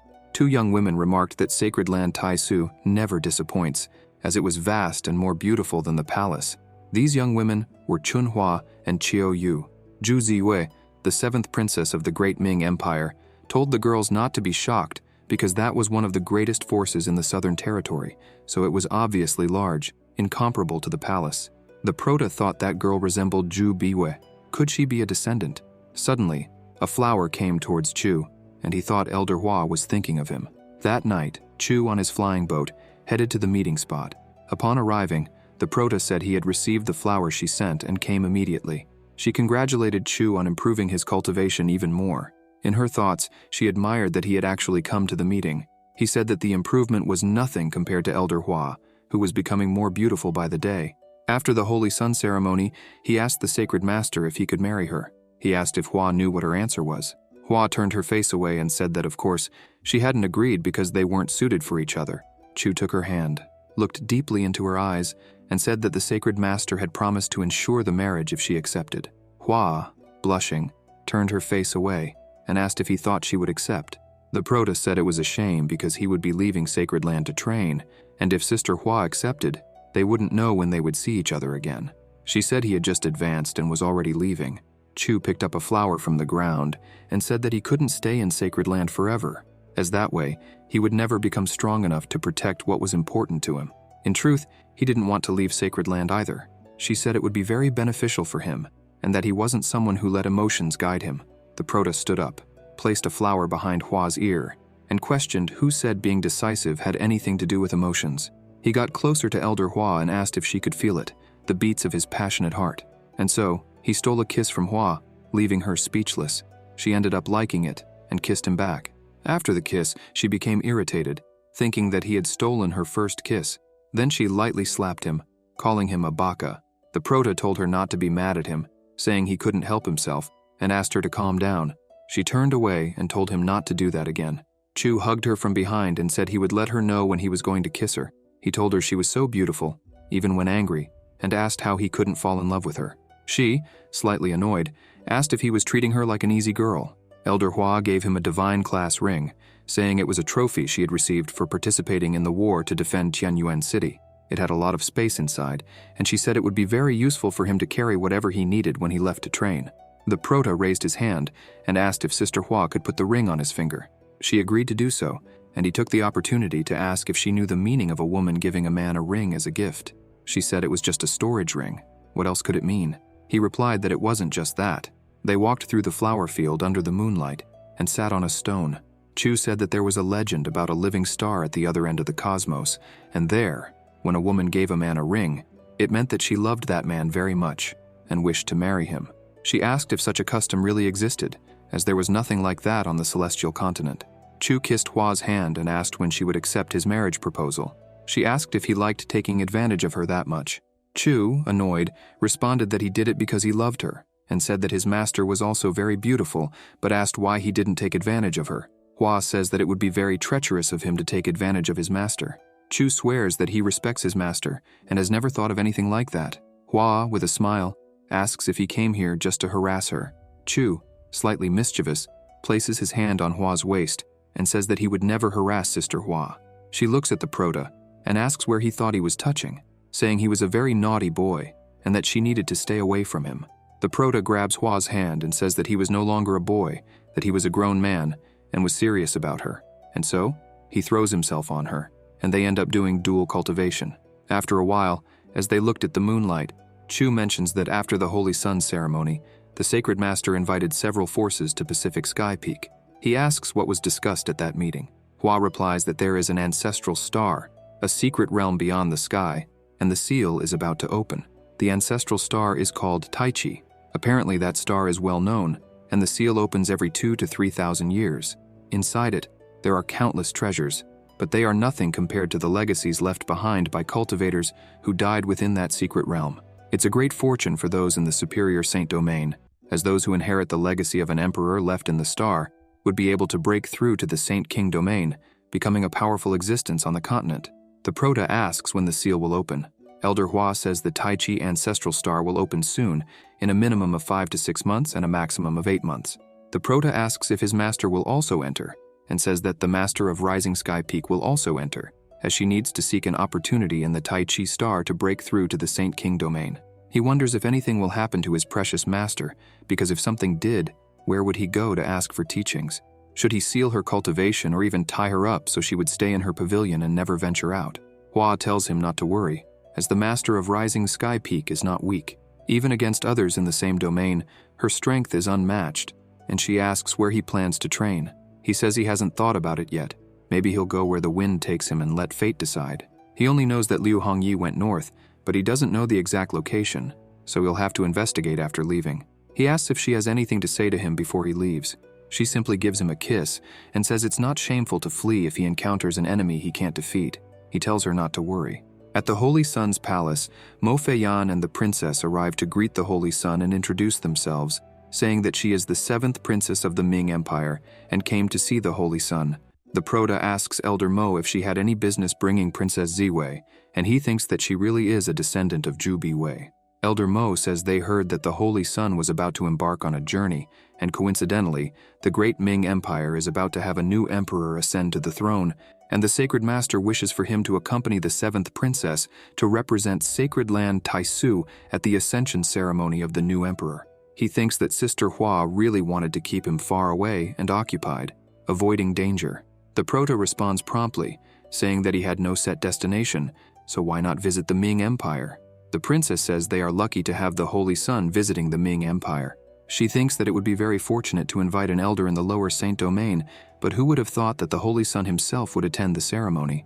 Chu recalls that 45 years ago, when he was still in the Divine Domain, he accidentally became friends with the former princess of the Ming Empire. Her name was Zhu Biyue, the eldest princess of the Great Ming Empire, and they ended up having a romantic encounter. He says that if there are no more matters to resolve, they can leave tomorrow. And he reflects that, at the time, he said he would return for her, but now he sees that she already has descendants. The princess says, "Great," and apologizes for bothering him, saying, "See you tomorrow." Mengdi uses sound transmission and immediately calls her unfaithful disciple to come see her. He replies that not today, as his waist was in a lot of pain. She thinks it's absurd because she was already prepared, yet that unfaithful disciple refused to come spend time with her. In the storeroom of Mengdi's palace, she picks up a treasure in her hand. At the Holy Sun's palace in Chu Xiu's room, he was cultivating while his bird commented that he was working hard before leaving. The Prota thought he still hadn't claimed his rewards since the last time he advanced, and told the system to show everything he had. A system window appeared, saying, "It has been detected that the user has the sacred primordial constitution and has broken through to the spiritual pillar domain. Therefore, you have been rewarded with half of the secret art, 9 secrets. Secret Z. Would you like to claim it?" Chu accepted, thinking that the system had rewarded him with the secret art, 9 secrets, Secret Z, for breaking through.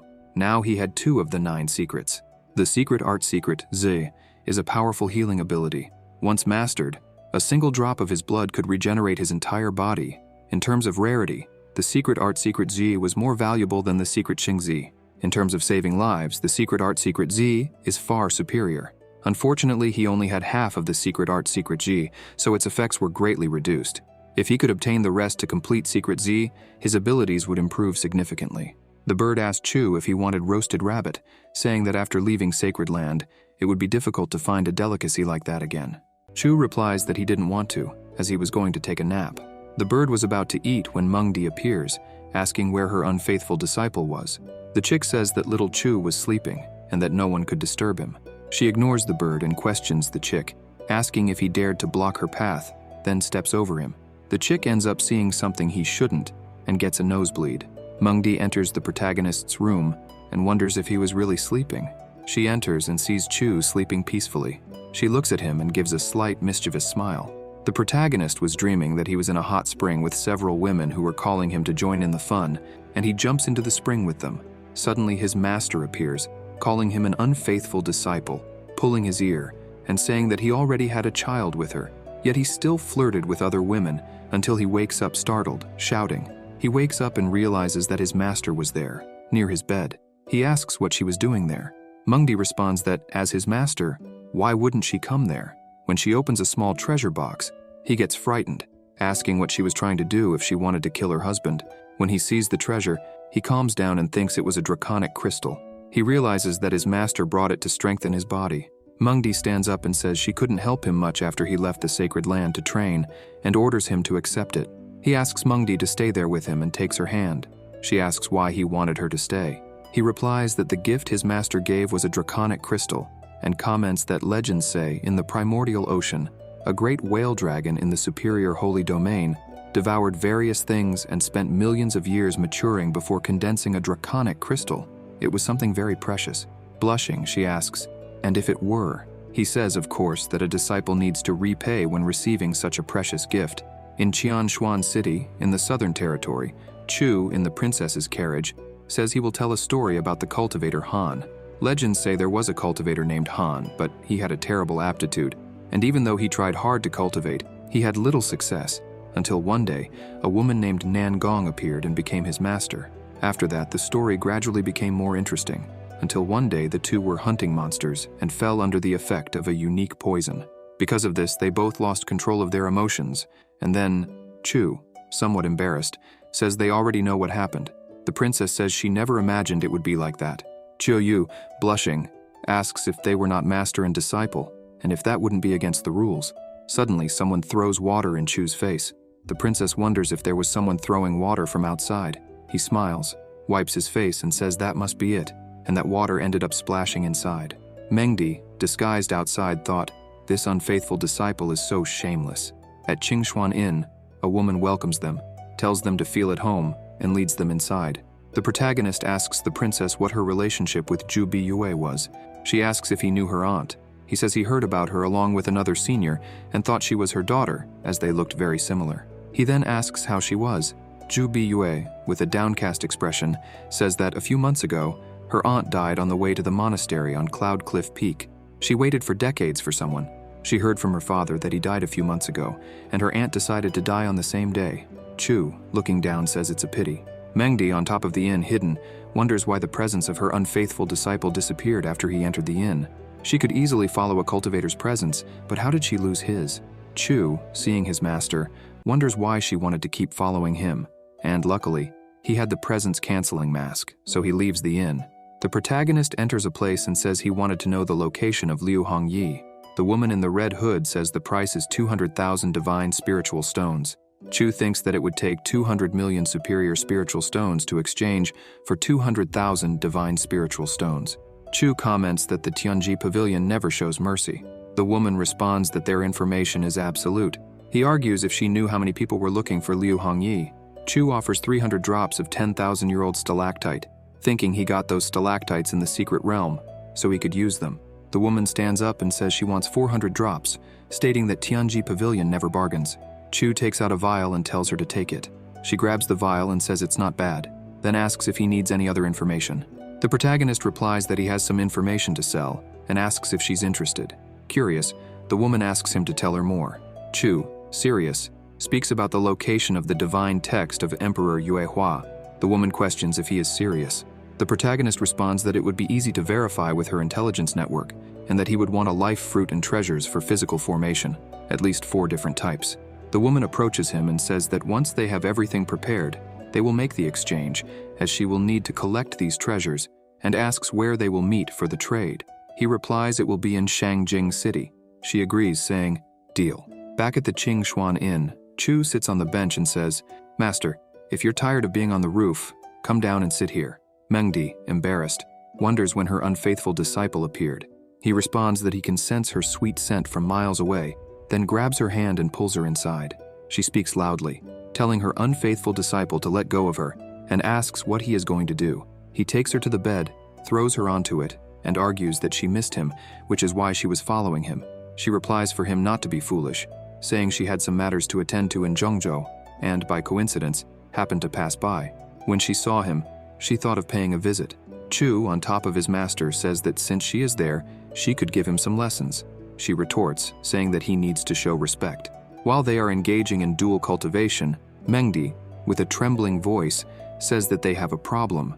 Chu asks what it is, and she responds that she is about to break through and that a tribulation is coming. At the Qingshuan Inn, in Chu Xiu's room, the protagonist asks about the celestial tribulation, and they both get up. Mengdi says that she will go to another dimension and go through the celestial tribulation.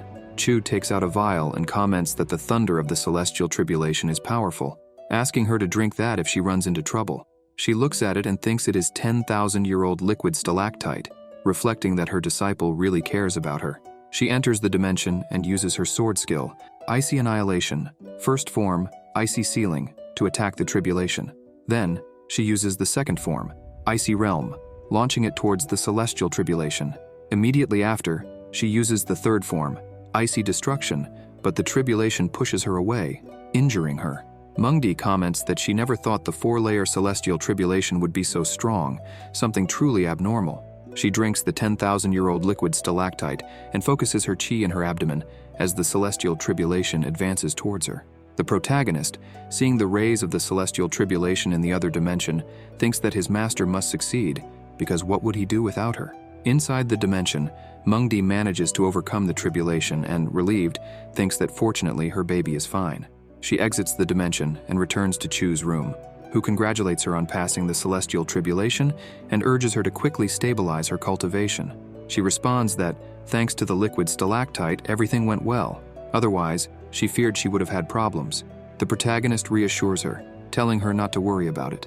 With a faint, cheerful smile, she comments that she hadn't expected the celestial tribulation to be so strong, much more powerful than a 4-layer tribulation, which didn't make sense. The next day, Chu wakes up yawning. Princess Ju Biyue comments that his face doesn't look too good. Chu wonders if it was that obvious, and replies that he was cultivating a divine skill that consumed a lot of energy, asking her not to worry. The princess responds that she understands, and the 2 young women remark that the Holy Sun was very diligent. The carriage driver informs the Holy Sun that the carriage is ready and they can leave at any time. He asks where Elder Mo is, and the driver replies that before sunrise, Qingmeng City, which was further ahead, had sent information about the discovery of signs of a large number of monsters and requested support from Qingshuan City. Upon hearing this, Elder Mo immediately left and said she would meet up with them after handling the situation. The protagonist reflects that a large number of monsters trying to infiltrate the human realm didn't make sense. Usually, monsters avoided places where there were humans, preferring to hide in the shadows and set ambushes. So why would they attack cities so suddenly? Chu comments that the monsters' actions are very unpredictable and orders them to proceed on their path, as Elder Mo would have no problems dealing with the situation. He thinks it's best to leave soon, as he might find many treasures along the way. The carriage flies over the plains, and the princess comments on how incredible the view is. The protagonist, on the other hand, thinks it's a waste, as he could be dual cultivating with his master while admiring that beautiful landscape. In the middle of the plains, Yifeng is hiding with 2 other female cultivators, thinking that he wouldn't survive that day. He summons everyone to attack the carriage, claiming that only he deserved to be the Holy Sun. He throws several needles toward the carriage, shouting, "Give me your life," when a giant chi hand appears, deflecting the needles. The cultivators, astonished, wonder that if Elder Mo had already left, who was protecting Chu Shu? The chi hand throws them far away. The princess and Chu hear the noise and wonder what happened. Mengdi then asks Yifeng if he had allied with the scum from the Draconic Club to kill Chu Shu. Yifeng, with a trembling voice, says that this disciple had learned from his mistake and begged to be forgiven. Mengdi asks if he thought she would ignore what he had done to Chu. First, he conspired with Jian Lingyun to destroy Chu Shu's divine consciousness, leaving him crippled. Then he brought assassins into the secret realm to try to kill him, and now he had joined forces with the Draconic Club vermin to ambush and kill him. As his master, she had given him many chances, but he ignored them all and continued making the same mistakes. Yifeng, scared and with a trembling voice, questions if she would kill him because of Chu Shu.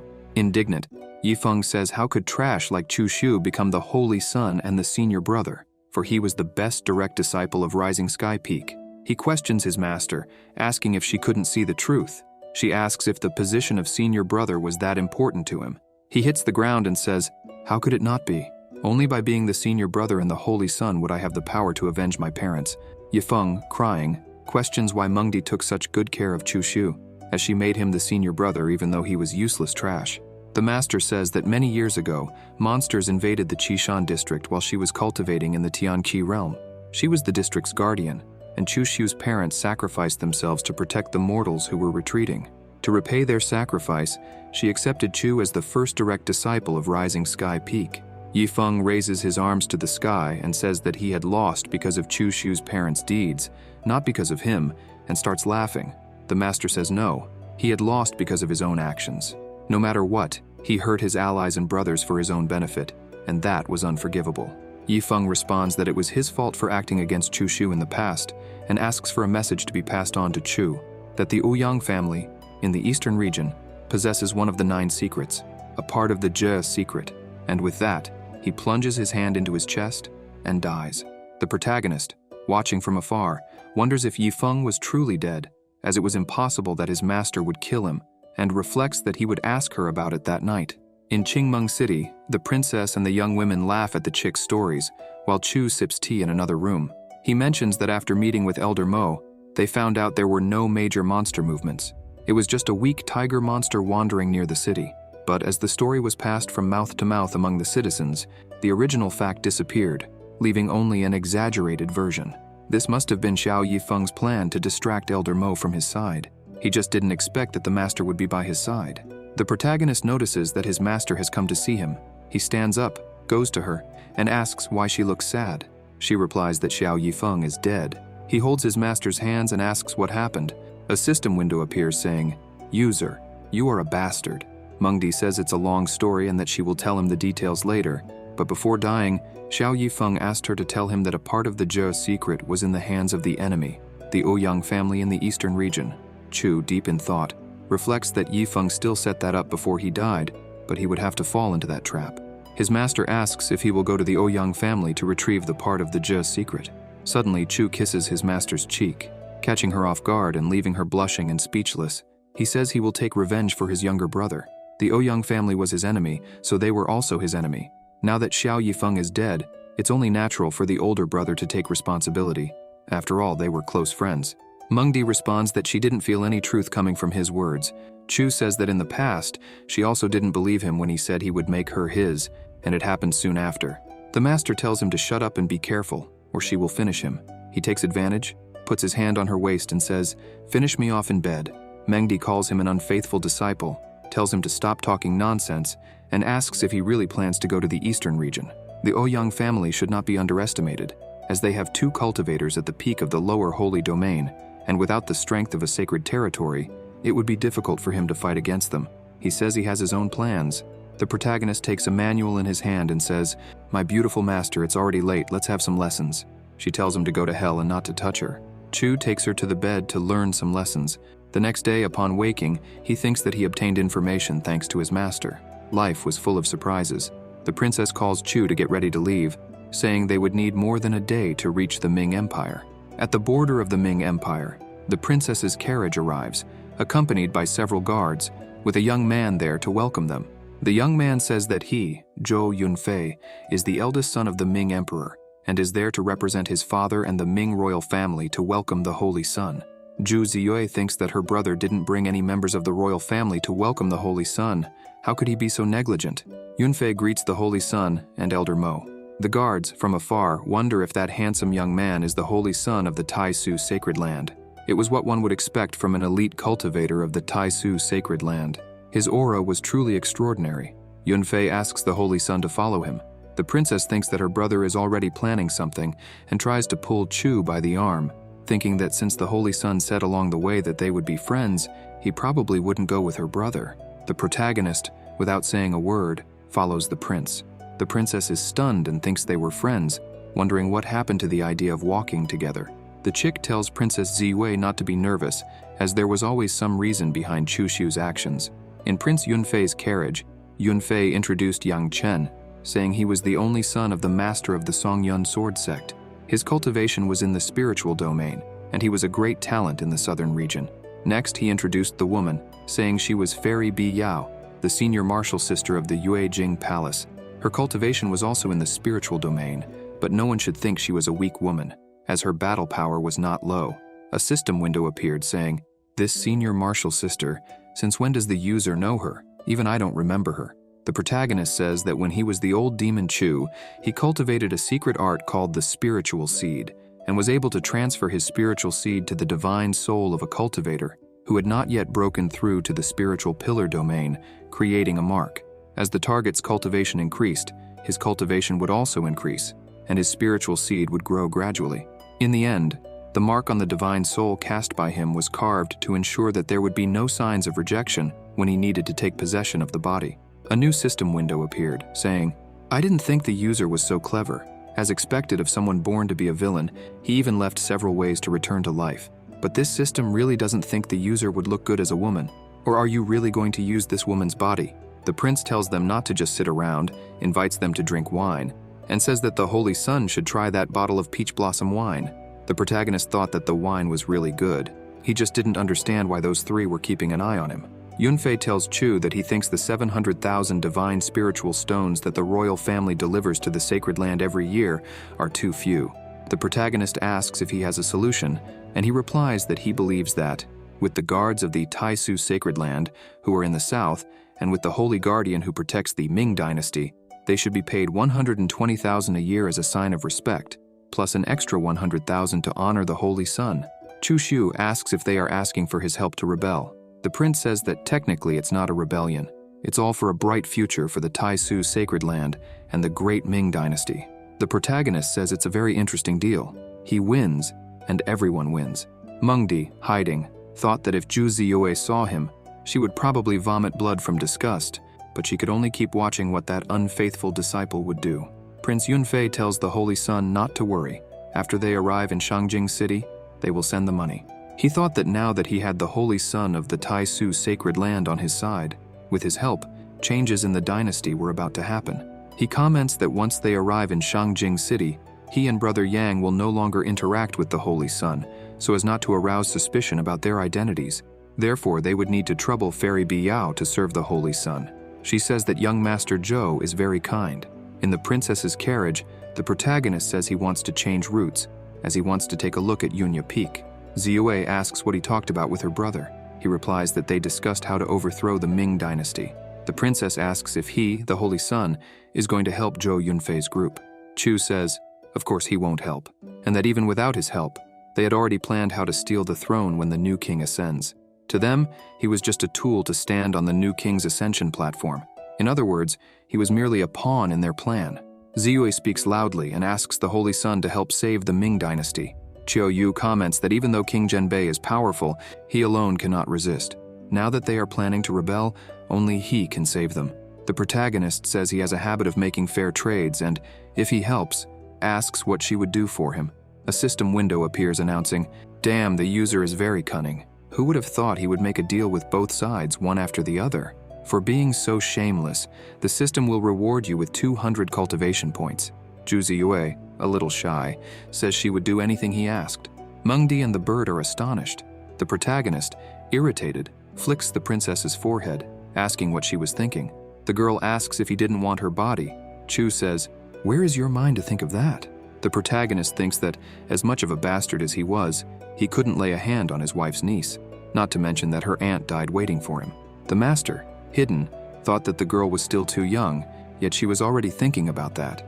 Why didn't she learn to be reserved like that venerable one? At Yunya Peak, the coachman announces that they have arrived. The princess gets off the carriage and says that the Holy Son could go and take a look around by himself. She would stay there. Chu steps out and tells her to inform her royal father or brother that he would discuss the price with them. Ziyue thanks the Holy Son for being willing to help the royal family. The protagonist says there's no need to thank him. They were all getting what they wanted, and that was all. Chu Shu climbs to the top of Yunya Peak and says that this stone showed no signs of irregularity. It must be because people used it to sit and cultivate. He discovers a dragon mark and traces it with his finger when suddenly he hears a voice saying, "Wicked one, this sister knew you wouldn't die." Chu thinks that voice belongs to Zhu Biwei. Out of nowhere, a soul starts to emerge from the stone, transforming into Zhu Biwei herself, saying, "After all, you were very cunning and had more chances of dying than anyone, and don't ask why she left. All she knew was that she would be in a place called Honghuang. That place was very far from here, and maybe she won't be able to see you again in this life. If you have the chance, take care of the Zhu family in my place. This is something I owe them. And lastly, wicked one, this sister loves you." And with that, her soul dissipates. The protagonist thinks, Honghuang, it was that place again. What exactly is that place? As far as he knows, it's possible to reach Honghuang after passing through the Boulder Realm, but one can only stay in Honghuang for 3 months. So how was Zhu Biwei there without needing to return? Mengdi appears and asks if he just read a divine mark, because that venerable one didn't feel anything. So how did he know there was a divine mark sealed in that stone? Chu says that he only felt it after touching the stone. Otherwise, how could he sense it? She asks why he went to Yunya Peak. The protagonist asks why she is asking so many questions and if she is jealous or wants to be reprimanded. The master sits beside him and calls him an unfaithful disciple. Chu pulls her by the arm, placing her on his lap, and tells Mengdi that at a time like this, and in such a beautiful place, it was the perfect moment for her to teach some lessons to this disciple. His master, embarrassed, asks what he is trying to do in broad daylight and says he is very shameless. Chu says that today he won't let her rest and invites her to go with him. She, blushing, asks, "Go where?" In the Taoist temple, Mengdi asks Chu why he brought her there. He places his finger on the forehead of a statue, activating a seal and revealing a treasure. The master is stunned and asks how he knew there was a hidden treasure there, questioning if he had been there before. He replies that she only needed to watch and asks why she was asking so many questions, saying that being too curious is not good, and invites her to go to Shangjin City. In the capital of the Ming Empire, Shangjin City, Zhu Ziyue tells the Holy Son that Grandpa Chen would escort him and that Elder Mo of the Taisu Sacred Land would stay at the embassy for a while, saying that their paths separated there. The protagonist says they would meet again in the future. At the Taisu Sacred Land Embassy, Chu and Elder Mo enter. The female cultivators see Chu Shu and comment that the Holy Son is not arrogant. He treats everyone from the same sect with kindness and sincerity. They say that he is also handsome, especially when he smiles, to the point of melting their hearts. Chu tells the female cultivators that he would cause some trouble by asking them to prepare delicious food because he would have a guest over that night.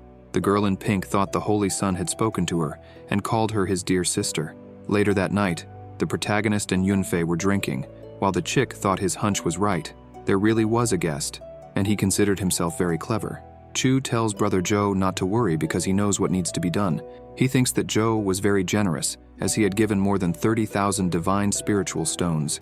Yunfei says he trusts the Holy Son a lot, and since his father is in seclusion, he has to take care of things in his father's place. He guarantees that Chu will be even more rewarded when his father comes out of seclusion. Joe, leaving, thanks Chu, saying the wine was really different.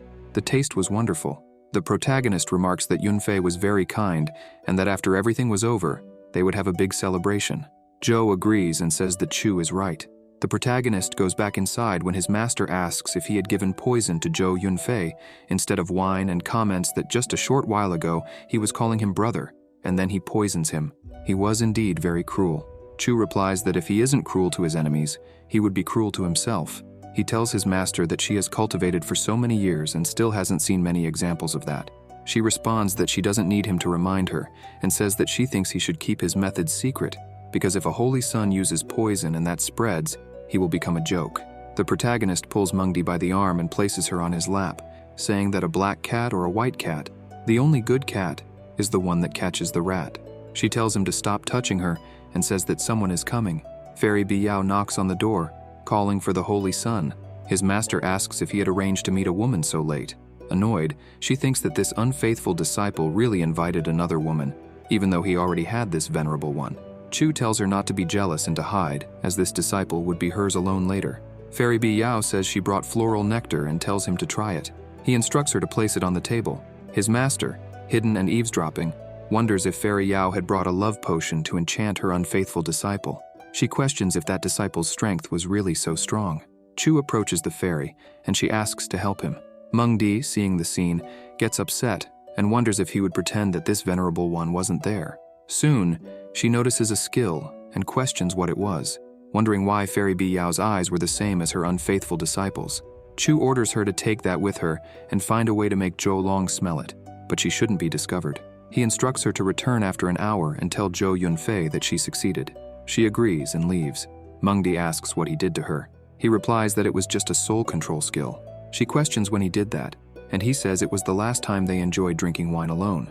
Chu explains that the poison is called 3 converging flowers and is made by mixing 3 different types of poison. He had already made Zhou Yunfei drink one of them, and now he had Fairy Biyao take the second one to Zhou Long. The last one was with him, and he clarifies that as long as the 3 poisons are separated, they won't harm anyone. But if they get close to each other, the 3 poisons will cause a great reaction.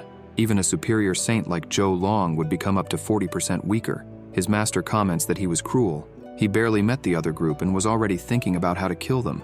But even if a superior saint became 40% weaker, it still wasn't something he could handle. Or was he thinking of asking his master for help? She tells him not to even think about it because this venerable one would never help him. He replies that he wouldn't ask for help because he had a 7th grade trap array that could be activated as long as he had spiritual stones. He questions his master, asking if she thought Zhou Long would still have a chance of surviving. She asks how many divine spiritual stones he has. The protagonist, serving tea, asks his master if she forgot that Zhou Yunfei had given him many divine spiritual stones. It was natural for friends to help each other. She replies that it was truly a tragedy to be his friend. He serves tea for his master to drink, and she drinks it, questioning what he had made this venerable one drink. He says it was the nectar that Fairy Biyao had brought. Mengdi, trembling all over, asks if he was an idiot and if he knew what she had put in it. The protagonist replies that, of course, this disciple knew. He feared he wouldn't be able to defeat Zhou Long in a battle, and to prepare, he was going to ask his master to help him increase his cultivation. Or did the master want her disciple to lose to Zhou Long? Mengdi starts to feel her body acting strangely and turns completely red. Chu turns her to the side and asks her to stay the way he likes. Thus, they end up engaging in dual cultivation. 4 hours later, the protagonist gets dressed and says that his master had worked hard, telling her to rest. His legs are trembling, and he leans against the wall, thinking that love potion was too strong. He couldn't use it too often. When he notices that someone has come to see him late at night, Chu opens the door and asks what they want. There are 3 hooded people. The man asks him to save his Ju family. This man was Emperor Ju Yong. Chu invites them inside and leads them to the guest room. He thinks that only a few decades had passed, but even so, his father-in-law looked so worn out. He wonders that it wasn't easy being an emperor. Chu asks if Ziyue had told him, as he could help, but it wouldn't be for free. He needed 2 conditions. The emperor responds that as long as the Ju family could manage it, they would do even more than 2 conditions. The protagonist says he only wants 2. First, he wants 2 items from the royal treasure, and second, all the northern king's assets would belong to him afterward. The emperor replies that it wouldn't be a problem. The protagonist tells them to return, and the emperor's 2 sons ask what they should do. Chu tells them to just act as usual, and he will take care of everything. In Shangjin City, at the Taisu Sacred Land Embassy, Chu sees his master eating and asks if she didn't have some business to take care of. She asks if she was annoying him. Chu says yes. His master replies that Changjing City wasn't an unfaithful disciple's territory, so she could stay wherever she wanted, as he couldn't do anything about it. Chu tells her not to play dumb, as her cold beauty persona was falling apart. Mengdi orders Chu to leave, saying she wouldn't respond. The protagonist thinks his master is difficult to deal with and hopes Sister Hua is not like that. Chu approaches his master and says he is leaving, telling her not to follow him or he will catch her. He says he will take her silence as a yes and comments that he can feel her presence. She, somewhat embarrassed, responds, as if I wanted to. In the city of Shangjin, in the suburban area, Chu goes to the pavilion to collect his orders when a woman tells him to come in and follow her. Once there, he asks if she has prepared what he requested, and she replies that it's been ready for some time and that all the treasures he needed are inside. She points to a bag on the table. He approaches the woman and hands her a note with the location of the Yuehua Emperor's divine text. In the Northern King's palace in Shangjin, a monster was talking to the Northern King, Zhou Long, who was chained upside down to the wall. The monster said he had good news, stating that last night someone tried to use poison against him, but unfortunately, it didn't work. Zhou Long asks the monster what he wants. The monster, known as Lord Mill Faces, replies that what he wants, of course, is to become the emperor of the Ming Empire, and says that Zhou's son is helping him achieve it. He asks if Zhou shouldn't reward him. Zhou says his son is a fool. The monster, with a sinister smile, says that if he becomes the emperor of the Ming Empire, he can use a large part of the population as sacrifices for his genocide flag. And when he awakens the spirits, Zhou Long states that the sacred Taisu land will stop him. He thinks that he has always fought for the Ming Empire his whole life and never let his guard down, yet he was replaced by a demon, and because of his actions he will be seen as a traitor.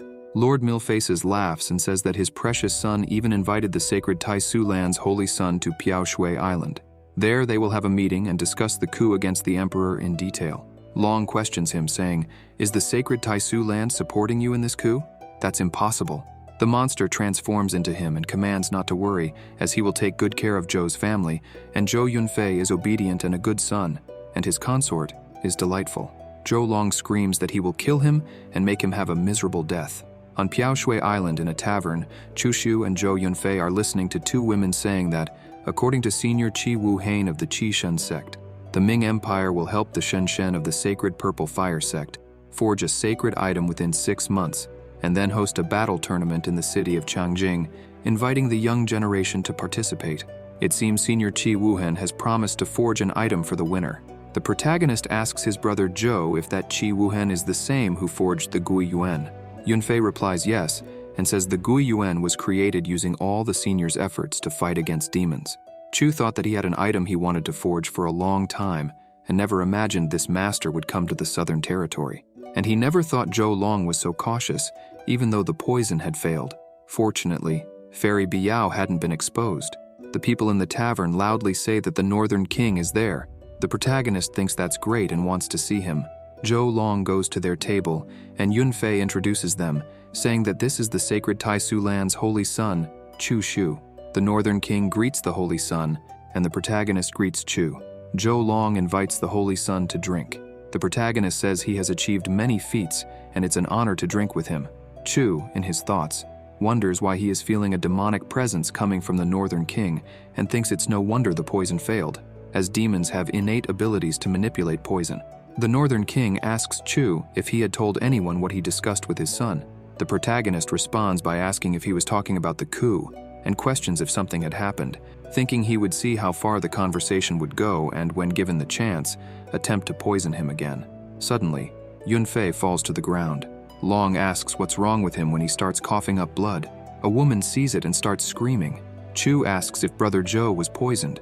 Long says that if the poison isn't removed, Yunfei will die in 30 seconds, and he urges Yunfei to protect his veins as he forces the poison out with his life. He thought that he couldn't ignore this, or people would start doubting his identity, which wasn't good for his plans. He places his hand on Yunfei's chest and begins to remove the poison. The protagonist says the smoke coming out is very poisonous and warns others to stay away. Chu thinks the poison worked and that it's time for the show. A woman screams and asks who poisoned him, as it was quite bold to poison the Northern King's son in broad daylight. Fairy Bi Yao enters through the window with her sword and rushes towards Zhou Yunfei. Long stops her sword and says, "So it was you." The people in the tavern wondered if Fairy Bi Yao really poisoned him, as they were great friends. She would have no reason to. The protagonist uses his skill to give a command, telling Fairy Bi Yao to self-destruct, resulting in an explosion. Zhou Long questions, did she self-destruct? Suddenly, an old woman emerges from a dimension and asks the Northern King why he killed her disciple. She was Jing Yue, the former master of the Yuejing Palace Court. Long says he didn't kill her, claiming she self-destructed. Jing Yue says she thought supporting him to become the emperor was a wise decision, but he killed her precious disciple and states that she was blind to trust him. She orders him to die and uses her abilities against Zhou Long, creating pressure around the island. The woman, frightened, urges the Holy Sun to do something. Mengdi uses sound transmission to tell Chu that there were masters from the superior sacred domain fighting and orders him not to get close and return immediately. The protagonist says he had personal matters to resolve and needed to leave first. He thinks his master was calling him and couldn't stay there long, so he would leave now. His master says her unfaithful disciple was worrying her and wonders where he was. As with so much energy, she needed to teach him a good lesson. At the Taisu embassy, Chu Shu asks the manager of the Taisu embassy if she was going to stop the battle. She responds yes, as protecting Shangjin City was her responsibility. Chu thinks he wouldn't stop her, as it was better not to get involved in others' problems. Mengdi asks her unfaithful disciple where he was, as something big was happening in Shangjin City. The protagonist says he was in a meeting with the Northern King, so she called him, and he came back. His master questions if he had met with the Northern King and asks why he was fighting with Master Jing Yue. Chu sits close to her and says that wasn't important.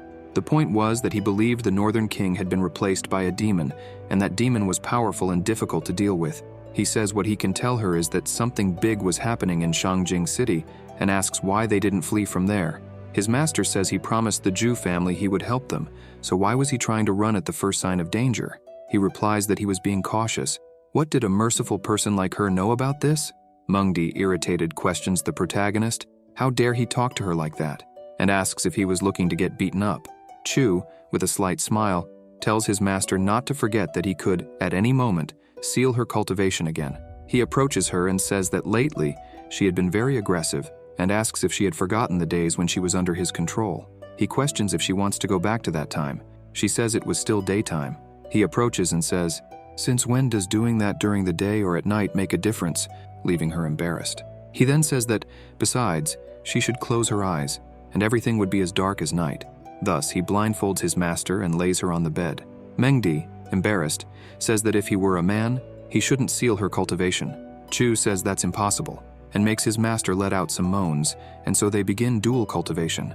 2 hours later, the protagonist gets dressed and leaves his master's room while she is sleeping. When he leaves, he encounters Zhu Ziyue and asks how the investigations are going, and if she has gathered any information on Zhou Long. Ziyue says the information is there but notices a lipstick mark on his face and asks if he was. Chu wipes the mark with his hand and says it wasn't a lipstick mark. It was a kitten that bit him. Suddenly a woman appears shouting, "Holy Sun, this is not good!" He asks what is wrong. She says his master's soul plaque has broken. Chu wonders if the embassy's manager has died.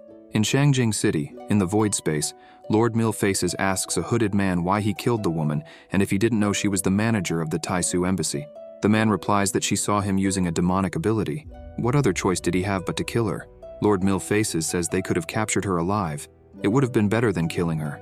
Now the sacred Tai Su land will send people to investigate, and their plan to usurp the throne and use people as sacrifices for the genocide banner is over. The hooded man tells him not to worry, as he sealed the space around Shangjing City before doing what was necessary. And for the next 24 hours, no one would be able to send messages out, and Zhou Long was the only master in the superior sacred domain in Shangjing City and was under their command.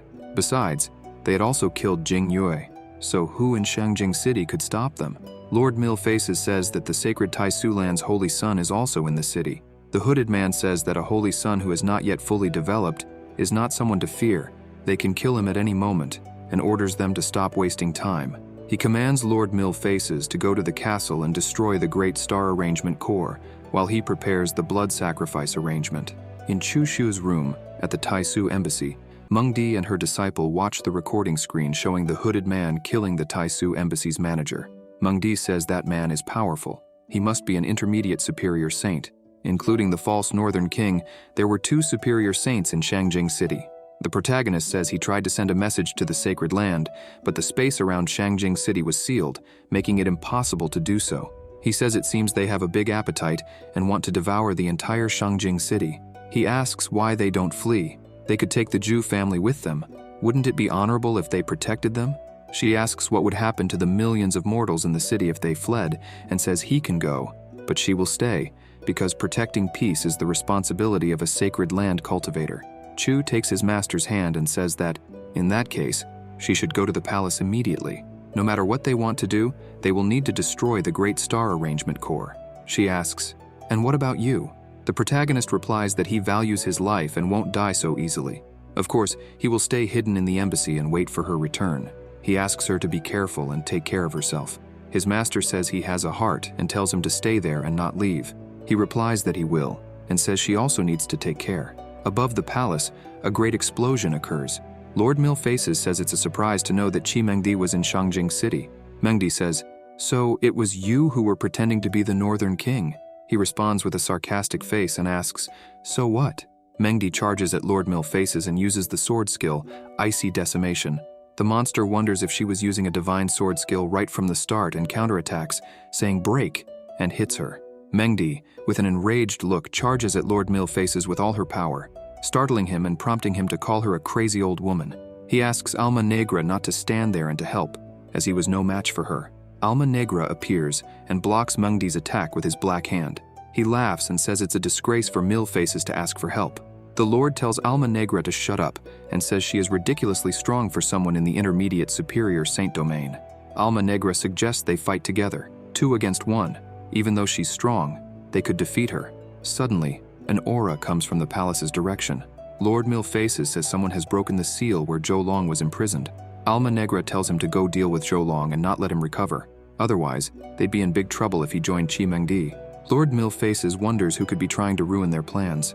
Mengdi says she won't let him go and tries to advance on him, but Alma Negra steps in front of her and tells her not to be so hasty, as they haven't finished yet.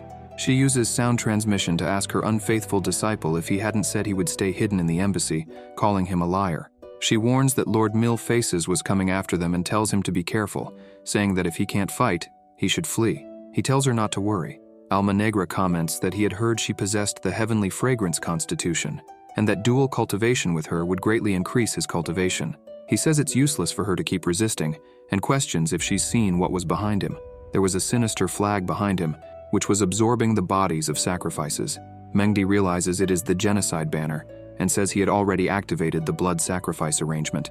The banner starts absorbing the bodies of the city's people when Zhou Long appears, saying, "Rising Sky Peak Master, I came here to help you defeat Alma Negra." She asks him if her unfaithful disciple is okay. Long says the Holy Sun said he would buy them some time by luring Millfaces. She calls for him to immediately eliminate Alma Negra. Alma Negra, distressed, says, "Stupid Millfaces, you couldn't kill them." Mengdi and Zhou Long charge at him, saying that he and Millfaces caused much chaos in the world, activated the genocide banner, and were defying the heavens. "Today will be the day of your death." Mengdi uses her ice ability and launches several ice stakes at Alma Negra, wounding him. He curses her and begs to be released. Zhou Long seizes the opportunity and lunges at Alma Negra with his spear, piercing him and defeating him. Long calls Mengdi to help the Holy Sun. Mengdi begins to circulate her qi and thinks of her unfaithful disciple, who is only in the spiritual domain. Could he withstand the attacks of a superior saint? In the Northern King's palace, people outside hear Chu Shu chasing after Millfaces and telling him not to run away, calling him a little lord. Lord Millfaces, running desperately, says Chu Shu is a damned pervert and begs him to stop chasing him, otherwise he'd be doomed. Suddenly, Lord Millfaces is thrown out of the Northern King's palace and falls to the ground. People wondered if he really was Lord Millfaces and asked if he wasn't a superior saint. What had happened for him to be in that state? They look up at the palace and see Chu Shu, the holy son of the sacred Taisu land, and wonder if he was the one who left Lord Millfaces in that condition. Mengdi, sulking with jealousy, watches her disciple and thinks he has beaten a superior saint. It was expected, but she questions if he needed to show off in front of so many women. The protagonist jumps from the palace towards Millfaces with his sword and says he will send him to hell. The monster uses the genocide banner to defend against Chu Shu's sword attack. The people end up falling to the ground, saying they feel the presence of an emperor. Chu, with a smile, says it was just an item that held a bit of an emperor's presence and questions. So what if someone in the emperor domain arrives? I refuse to kneel. No one in the world could force me. Lord Millfaces laughs and admits that Chu Shu is strong, but says he cannot kill him because, with the genocide banner supporting him, neither he nor anyone else could defeat him. Then, Tai Suzy appears from the dimension and says, "Let me see if I can't kill you then."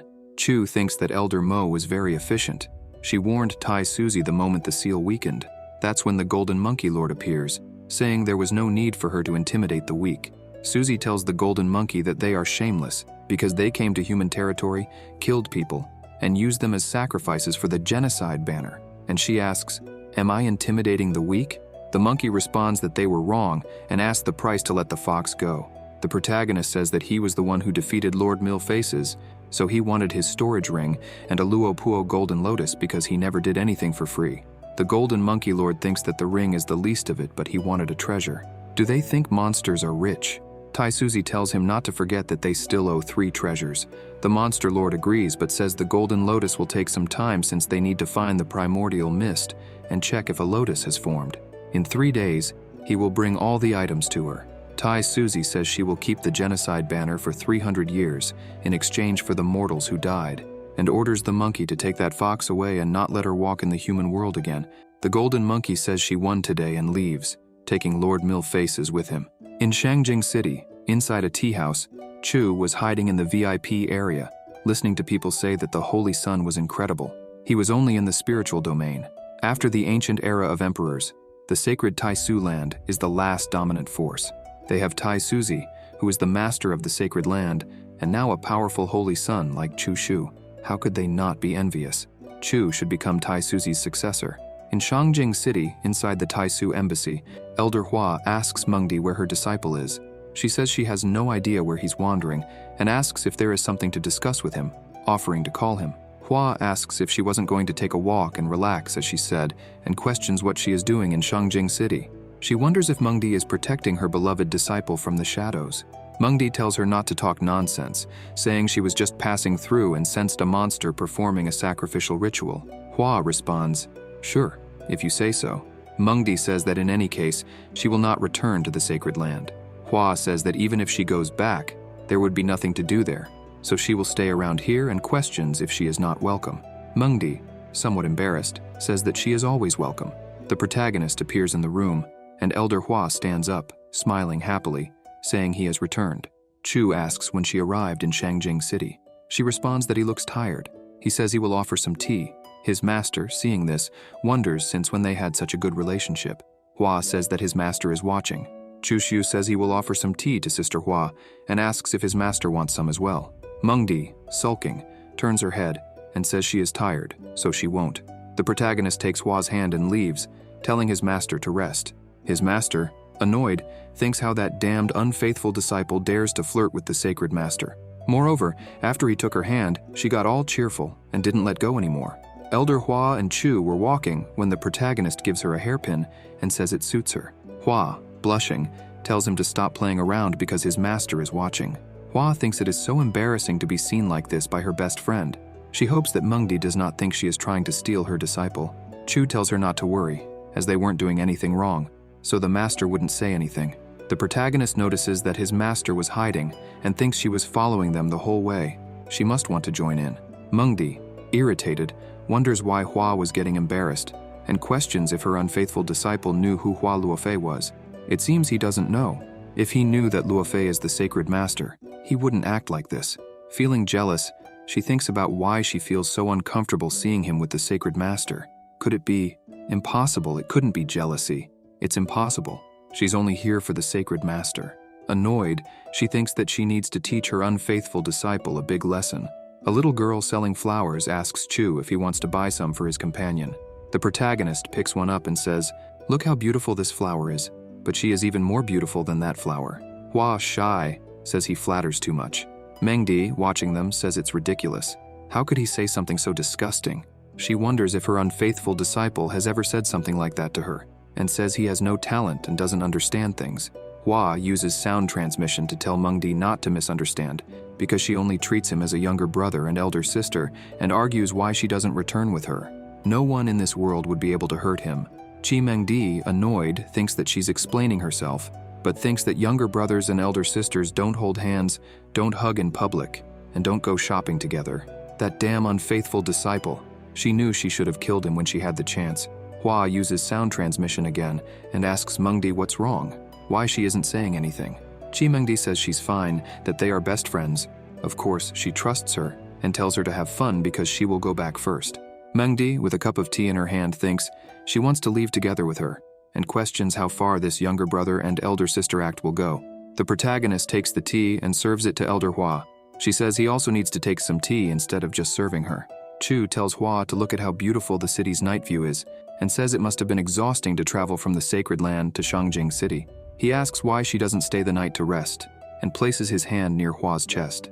Mengdi, with an angry face, wonders where that unfaithful disciple is putting his hand and questions why they are so close together. The protagonist senses that something is wrong with his master and feels like she is getting agitated. Suddenly, a man announces, calling everyone not to miss the opportunity. The largest auction in Shangjing City in decades is about to begin. He invites everyone to see the various treasures at the auction and plays a recording pearl to show the items that will be available. Chu, upon seeing it, says it's not bad and comments that the fist-sized asteroid is worth no less than 3,000 spiritual stones. Chu thinks that the bronze fragment with the celestial sword seed fits into the bronze plate and that he needs to have it. Hua, seeing his face, says that he has seen something he needs at the auction. He kisses Hua's hand and says she really is his lucky star. Mengdi, embarrassed, thinks that he kissed her hand. Chu asks if Hua will be free tomorrow and invites her to watch the auction. She agrees with him. As they leave the tea house, the protagonist says he will take Hua to watch a movie. She asks what a movie is, and he replies that she will find out. Chu Shu sees his master and asks what she is doing there. Mengdi, with a slight smile, says her teacup broke, so she came to buy another one. Hua says that she could have sent an embassy disciple to buy it. After all, as the Rising Sky Peak Master, she doesn't need to go out to do these things. Chi Mengdi questions that she calls her Mengdi when her unfaithful disciple isn't around, but now that he's with her, she calls her the Rising Sky Peak Master. The protagonist waves and tells Sister Hua and his master that he will buy some drinks, asking them to wait a bit, and runs off. Elder Hua tells Mengdi that he doesn't know about her identity and says she is now just an elder of the consented peak, and asks her not to tell him anything, as it would be too embarrassing. Mengdi, putting that aside, questions why she is being so kind to Chu Shu. She is the sacred master, so please keep that in mind and don't forget. Hua responds that he doesn't know her identity and asks her not to misunderstand because Chu Shu and she will continue to call her sister, and there's nothing she can do about it. Mengdi questions whether brothers and sisters hold hands or hug and caress each other. Hua says she is misunderstanding. Mengdi turns her face away and says that she saw everything with her own eyes. Hua asks if she is jealous because that's not good. He is her disciple, and she is still pregnant with a father she doesn't know. Chi Mengdi asks what she is talking about, saying she is not jealous, just thinks that behavior is not appropriate for someone her age. Hua Luofei, blushing, tells her not to worry because he said that women who are 3,000 years older than men are worth more than gold. That was very cute. Mengdi, furious, asks if he really said something like that. Hua, embarrassed, asks her to calm down and says that even if she had something with him, what would be the problem? They are cultivators and age is not an issue. Besides, neither of them is married, so why not? Mengdi, irritated, says that she has changed. She thought she was her best friend, but now she wants to be the wife of her disciple. The protagonist arrives with 2 cups of cherry blossom, a special drink from Shangjing City, and tells them to try it. Hua says that they have already met with the Rising Sky Peak Master. He asks why they all don't go together to watch this movie. Chu says it's a great idea and thinks that Sister Hua understands him, as expected of her. The protagonist takes his master's hand, smacks Elder Hua's butt, and they head to the place to watch the movie. Upon arriving, Chu thinks it's a coincidence. The play is about Tai Suzy when she was adventuring as the Holy Daughter. How does she feel listening to her own story? There are many people around, and a boy asks his mother if the Holy Daughter was the master of the sacred Taisu land. The mother responds yes, saying she was the cultivator who was in the sky yesterday. The boy says he wants to be a powerful cultivator, so he can protect her. Seeing this, Chu says that the sacred master is truly amazing. Mengdi, saddened, thinks that the unfaithful disciple doesn't even know that the woman he is talking about is right next to him. The protagonist says he thinks that this play doesn't really count as a movie. Hua questions him, asking what he means. He explains that on a distant blue planet, motion pictures or moving photos, obviously, images recorded by an image crystal, are more like a movie. Elder Hua says she has never heard of anything like that on the celestial continent. Chu says it's like writing the story of the sacred master, using actors to perform according to the written story, recording it with an image crystal, and broadcasting it to whoever wants to watch. It would be much more interesting than a cardboard puppet show. Mengdi, hearing this, remembers when her disciple recorded the 2 of them doing dual cultivation, saying he would show it to everyone if she disobeyed. Hua Luofei comments that it's a great idea and worth trying. When a young cultivator approaches them, he says Brother Chu is very clever, and admits he didn't want to listen, but he was passing by, heard the idea, and found it very interesting, so he couldn't contain himself, and asks him to continue explaining. Chu asks who he is, and the cultivator introduces himself, saying he is Hong Yu, and asks if he has heard of the Ye family. He is Ye Hong Yu, the 3rd young master of the Ye family. The protagonist questions what business the young master of the Ye family would have with him, and thinks that his cultivation is not low. He's already in the spiritual domain.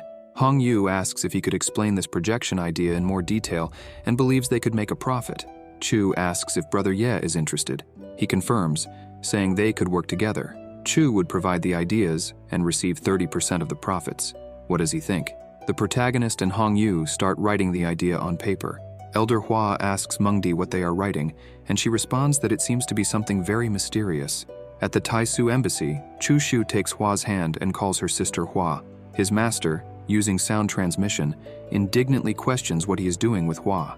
She asks him to let her in with him. The protagonist says it's been a long day, and it's best to sleep early. Luofei replies that he also needs to rest and leaves, blushing and happy, thinking that if she and Chu Shu really get married, what should she call Mengdi? She debates whether to call her master, but thinks it would be too embarrassing. Inside the room, Chu uses a soundproofing arrangement. His master says he is very bold to act that way with an elder from another peak, and argues that they ate sweets together. The protagonist takes a sweet in his hand, and says that, in fact, he also brought one for her, but couldn't give it earlier. After all, Sister Hua might find out about their relationship. Mengdi takes the sweet and questions what their relationship is, as it's nothing special. They are just master and disciple, nothing more. But he keeps calling her Sister Hua and holding hands. Shyly, she tells him not to think that's all there is because he even gave her a flower and praised her for being beautiful. Suddenly, Chu picks a pink flower and says that, from the beginning, it was for her that he wanted to give the flower, that she is more beautiful than the sun and the stars, so bright, making Hua blush. He says it's a pity that the flower is not beautiful enough and lacks much to compare with the beauty of his precious master. She, slightly embarrassed, tells him to stop with that. The protagonist gives a light laugh and argues why he shouldn't praise his beautiful woman, saying that anyone would get jealous, so why should he stop? Mengdi, annoyed, tells him not to start with that and not to think he would deceive her so easily. Feeling troubled, she asks what his relationship with Elder Hua is. The protagonist, with an ironic look, asks if she's jealous. She, angry and in a loud voice, says it's ridiculous, that she's not jealous of him. After all, she is his master, and it's her duty to take care of him. Chu Shu, with a sly smile, asks his master if he promises, and says she is his wings, that without her, he wouldn't be able to fly. He argues why they need to fight each other, when suddenly Chi Mengdi lands a big punch on Chu's face, calling him an unfaithful and shameless disciple, claiming he hasn't increased his talent much recently, and is full of energy. With a stunned face and a trembling voice, the protagonist says that a different fetish is sometimes cool, but asks her not to be hasty. Mengdi, with a whip in her hand, declares that she is his master and questions if he thinks she can't force him, stating he'd better be prepared because she won't let him sleep that night. The protagonist retorts, telling her to use her strength to force him if she has the courage. She approaches him with the whip stretched out in her hand when he says, "Wait, Sister Hua will hear us." His master tells him not to worry, as he has set up a soundproofing arrangement, and he can scream as much as he wants, and no one will hear or come to help him. He tells Chi Mengdi to be gentle with him. The next day, Mengdi wakes up all happy and humming when Sister Hua asks if she had taken something because she looks great. Mengdi, with a radiant smile, asks if she's serious and explains that maybe her cultivation has increased. Luo Fei comments that recently her cultivation has grown rapidly, and from her observation, she will soon advance again. She mentions that to advance in the superior saint domain, it is necessary to go through epiphanies, and says that her mind seems to be at peace after leaving the sacred land. Mengdi deduces that it's thanks to the secret dual cultivation art of the 8 trigrams, and admits that dual cultivation greatly helps in understanding the Tao. Hua Luofei asks where Chu Shu is, and questions if he's cultivating. Mengdi, embarrassed, says he probably is, and thinks that they spent the whole night doing dual cultivation non-stop. Her unfaithful disciple must be sleeping. Chi Mengdi asks why Luo Fei hasn't returned yet, and questions if she is worried about it. She replies that yes, because even though Chu Shu broke the curse of the sacred primordial body that incapacitates him from cultivating, that was just the first step. She asks Mengdi if she has sought information about his constitution. Mengdi responds, with a saddened expression, that the day he breaks through will be his greatest disaster because of his constitution, as the heavens will no longer allow him to continue advancing and will unleash a dangerous trial. If he fails, he will surely die. Hua Luofei, with a sorrowful look, says that after the monsters deliver the treasures and he uses them, his constitution will progress. Mengdi asks what she plans to do and tells her not to act rashly. With a determined look, Luofei says that maybe she can save him at the crucial moment. At the auction tower, many people are gathering. Chu, heading to the auction, thinks that he wanted the company of his master and Sister Hua, but didn't find them at the embassy, so he ended up going alone. When an old man with a mustache calls the Holy Sun to follow him, he is Dong Tina, the elder of the auction tower. Chu thanks him. Some cultivators waiting in line get annoyed, asking why he's cutting in line. Another one laughs and says that if he were the Holy Sun, he could also cut the line. A female cultivator says he is amazing, as expected of the expert cultivators of the sacred Taisu land. In VIP room 1, the old man tells the Holy Sun that the auction will soon begin and says he will ask the servants to bring a drink. Chu tells Elder Dong that he can take care of his business and doesn't need to worry about him. The servants arrive and tell Chu Shu to accept the drink. Elsewhere, a young woman was questioning Elder Dong why the first VIP room wasn't available. The young man says his brother is Zhou Yi and that he is about to become the Holy Son of the Tai Yi sacred land. He demands to know who the shameless person was that stole their spot. Dong replies that the Holy Son of the Taisu sacred land is in the first VIP room. The young man, in an arrogant tone, says, "So what if he's the Holy Son of the Taisu sacred land? He's just a cultivator in the spiritual domain." He goes on to say that the Tai Yi sacred land is not afraid of him and orders him to leave immediately. Hong Yi, walking by and seeing the commotion, says that he was wondering who was throwing a tantrum, but sees that it's just a brat. He questions what he's yelling about and asks if he thinks he's important just because he has a powerful older brother. The arrogant young man tells Hong Yi that he'd better show him respect. Hong Yi punches the young man hard, sending him into the wall and knocking him out. He then asks Elder Dong to place him in the second VIP room and not let the brat bother Brother Chu, because if Chu gets angry, he might end up dead. The elder agrees with him. Chu thanks Brother Hong Yi for that. The other cultivators wondered if that young man in red wasn't the third young lord of the Ye family. Another one says that, from his tone, it seems he has a rare relationship with the Holy Son of the Taisu sacred land. With the Taisu sacred land and the Yi family together, the auction begins, and a woman welcomes everyone to the auction tower and announces that she will be the auctioneer. The woman says that in her hand is the first item, a silkworm armor, naturally formed over 10,000 years of natural qi absorption, forged by a natural phenomenon. Once equipped, it becomes impenetrable to sword or poison, and she asks everyone to place their bids. Chu bids 100,000 divine spiritual stones, thinking that he would make some bids and see how things go. The arrogant young man bids 1,000,000 divine spiritual stones, thinking that the Taisu sacred land is nothing because they only bid 100,000 divine spiritual stones. The woman shows the second item and says it is a divine Luolan herb. Once consumed, your cultivation speed will increase by 1.5 times. The protagonist bids again, saying he will offer 200 divine spiritual stones. The arrogant young man looks at Chu and raises the bid to 2 million divine spiritual stones, thinking that he won't let him get anything from this auction since he stole the first VIP room. The cultivators ask who the guy in VIP room 2 is, openly provoking the Taisu Holy Sun. One of the cultivators says that the arrogant young man is Zhou Yu of the Taiyi Sacred Land. He wanted to take the Taisu Holy Sun's VIP room. He's just an arrogant young master, not worth mentioning. The woman conducting the auction presents the final item and says that, as they can see, it is an asteroid of a certain ore, and next to it is a bronze plate of unknown use. But the material is extremely hard, so it must be something extraordinary. She asks them to start bidding. The cultivators go wild and begin placing multiple bids. The protagonist bids, outbidding the others, with 200,000 divine spiritual stones. Zhou Yu bids again, outbidding Chu once more, saying 1.2 million divine spiritual stones. The arrogant young man thinks that the broken bronze plate is from the same bronze fragment that his grandfather left before he died. It must contain some answers. The protagonist, with an angry look, bids again, saying 1.3 million, and thinks that this idiot can have everything else, but the bronze plate will be his. Zhou Yu looks at Chu again with an arrogant look, raises the bid to 1.4 million, and thinks that Chu wants to compete with him. He questions how far Chu will continue raising the bid. The protagonist raises the bid to 2 million, and thinks that with the 3 million he took from Millfaces, he had already spent 1 million buying ingredients for the poison, so 2 million was all he had.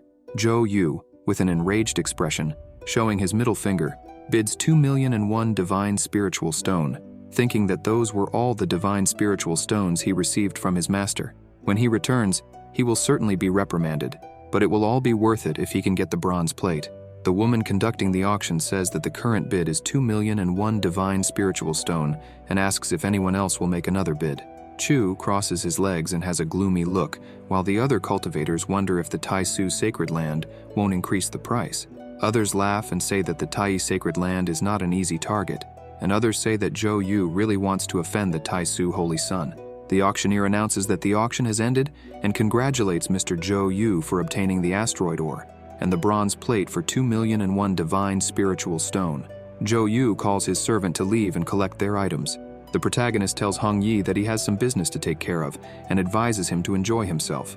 Hong Yi asks Chu if he needs help because, aside from his appearance, he is a good fighter. The protagonist says he doesn't need help as he can handle it alone. Zhou Yu and his servant Hooded are leaving, sailing on their boat.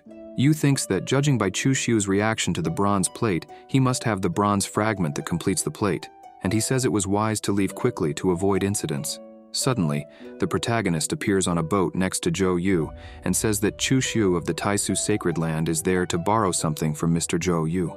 Seeing him, Yu thinks that Chu really pursued him. His servant says that the auction was fair and questions why the Holy Sun is blocking their path to force them to hand over the item. The protagonist retorts, saying there's no forcing. He just wants to borrow something from young Master Yu, and asks the servant if he didn't hear him correctly. Zhou Yu thinks that if he hands over the item, it will never return to him. The servant says that if the Holy Sun does that, what would be the difference from a robbery? The protagonist, with a serious look, says that it's fine if he doesn't want to lend it, but calling him a bandit is ridiculous, and then draws his sword. Chu asks Elder Mo to distract the inferior saint while he deals with the other. Mo agrees and tells him to be careful, advancing towards the inferior saint. Yu, surprised, thinks he never imagined that Chu Xiu would be so decisive and act immediately, leaving no room for negotiations. His servant shouts that he will hold off the woman and asks Yu to be careful. The servant uses an object to block Elder Mo while Chu uses his chaotic lotus secret art. Yu counterattacks, using the azure phoenix flame. Thus, when the two secret arts collide, a great explosion occurs. Zhou Yu says he didn't want to fight Chu, and it's his fault for not learning to keep his mouth shut, when suddenly the protagonist appears behind Yu, leaving him scared. Chu strikes with his sword, cutting his back and knocking him into the lake. Suddenly, a woman appears, saving Zhou Yu, and says that the Holy Sun must be careful with his actions, questioning why he is going so far. The protagonist asks who she is. Yu thanks Miss Zhen Yao Yi for saving him. The protagonist wonders if she is from the Zhen family. Yao Yi asks if the Holy Sun could do her a favor and spare Zhou Yu's life. Chu says that since such a beautiful woman like her is asking, he won't be stubborn and can spare him, as long as he hands over the item. Yao Yi responds that Yu obtained the item at the auction fairly and argues that he is going too far. The protagonist says that since they don't have an agreement, then both can die together, thinking that he will get the bronze plate no matter what. Zhen Yaoyi, irritated, says that Chu Shu is very arrogant and questions if he is trying to start a war between the Taisu sacred land and the Zhen family. She thinks that rumors said the Taisu holy son was a humble person, but in reality, he is very ruthless. Suddenly, Chu quickly appears in front of Yaoyi. She thinks that he was very fast. The protagonist grabs Yaoyi by the neck. Without resisting, she asks him to take his hands off her. When she uses the substitution jutsu and tries to save Yu, Chu appears behind her again at high speed and punches her, throwing her into the boat. The protagonist says he was being kind, but she forced him to do this. She calls the Holy Son a madman. When a master emerges from the dimension of the void, asking the Holy Son to calm down and accept his apologies on behalf of the second miss, stating that she shouldn't have interfered in others' business, Chu thinks that Elder Mo, who appeared to protect Zhen Yaoyi, was a superior saint and was apologizing for what happened. The Holy Son says that since a superior saint requested it, he won't say anything more and tells them to take the girl with a heart of justice. He thinks that since his master and sister Hua weren't by his side, it's better not to take too many risks without their support. Since the elder would just ignore it, he would simply accept. The elder thanks Chu and opens a portal to take Zhen Yaoyi. The girl asks why Elder Mo is apologizing and if he is afraid of Chu. The elder, leaving, tells the second miss to be quiet, as they were in Taisu territory, and acting there would bring them no advantage, so it was better to minimize the losses. After they leave, Zhou Yu, terrified, looks at Chu Shu, who is staring at him with a deadly gaze. Frightened, Yaoyi starts pleading for his life, saying that he was blind and acted without thinking. In a trembling voice, he says that he will give Chu what he wants, and comments that it is very frightening when he doesn't say anything.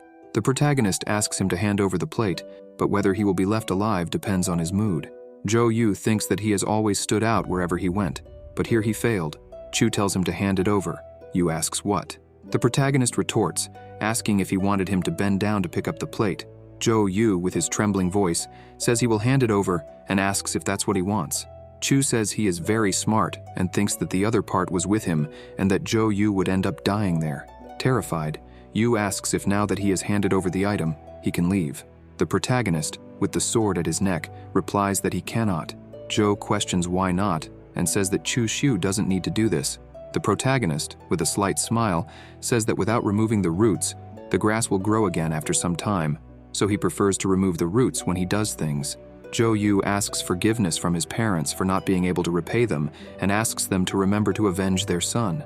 Suddenly, a young man appears and defends Chu's sword. Yu, cheerful, says that his brother finally saved him. Yu's brother asks the Holy Son to do him a favor and spare his life. The protagonist says he thought he would just stand there watching. Zhou's brother kicks his sibling and tells him to hurry up and go home with him because he has already been embarrassed enough and says he will correct his personality. Chu asks Zhou if he plans to seek revenge now that he hurt his brother. Zhou tells him not to take it so seriously. It's all his fault for being weak, so he deserved to be killed. Chu picks up his sword and says they will meet again, flying away on his sword. Chu thinks that he got what he wanted, so it's better to go back. On the flying boat, Chu is lying on Elder Mo's lap and thanks her for helping him. Mo Feiyan says he is very polite and that protecting him while he is away is her duty, but adds that there is something she doesn't understand, why he didn't kill Zhou Yu, and asks if he isn't afraid that he will seek revenge in the future. Chu replies that he has already been beaten once, so if he comes back, he will be beaten again. Why should he be afraid of him? He will never surpass him or have the ability to reach him, so he will have to work very hard to take revenge. He asks Elder Mo if, since his master isn't there, she could stay in his room that night to discuss cultivation. Mo, blushing, asks if the Holy Son is sure he only wants to discuss cultivation. He asks what else they could do, and getting closer to Elder Mo, asks what she says. She, embarrassed, says that as the Holy Son, he shouldn't act like this, because if the Sacred Master and the Rising Sky Peak Master found out about this, he places his hand on her leg and says, "Why don't we let them find out?" At the Yao Ci Palace in the Yao Ci Sacred Land, Tai Suzi and Mengdi were talking with two women and got straight to the point. Mengdi said that everyone on the celestial continent knew that the Yao Ci Palace wanted to recreate the legendary constitution and that their Holy Son was the key to that. The Sacred Master of the Yao Ci Palace said that Chu Shu wasn't ready yet. Mengdi questioned if she just wanted to do nothing and reap the benefits, which was ridiculous, and asked why they would contact her if Chu Shu wasn't ready. Tai Suzy said she had already read the ancient scrolls and concluded after some thought that on the day the Holy Sun was ready, he would face a great challenge, and if he failed, he would die. Even if he succeeded, he would suffer severe injuries that would drain his lifespan, leaving him with only a year to live. If he had the Tao congenital body to help Chu Xiu, then that would change everything. Feng Yao, blushing, asked about that. Suzy replied that they were there because they wanted the holy daughter of the Yao Ci Palace to engage in dual cultivation with Chu and help him overcome that challenge. The master of the Yao Ci Palace asked Tai Suzy if she could promise that Chu would overcome that challenge. Suzy replied that she didn't need to worry about that, because if the Holy Sun succeeded, the Yao Ci Palace would have the Tai Su Holy Sun as a consort, and the legendary constitution would soon be recreated. If he failed, the Tai Su sacred land would lose the Holy Sun, while the Yao Ci Palace would lose nothing. The Yao Ci Palace master asked Feng Yao what she thought. She, blushing, said that her opinion didn't matter. If it was for the good of the sacred land, or if it was the master's request, she had no choice. She would do it. Mengdi, in her irritated thoughts, said that her unfaithful disciple got lucky and would gain a beautiful wife, and thought that she would be the only one humiliated by him because of the heavenly fragrance body. But now he would have a beautiful woman with the Tao congenital constitution, and she felt indignant for thinking about that. If he dies, so be it. The Yao Ci Palace master told Suzy that they would discuss the marriage. The holy daughter of the Yao Ci Palace would not marry outside. Mengdi debated. What? They wanted the Tai Su Holy Sun to marry there? Yao Ci master replied that, of course not. The two could form a couple but would live separately, each in their own sacred land. If their child was born with the legendary constitution, that child would be raised by the Yao Ci Palace. Mengdi and Tai Suzy agreed. Tai Suzy thought that if Chu Xiu managed to get through the challenge safely, nothing else would matter, and so they left. The sacred master of Yao Ci Palace asked Feng Yao if she wasn't satisfied with her decision. Feng replied that it wasn't that, but that soon those lands would undergo great changes, and even though the Yao Ci sacred land was weakening each day, if the legendary constitution was born and grew there, the Yao Ci sacred land would have nothing to worry about. The master said she was sacrificing herself for the sacred land and added that she knew that if she did that, her cultivation as a lower saint would weaken and would be even less compared to Chu Xiu's cultivation. Feng said yes, but that Chu Xiu would have a great foundation after dual cultivation, and she could learn a bit from his Tao cultivation. It's not like he wouldn't gain any benefits. She, with a slight smile, said that in the future, after the child was born, she could continue cultivating. At the Tai Su embassy, Mengdi, looking grumpy, pondered what her unfaithful disciple was up to, as she had been running around there looking for a way to help him with the challenge, and he could at least thank her properly, or he would have to answer to her. Just as she was entering the room where Chu Xiu was, Elder Mo Feiyan came out blushing. She said she was just helping the Holy Sun with his cultivation and asked the master of the Rising Heaven Peak not to blame him, as it was all her fault for agreeing, and she said she was going to cultivate to break through to the higher holy domain. Annoyed, Mengdi entered Chu's room shouting and asking what he had been up to. Startled, he replied that the flesh was weak and asked her to let him explain. His master, sitting cross-legged, called him shameless and said that she had been away for just one day, and he had already laid hands on Elder Mo. The protagonist, kneeling on the ground, replied that he was just discussing cultivation. In his grumpy thoughts, he said his master had been very jealous lately. He should have gone to the forest with Elder Mo. Mengdi pulled Chu's ear and said that his sacred constitution was soon to reach a critical point, and asked if he was prepared for the challenge. He told his master to calm down, that she was going to tear his ear off. She said the Holy Master would raise a great formation outside the city to help him with the challenge. He better be in his best condition, and asked him to stop doing shameful things, or he would end up dying to the tribulation of the challenge. With a sheepish smile, he said he would keep his master's teachings in mind. 2 days later, 100,000 miles from the city of Shangjing, the protagonist was in the formation that Tai Suzy had prepared for him, ready to break through domains, when his master uses sound transmission and asks if he was ready. He replies and tells her not to worry. Elder Mo Feiyan said the Holy Sun had to be careful. Tai Suzy tells Chu not to worry, as she would protect him at all costs, and she says she would transfer the Imperial Tai Su mantra to him. As with the mantra, his chances of surviving the challenge would greatly increase. Chu thanks her and tells the system to open his system window. A system window appears announcing, User Chu Xiu, Domain, 6th layer of the spiritual pillar domain, Constitution, Holy Primordial Body, Talent, 3,999 celestial class with cultivation speed increased by 33 times. Sword intent, celestial assassin sword intent. Cultivation techniques, initial chapter Tao scripture. Sword skills, first form annihilation. Cultivation points, 47.5 million. Luck value, 1,674 purple. Combat power, 35 times the strength of someone in the same domain. The protagonist picks up the fruit and tells the system to help him with the challenge and bites it. A system window appears saying, "It has been detected that the user has the holy primordial body. To pass through the challenge and advance to the 10th layer, a large amount of points will be used. The estimate is that it will be necessary to go through 5 cycles, and each cycle will consume 500,000 cultivation points." Above the formation where Chu was, the celestial tribulation began to form. He thought that, for the challenge of the holy primordial body, he would need to activate his spiritual pillar to develop a seed. Using the Imperial Tai Su mantra, it would be easy to get a superior class seed. That's why the Imperial Tai Su mantra was known as the strongest item of a master in the Emperor domain, since it facilitates the development of the spiritual pillar, and so he begins to cultivate to overcome the challenge. Suddenly, a system window appears saying, "Breakthrough completed. 2,500,000 cultivation points have been consumed. Because of your breakthrough, powerful tribulations will fall in 5 seconds.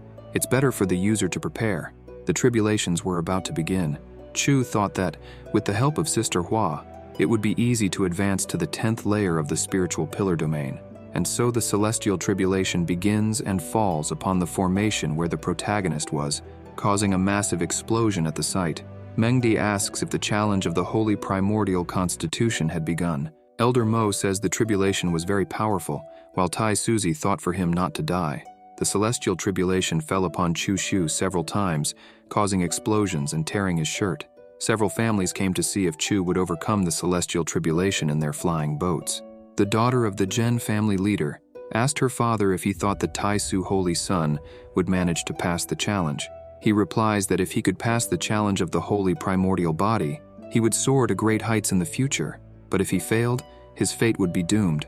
Yu from the sacred land of Taiyi tells his brother, the holy son of Taiyi, that the heavens had acted, hoping that a few more tribulations would fall so he would die. He tells his brother that, after Chu Xu's death, they would together seize what he had obtained at the auction. His brother, the holy son, replies that he feared he wouldn't have that chance. Ye Hongyu, from the Ye family, said he believed in Chu, that he wouldn't just die like that. He needed to succeed, as he still needed advice on movies to make a hit on the continent. The Monkey Lord said that a constitution challenge was something difficult. If he failed, Tai Suzy would act to try to save him, having to block the tribulations. She would be severely injured, and that would be the best opportunity for them, the monsters, to defeat the humans. If they could bring down Tai Suzy, it would be like tearing off an arm of humanity, and they would no longer be a threat to the monsters. 2 hours later, Ye Hongyu tells Chu to hold on, as he would make it. The holy son Taiyi tells his brother Yu that celestial tribulation was strong, but it was still not the tribulation of the challenge of the holy primordial body. It was just an advancement tribulation. His brother, scared, questions, saying that was just for his advancement, then how powerful would the true tribulation be? Suddenly, around the skies, various lightning and thunder began to appear in the clear sky. The daughter of the Zhen family leader, scared, says the real challenge would begin now. The protagonist, seeing the tribulations, shouts, calling her. Mengdi, worried, thought her unfaithful disciple couldn't die. She swears she would stop complaining and fighting with him in the future. And so the tribulations begin to fall again on Chu. The protagonist thought he had various forms and styles from the Tao Palace of various cultivators. He could say it was the manifestation of their hearts.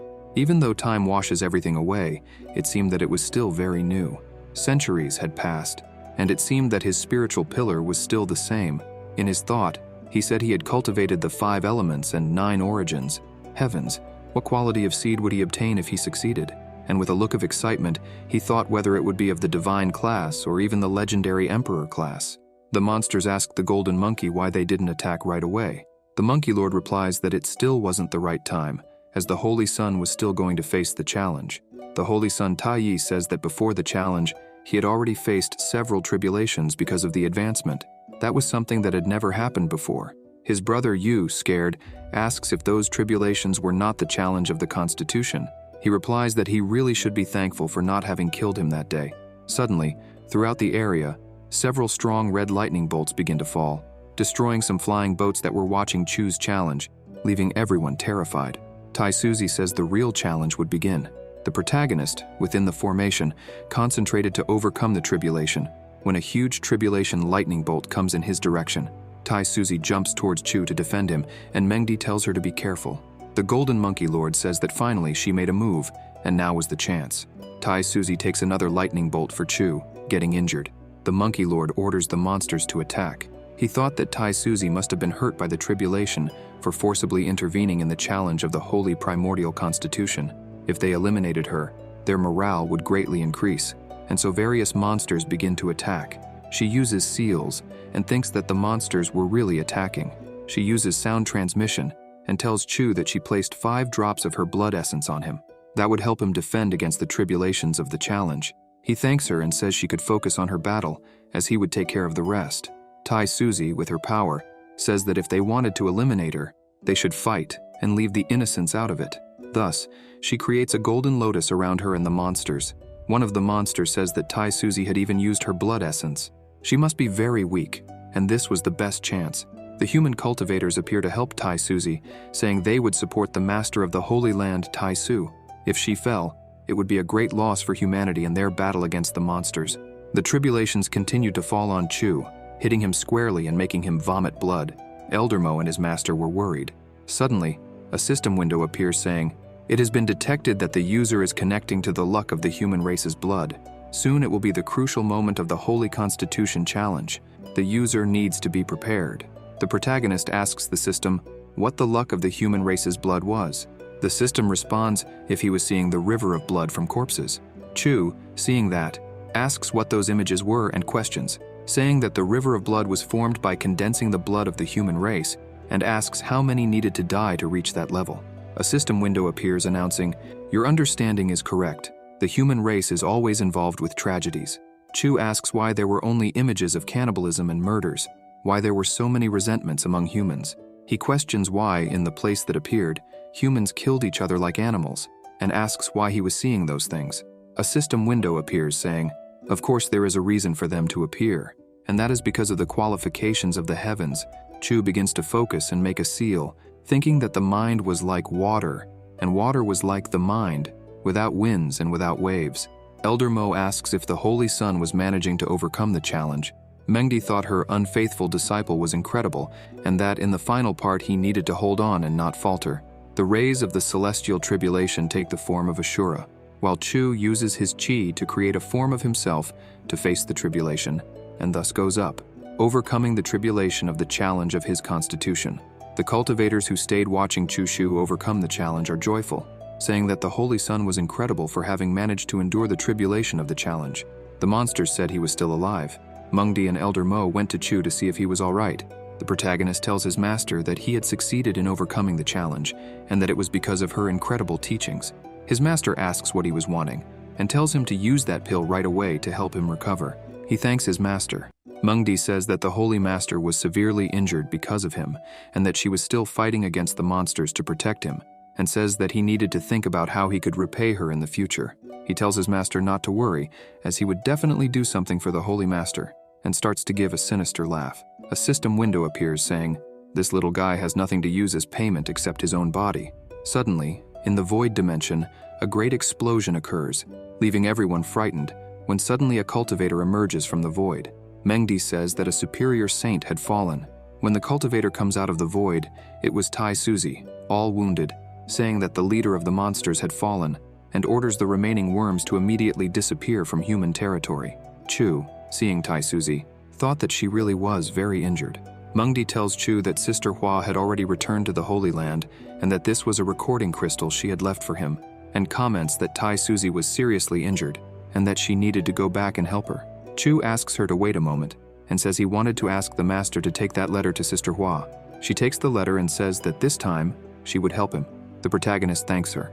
In the palace of the master of the peaceful heaven peak, Tai Suzy was lying down when Mengdi asks her if it had been worth doing that for the little boy.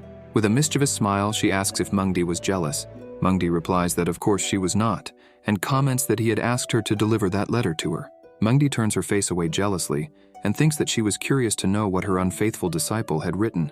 Suzy begins to read the letter the protagonist had sent. In it, it said that Sister Hua need not worry, for thanks to the Holy Master, he had succeeded in passing the challenge, and that as soon as he recovered, he would visit her, leaving her all blushing and happy. Mengdi wonders why she was so happy and questions herself, remembering that her disciple had never written a letter before.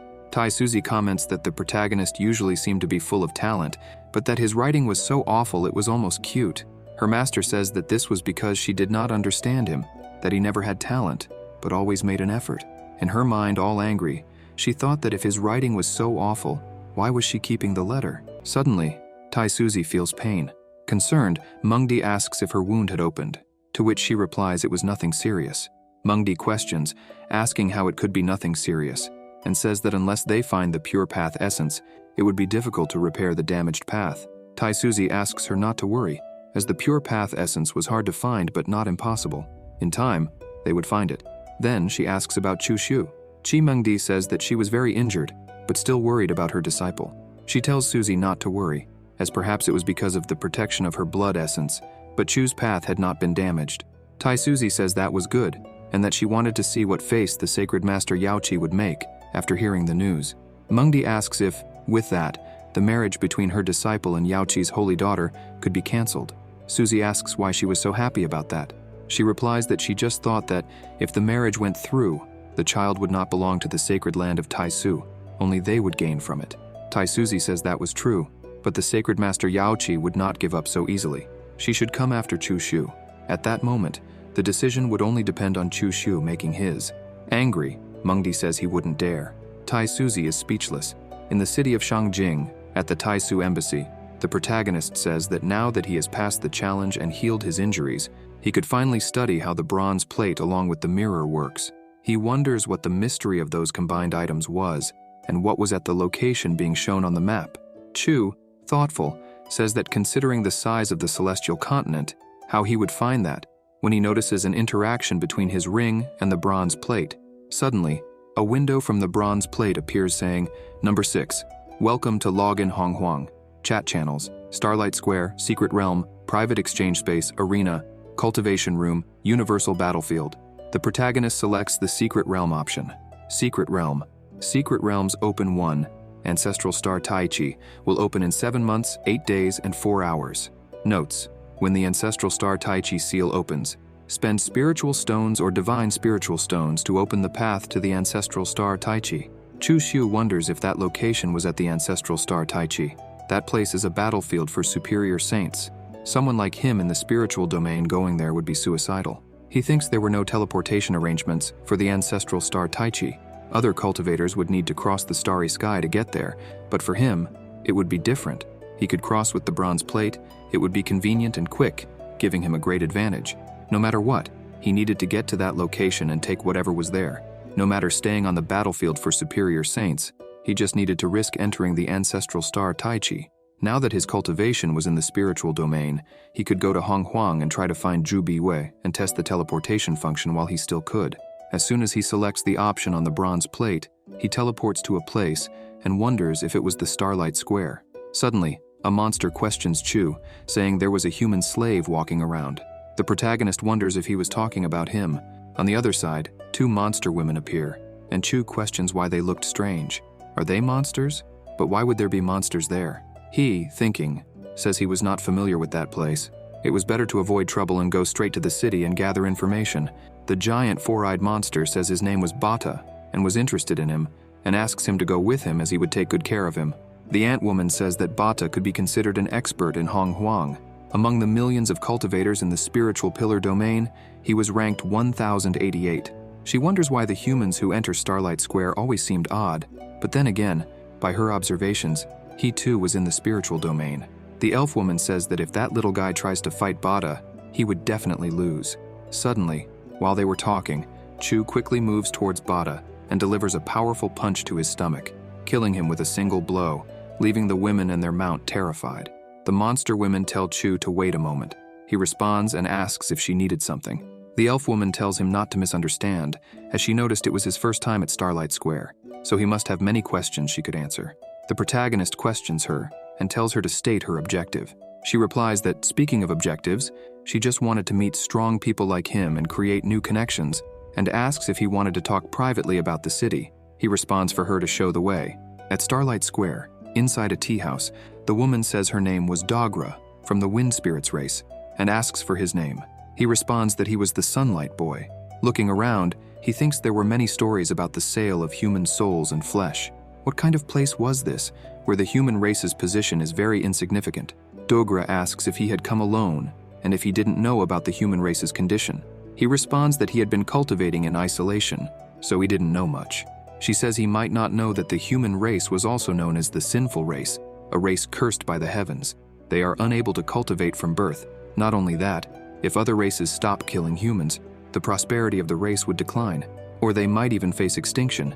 In exchange, if they manage to kill humans with cultivation, they will be blessed by the heavens. The protagonist asks if their duty was to kill humans. Why was she being so kind telling him this? She says she saw that he was very talented and didn't feel he would be killed. She was telling him this, hoping it would help him. Chu stands up from the table and thanks her and says it was getting late. He needed to return. She asks if he was already leaving. Chu, in his thoughts, says he would be a fool to trust her. At least it was good they didn't attack to sell his flesh or soul. Dogra gives Chushu a communication plate and says it was her communication plate. If he needed help in the secret realm, he could always contact her. The protagonist says it was no problem. Chu throws away Dogra's plate and thinks only a fool would keep that. If the celestial continent were located because of that, it would lead to a great war, and so he presses the button on the celestial plate. Celestial continent. Dogra, with a slight smile, thinks he was very cautious, but that only shows that from where he came, there were more than just him who could cultivate. She needed to pass that information to her race. In the celestial continent, in the city of Shangjing, at the Taisu embassy, the protagonist returns to his room with the bronze plate in his hand. He thinks he never imagined that the human race would be treated so horribly in the universe, and wonders what the relationship between the celestial continent and Starlight Square was. Elder Mo Feiyan enters the room and tells Chu that someone from the sacred land of Yao Xi wished to meet with him. He asks what business the sacred land of Yao Xi had with him. She says she didn't know, they just said they needed his help. The protagonist gets very close to Elder Mo, making her blush. She says it was still day and asks Chu to remove his hand from there or they would be seen. He tells the elder to ask them to come in. At the Taisu embassy in Chu Shu's room, the protagonist asks what the holy daughter of Yao Xi and Elder Yi Meng wanted. The elder thought something wasn't right. He didn't seem to have suffered any injuries on the trip. She asks the holy son if he knew that the master of the sacred land of Taisu had gone to the sacred land of Yao Xi a few days ago to propose marriage. Chu thought it was no wonder he hadn't encountered Sister Hua and her master on the day of the auction. They were busy, and looking at the holy daughter, he wonders if she was his fiancée. With a slight smile, he says of course he accepts, and thinks he had no reason to refuse, since what they were offering him was advantageous. The elder says that, according to the contract, if the holy son were to have a child with the holy daughter, the sacred land of Yao Xi would take care of and raise the child. Chu responds that that was a no then, and asks Elder Mo to show them to the exit, leaving them confused. He thought it was incredible because they wanted him to be just a breeder, and questions why he, Chu Shu the demon, would need someone to take care of his child. Elder Mo Feiyan leads them out and says the holy son wished to cultivate, so she would take them to the exit.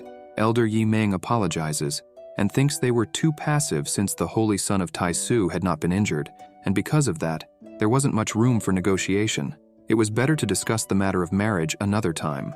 She tells the holy daughter of Yao Xi that it was unexpected, as she saw Chu Shu looking at her breasts and undressing her with his eyes, and says he must have been attracted to her. The holy daughter says it didn't go as planned. The master says she still believed there was a chance, but it was better to return to the sacred land and try again in 2 days. The holy daughter tells the sacred master that she could return alone as she wanted to stay, and make Chu Shu fall in love with her. In Chu Shu's room, he thought entering the secret realm of the bronze plate would be dangerous. He needed to try to find some signs of Chu Biyue in the chat channel when his master enters the room, leaving him terrified, hiding the bronze plate behind his hands. She says she had heard that the sacred master and the holy daughter of the sacred land of Yao Xi had been there. He wondered why his master was there.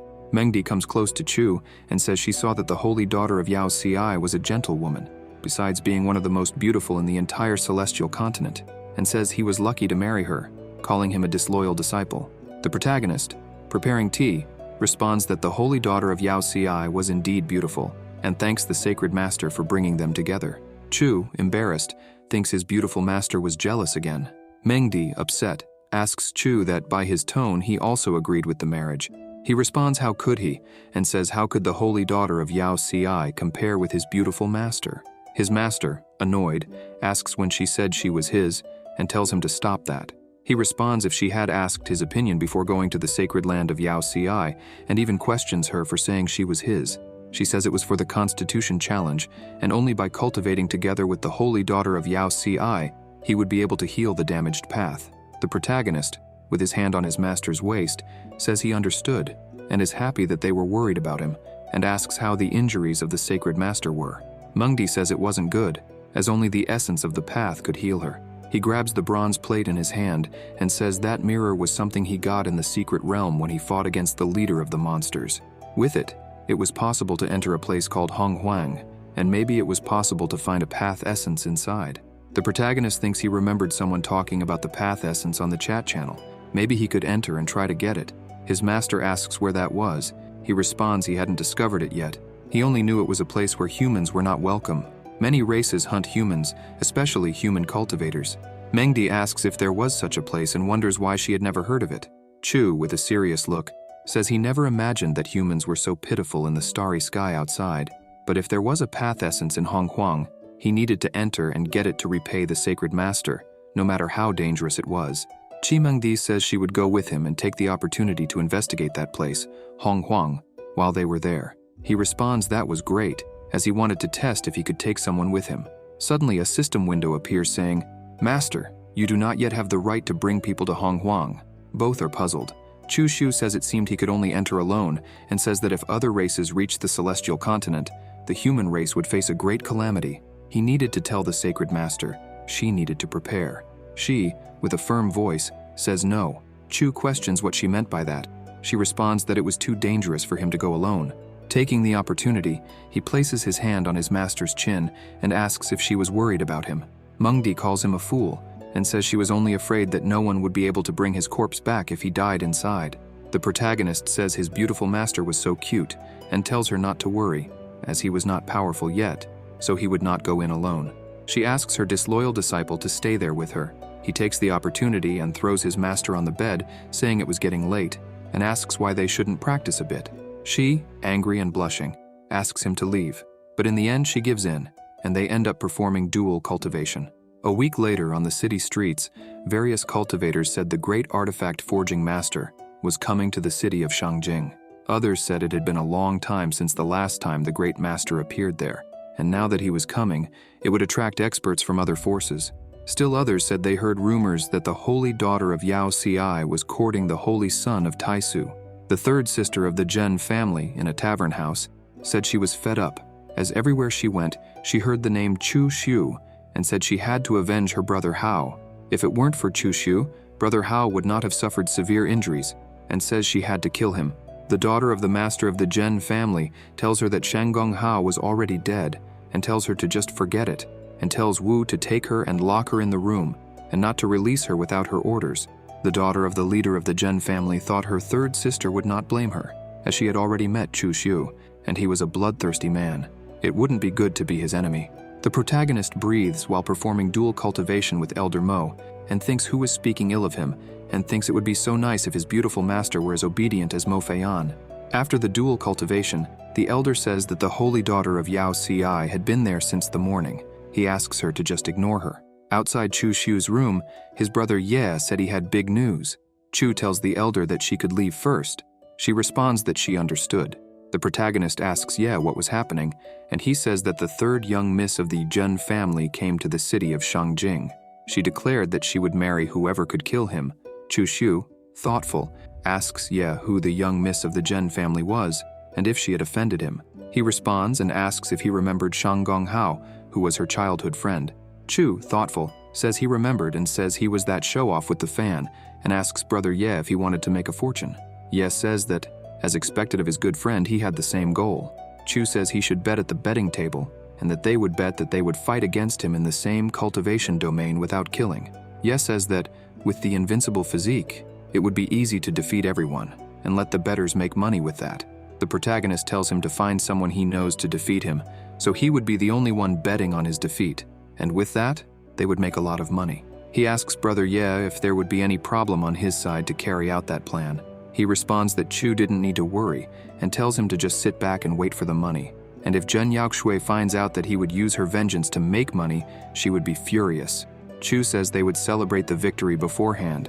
In the Bamboo Islands, under cherry blossoms, the cultivators around the third sister of the Zhen family said that Chu Xiu was very wicked and merciless. Many wanted him to be killed. Even without Miss Zhen Yaoshui's business, he would challenge her. She responds that this would cause problems for everyone and says that if someone kills Chu Xiu, she would keep her promise. He thought they were all fools. They were just tools to be used by her, yet they were deluded into thinking they would marry her. Elsewhere at a table, 3 people were talking. They were Yang Lian from the Shun Yan sect of the Southern Territory, Xing Shi, brother of the holy son of the sacred land Yu Yao, and Qin Yao, a disciple of the sacred land Yao Ci. Xing Shi says that everyone knew his brother admired the holy daughter Yao Ci, yet he heard she was courting the holy son of Taisu and asks Miss Qin Yao if she knew anything about it. She replies yes, and that it was not a secret in the city of Shangjing. In the city of Shangjing, the protagonist and Ye Hongyu announced to everyone not to miss it, and said that the holy son of Taisu would duel in the grand arena of the city of Shangjing. Only by watching would they know if he could defeat everyone. Chu says that the heavens made him kind, and that the city of Shangjing had already witnessed the calamity of blood sacrifice, so he would not kill anyone. The cultivators, hearing this, said that the holy son was promising not to kill them, so they could try to challenge him, since he would not kill them. They could make their presence known to the third miss of the Zhen family. Yang Lian says he believed that, regardless of the plan of the holy son of Taisu, they would not have a dull day, and asks if Xing Shi and Qin Yao were interested in taking a look. At the arena of the city, the 3 were about to buy tickets when the ticket seller says that normal open-air seats cost 100 superior spiritual stones, a VIP room costs 10 divine spiritual stones, and the luxurious VIP room costs 1,000 divine spiritual stones. Qin Yao asks if they needed to buy tickets. The ticket seller asks which ticket they would like to buy and says that the luxurious VIP room was the best seller and that first come, first served. Yang Lian responds that he wanted the luxurious VIP room. The ticket seller welcomes them. Inside the arena, Qin Yao says there were at least 10,000 people in the open-air seats. Yang Lian says it was 100 superior spiritual stones per person, so it was 1 million superior spiritual stones, and there were 10,000 normal VIP rooms costing 10 divine spiritual stones, which would total 100,000 divine spiritual stones. There were also 1,000 luxurious rooms costing 1,000 divine spiritual stones, giving a total of 1 million divine spiritual stones. Seeing the situation, Yang, surprised, says that the holy son of Taisu must be a business genius. Inside the VIP booth, the servants enter offering tea and saying that Master Ye considered that the audience might get bored. So he opened the betting table, and the guests were free to bet on the matches and asked them to bring that sphere. Qin Yao asks what that was. The servant explains that it was the film developed by Master Ye, and inside it had some interesting clips and recorded sounds. She could rent to watch the film by paying 4 divine spiritual stones. With 30 divine spiritual stones, she could buy it and take it home. She replies that she didn't need it, as she was just curious. When the servant shows them a film of 2 people performing dual cultivation, they are shocked and say that it was possible to use the recording crystal in that way. Inside the arena, Zhen Yaoshui said she had a mortal hatred for the holy son of Taisu, Chu Xiu, and promised that whoever killed him would become her husband and marry into the Zhen family. The cultivators, excited, said that marrying into the Zhen family would help them rise to the top. It's centuries of a shortcut. It would be a great opportunity. Ye Hongyu announced that the moment everyone was waiting for, the challenge of the Holy Sun, had arrived, and asked everyone to welcome the first opponent. The first opponent said that since he was the enemy of Miss Yao Xue, he was also his enemy, and thus jumped into the arena. The protagonist also entered the arena. The cultivators said that he had finally appeared and called for the bets to be opened because they wanted to bet on the victory of the Holy Sun. Others said that he was invincible against those in the same domain because of his sacred constitution, so he too would bet on his victory. The extra said he would avenge Miss Yao Xue, and thus charged forward, throwing a punch. The protagonist defended against the extra's blow, catching the punch with just one hand, and pushed him, throwing him far and easily defeating him. Brother Ye announced that the first round was a victory for the Holy Son of Taisu. Zhou Yu questioned his brother if he didn't find Chu Shu strange. His brother replied that something was indeed odd, but he couldn't quite put it into words. Then he said he understood. Yu asked if he had noticed something. He said that the holy son of Taisu was getting stronger, and that the one fighting in the arena was just a puppet controlled by his will. Zhou Yu asked if Chu Shu wasn't fighting. What was he doing? Inside a room in the arena, the holy son was lying down, receiving a relaxing massage from the servants, and told them to do it a bit stronger when the holy daughter Yao Ci said she thought he would fight himself. He replied that a puppet was enough, because if he fought, it would be bullying the weaker ones. As they talked, the puppet won another round. The holy daughter said she heard from Elder Mo that he wanted to ask something of the great master Wu Hen, but he rejected him. She said she knew him and could help him with that. The condition was that he stayed with her for a day so they could get to know each other better. The protagonist replied that it was no problem. As they talked, the puppet had already won the 7th consecutive round. Chu Shu approached the holy daughter, and with his hands on her shoulders, said she was one of the strongest among the lower saints, and asked if she would not deceive him to go to a dark place and then use force. She, blushing, asked the holy son not to ridicule her. In the arena, Brother Ye laughed and said that as expected of the holy son, he was truly incredible. For all those still wanting to bet, don't hold back. The excited cultivators said they were going to make a large amount of money. Ye thought it was almost time for the harvest and announced that he would now introduce the next challenger, Dong Du. Ye used sound transmission to tell Chu that it was the turn of the one he had chosen. He cultivated poison and had always been in contact with various types of poison, and asked him to be careful, as various parts of his body had poison that could be lethal. He replied that this man he had found would be Miss Zhen Yaoxue's husband. Ye said he bore a grudge against the Zhen family, and more than anyone, he loathed Zhen Yaoxue. She would have a fate worse than death if she had to see him all her life, and asked Chu if he was satisfied with that. Chu questioned what that had to do with him. Ye said he was right. It had nothing to do with them. The cultivators in the audience wondered who that ugly, disgusting guy was, while others said it didn't matter because he didn't seem like someone who could defeat the Holy Sun. Others said it was amazing because he had already won 50,000 divine spiritual stones. Dongdu used poisonous mist on the protagonist, hitting him, and the extras watching said he was ugly but very strong. Others told the Holy Sun not to be afraid because he would never lose. The puppet quickly charged at him, but Dongdu used a poison bomb, causing a large explosion and thus melting the puppet, leaving everyone shocked. The extras wondered if that was a puppet, and others wondered if a puppet was fighting in place of the Holy Sun. Ye Hongyu, pretending, said how could that be possible, and why wasn't he fighting, and questioned if he had any reason for that, and spoke about how he would judge the outcome of the battle, as who would be the winner, the Holy Sun or Dongdu. The ladies of the Zhen family were pensive about that. Suddenly the protagonist jumped into the arena, leaving all the extras thoughtful, and some said something was wrong with him. It was as if he couldn't control all his power. The ground was breaking just from him standing still. Chu Shu explained that, as they could see, he had been cultivating in isolation since the day he faced the Constitution challenge. The reason was simple. He could not control his drastic increase in power and was afraid of killing the challengers. One of the extras stood up in the middle of the audience and said that the Holy Sun was worried about not containing his power and accidentally killing his peers, which is why he fought using a puppet. For that reason, he even risked being defeated and stated that the Holy Sun was incredible, exciting everyone, and some said they wanted to see how the end of that battle would be. The protagonist said that the puppet had more than 50% of his power and that the challenger Dongdu had proven his power by destroying his puppet, and said that Miss Zhen Yaoxue had a deep misunderstanding about him, and the Zhen family helped him when he was facing the Constitution challenge. And even though he wanted to repay that favor, it was a pity, but he lost the fight. So the victory was Dongdu's. Du, stunned, thought he was very good at acting. Two cultivators in the audience said that the Holy Son of Taisu was really a good man who knew how to separate gratitude and grudges. Another said that the Holy Son of Taisu did not need to do that to repay the favor. Chu, with a slight smile, told Miss Zhen Yaoxue that he hoped she could forget that grudge and, if possible, he really wished to be her friend. Ye Hongyu told him to wait and questioned what the outcome of the bets for the last round would be. The extras revolted and said that if the Holy Son of Taisu lost, they would lose 70,000 divine spiritual stones, and questioned Ye, saying he should reimburse them. Yao Shui, angrily, said that the damned man, besides using her to make money, was further embarrassing her name in the end. Her sister said he was despicable and shameless. Dongdu asked if, since the Holy Sun admitted defeat, the previous promise of Miss Zhen Yaoxue still counted, and questioned if he would be her husband.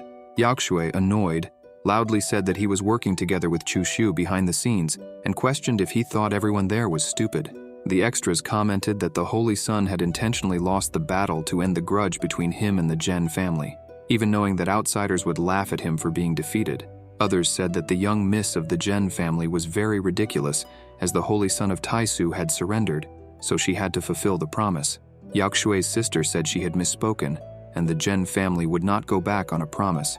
If Mr. Dongdu wanted, he could go to the Zhen family territory to discuss the marriage. Yaoxue's sister quietly told her that if they continued denying, they would only be a laughingstock, and said they would go back and think of another plan, and if Dongdu dared to enter their territory, he would not leave alive. Dongdu, laughing, said that it was a promise and told them to wait for him, that he would bring treasures. Elsewhere, the protagonist was having tea with Elder Mo and the Holy Daughter. Elder Mo said that the young miss of the Zhen family must hate him to death. He replied saying that it was she who declared she would marry because of a grudge, and that, if she had the courage to challenge, she would end up dead with a single slap. Brother Ye suddenly entered the room saying that they had become rich. Chu asked how much they had earned. He replied that, excluding Dongdu's share, they had made almost 60 million. The protagonist said he was amazing with his high efficiency in making money. Ye said he would later send someone to deliver the divine spiritual stones, when suddenly a subordinate of Ye burst in shouting that there were terrible news, as the divine spiritual stones had been stolen, leaving Ye and Chu speechless. Ye, angrily, asked what had happened and if he knew who had done it. The subordinate, with a trembling voice, said that the only thing he saw was that the person who stole them wore a black cloak. Suddenly, an explosion occurs at the Ye family's mansion. Yaning's guardian, Ye Hongyu, tells a person dressed entirely in black that if they hand over the storage ring, he would spare their life. The person in black responds that he couldn't be held there, and that Ye Hongyu definitely couldn't kill him. Thinking cautiously, he planned to send the storage ring elsewhere. The guardian lunges at the person, calling them cursed. The person in black thinks that it was the Ye family's killing technique and uses his blood travel ability, dodging the guardian's move at high speed when Elder Mo appears to assist, saying that if he was trying to flee, he better forget it, and begins to gather her chi in her hand. She then fires a laser, hitting and piercing the thief's arm, making him furious. He thinks there's no reason to fight there, and he needs to escape quickly. Elder Mo comments that he managed to escape and becomes irritated. The guardian thanks her for the help, and she responds that he used the blood travel technique and gained absurd speed. He says she needn't worry because he had marked him with a secret ability, and he wouldn't escape his reach. Later, in Chu's room, he asks Elder Mo if she had said that the person in black had used the secret art Ji. She replies that the way he used the secret art to fight against Elder Ye Hongyu was very similar to his style. She wasn't mistaken. Chu, thinking, says that he must have known he was marked by Hongyu and chose to send the storage ring elsewhere, meaning he had someone helping him, or perhaps it was a force that possessed the secret art Zhe. Elder Mo suggests that it was probably the Ouyang family from the Eastern Territory. Chu replies that it was surprising since he had been planning to pay them a visit. He just didn't think they would come so openly to him. He then says that since it involved the secret art Zhe, they would keep the matter quiet and not mention it to the sacred land, especially not to the Ye family. He decides to head to the Eastern Territory and instructs Elder Mo to announce to the public that he will be isolating himself for cultivation. The elder asks the Holy Son if she should accompany him. Chu embraces her and responds that of course, and he thought that now he could deal with the Ouyang family, obtain the secret art Zi, and reclaim the divine spiritual stones before the Ye family. Outside the city of Shangjing, aboard a flying ship, the protagonist and Elder Mo Feiyan were in disguise. Elder Mo says that at their current speed, it would take 7 days to reach the Eastern Territory. Chu asks how the investigation of the Ouyang family was going, and she replies that she had found out some things. They had 2 peak lower saints, and those 2 were a couple. Elder Mo Feiyan adds that the person in black who risked everything to steal the divine spiritual stones did so because the other lower saint of the Ouyang family was about to break through to the upper saint domain. The protagonist says that if they think they can steal the stones and use them to break through, they should think again. She asks what the Holy Son plans to do. Chu Xiu replies that since they couldn't act in the name of the sacred land, he would act in the name of the second disciple sister. Elder Mo asks who the second disciple sister was, and he sarcastically replies that it was the second disciple brother. Later in his room, Chu embraces the elder while thinking that it didn't matter if it was sister or brother.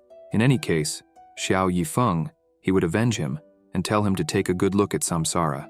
He then begins dual cultivation with the elder. On the morning of the second day, they disembark from the flying ship and disguise themselves as husband and wife. They stop at an antique stall, and the elder asks her husband what he thought of the bracelet. He replies that if she liked it, she could buy it. Suddenly, a little blue-haired girl bumps into Chu Shu, and when he grabs her arm, he tells her she was an ill-mannered young girl, but very skilled at stealing. She apologizes, saying she didn't mean to, and asks for forgiveness. The protagonist, looking at the little girl, thought he had seen her before and said she didn't need to be afraid, as he wouldn't hurt her, then asked her name. She replied that her name was Qing Yi Yi and called him Sir. He thought it was no wonder she seemed so familiar. She was the daughter of someone he knew. He began to remember when she and Hong Yi were weak and gravely injured, and they met an old man from the Qing family while fleeing, and they only managed to recover because he helped them. He recalled that the Qing family was a prominent family on the celestial continent, but they offended someone and were destroyed, with only 3 people managing to escape that disaster and hide in the Eastern Territory. The time he lived with them and Hong Yi was one of his happiest memories. Unfortunately, they were found by their enemies, and in order for the others to escape, he sacrificed himself to lure the enemy away. Many years later, after avenging the Qing family, he discovered that their daughter was still alive and somewhere, but even after several years, he hadn't been able to find her. He never imagined he would encounter her in that place after reincarnating. The protagonist kneels down and asks Yi Yi why she was there. She replies that her father and mother came to the Eastern Territory, and she heard from Grandma Huang that this spaceship was traveling between the Eastern and Southern Territories, so she thought maybe she could find her parents.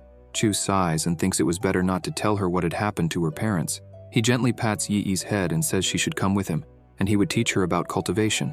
When she cultivated and became strong, she could go out and find her parents. As long as she lived, he would never let her go hungry, and no one would mistreat her. Yi Yi asks if he was Uncle Chu Shu, because before her father left, he said that someone would try to find Yi Yi and take her, and if that person had no malicious intentions, it would probably be Uncle Chu Shu or Aunt Hong Yi. He replies that he was Chu Shu and says her father was Qing Tianjun, her mother was Chun Muyu, and her grandmother was Qing Mo. They were his friends, but that was a secret. He tells her that she needed to keep that secret, or disaster would befall him. Later, they board another flying ship, and when they arrive at their destination, they disembark in the city. Chu tells Yi Yi that when they get off the ship, she will be his daughter, and Fei Yan will be her mother, and asks if she understood. She replies yes. Suddenly, while walking, a group of people surrounds them and asks where they were going, as this was the Eastern Territory of Shuiling Mountain. The protagonist thinks he never expected to be surrounded by people right after getting off the ship, and wonders why these idiots were blocking the way. Yi Yi says that those were the people who sent him to steal, that they were bad men, and he needed to be careful. He tells her not to worry. The gang leader questions that they were taking their men in broad daylight and must be tired of living. Elder Mo uses sound transmission and asks the Holy Sun if she should act. He replies that she should be quick. She uses her ability and says it was their fault for blocking their path, then unleashes a vortex skill that sucks them away. Chu says they should leave quickly due to the noise, and he uses an ability to teleport, ending up in the Eastern Territory of Hongdong City. The protagonist says they had finally arrived at the Ouyang family's lair, and asks Fei Yan who was the most talented family member of the Ouyang family in that generation. She replies that it was Ouyang Tianche. Chu says that if the Ouyang family really had the secret art, Zhe, he should be cultivating it, and he asks the elder to bring him to search his soul, and tells her not to reveal her identity. Chu watches the Ouyang family from a distance, thinking he never expected them to be so well protected, when the elder appears behind the Holy Sun saying she brought Ouyang Tianche. He thanks her for the hard work. The elder tells the protagonist that Tianche had cultivated the secret art, Zi, but not completely, only about 10% at most. He says that if not even a promising member of the family received the complete secret art *J* to cultivate, then the full secret art could only be in the hands of the Ouyang family's ancestor. Mo Feiyang asks if she should bring the ancestor there as well. He responds that she must be close to breaking through to the Upper Saint Domain, and it wouldn't be so easy. Doing so would cause an uproar and attract the attention of other forces in the city, which wouldn't be advantageous for them. The elder asks what he planned to do then. With a mischievous smile, he says that she should keep an eye on Ouyang Tianche and not let him escape, because he would disguise himself as him and infiltrate the Ouyang family once he was alone with the ancestor.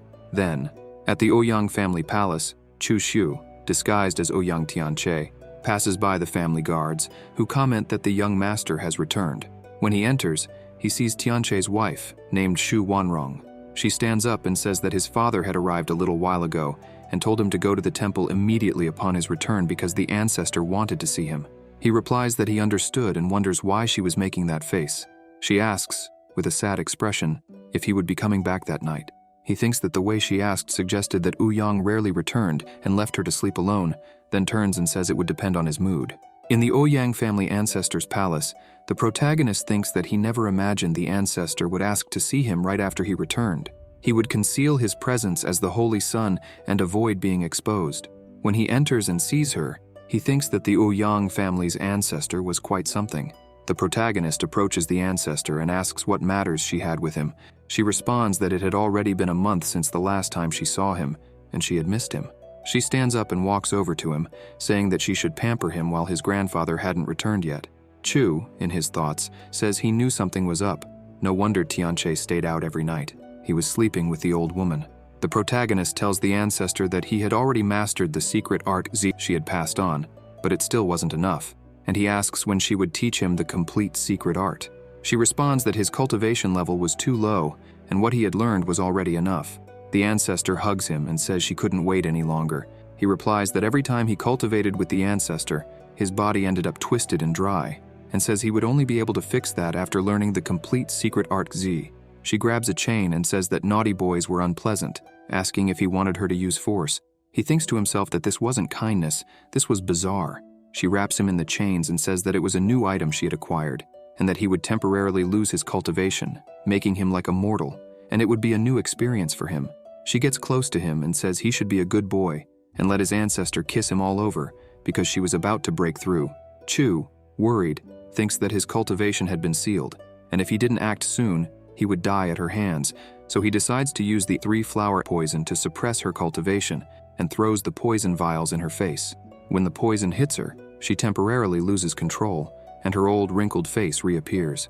Seeing that, Chu thinks, thankfully he didn't fall for her trap. Otherwise he'd end up like the old man and the sea. The enraged ancestor says he wasn't Tianche and asks who he was. He replies that she could just call him Sunboy. She stands up angrily, calling him a brat, and questions how he dared to deceive her. He replies that he didn't want to act, but she was utterly disgusting. Furious, the ancestor asks if his goal was the secret art Z, how he knew about it, and who he was. In his thoughts, he says now is the time to start his revenge in the name of his brother Xiao. With a serious face, he asks if she knew the Xiao family. She says that he must be a remnant of the Xiao family, the son of Xiao Tianhong and Xiao Yifeng, and admits she knew she should have eradicated the roots back then, or she would regret it. The protagonist responds that in the past, the Ouyang family discovered that the Xiao family possessed the secret art Z and exterminated them, but she never imagined that the day of revenge would come. The ancestor states that carrying unworthy power is a sin, and the Xiao family deserve to be destroyed. Chu uses a chain skill, imprisoning her. The furious ancestor says that he would suffer a terrible death because her man was an upper saint, and when he returned, Chu would suffer. He asks if she's referring to that old dog who stole the divine spiritual stones from the Ye family, adding that she needn't worry because he would also die. Startled, she asks how he knew about that and questions who he really is. He replies that if she didn't want anyone to find out, she shouldn't have done it, and demands that she hand over the secret art Z. Frightened, she asks what he planned to do with her. He responds that since she didn't want to give up the secret art Z willingly, he would have to search her soul for it, and he begins the process. When he finds it, he starts learning the Z art. Chu thinks that with the secret art, his survival rate in the Tai Chi ancestral star would increase significantly, but he still needs to break through to the divine domain before going. If he can reach the lower saint domain, it would be even better. The protagonist, thoughtfully, asks the ancestor where the divine spiritual stones stolen from the Ye family were. Trembling, she asks if he thought she would tell him anything. He gives her a poison to drink and says he would see if the poison took effect before she opened her mouth. The ancestor begins to flush and laughs hysterically, asking what he had given her. Chu replies that it was the yin-yang joy poison, and no matter how high her cultivation was, it would slowly decay until there was none left. He asks how she was feeling. She trembles, letting out soft moans, and with a shaky voice calls him despicable and demands the antidote. Near the ancestor's bed, Chu finds a button and asks if that was the place. She, with a trembling voice, confirms that the divine spiritual stones were there. He turns and asks why there were only 4 million divine spiritual stones, when there should have been 6 million, demanding to know where the rest were. She responds that the others had been taken to buy cultivation supplies to help her break through. The angry protagonist calls her a shameless old woman for using the stolen money to buy cultivation supplies. She asks if he could give her the antidote first, and then she would return the divine spiritual stones. He, furious, questions her, saying he wasn't stupid enough to do that, allowing her to get her hands on him. Chu leaves and tells her to deal with it on her own because he was leaving and would return at night since he had a show for her to watch. Ouyang Ye, Tianche's father, asks him if the ancestor had said when she would break through. Chu responds that there would be a party that night because she wanted to meet with the family members before breaking through. Ouyang Ye says he will inform the others and leaves, commenting that soon the Ouyang family would have another upper saint. Chu thinks that when all the Ouyang family members are present, the show will begin. Later at night, Chu says that almost everyone has arrived and tells Elder Mo that if something happens to him, he will break a glass as a signal. She agrees and advises him to be careful. At the party, many people are gathered. A young man tells Brother Tianche that he heard the ancestor had recently gotten her hands on a large amount of resources and asks if it was true. Chu asks if the 13th brother wanted a slice of the pie, saying it was no problem and that he would inform the ancestor afterward and ask her to share with everyone. The young men there say that Brother Tianche is very generous and toast to him.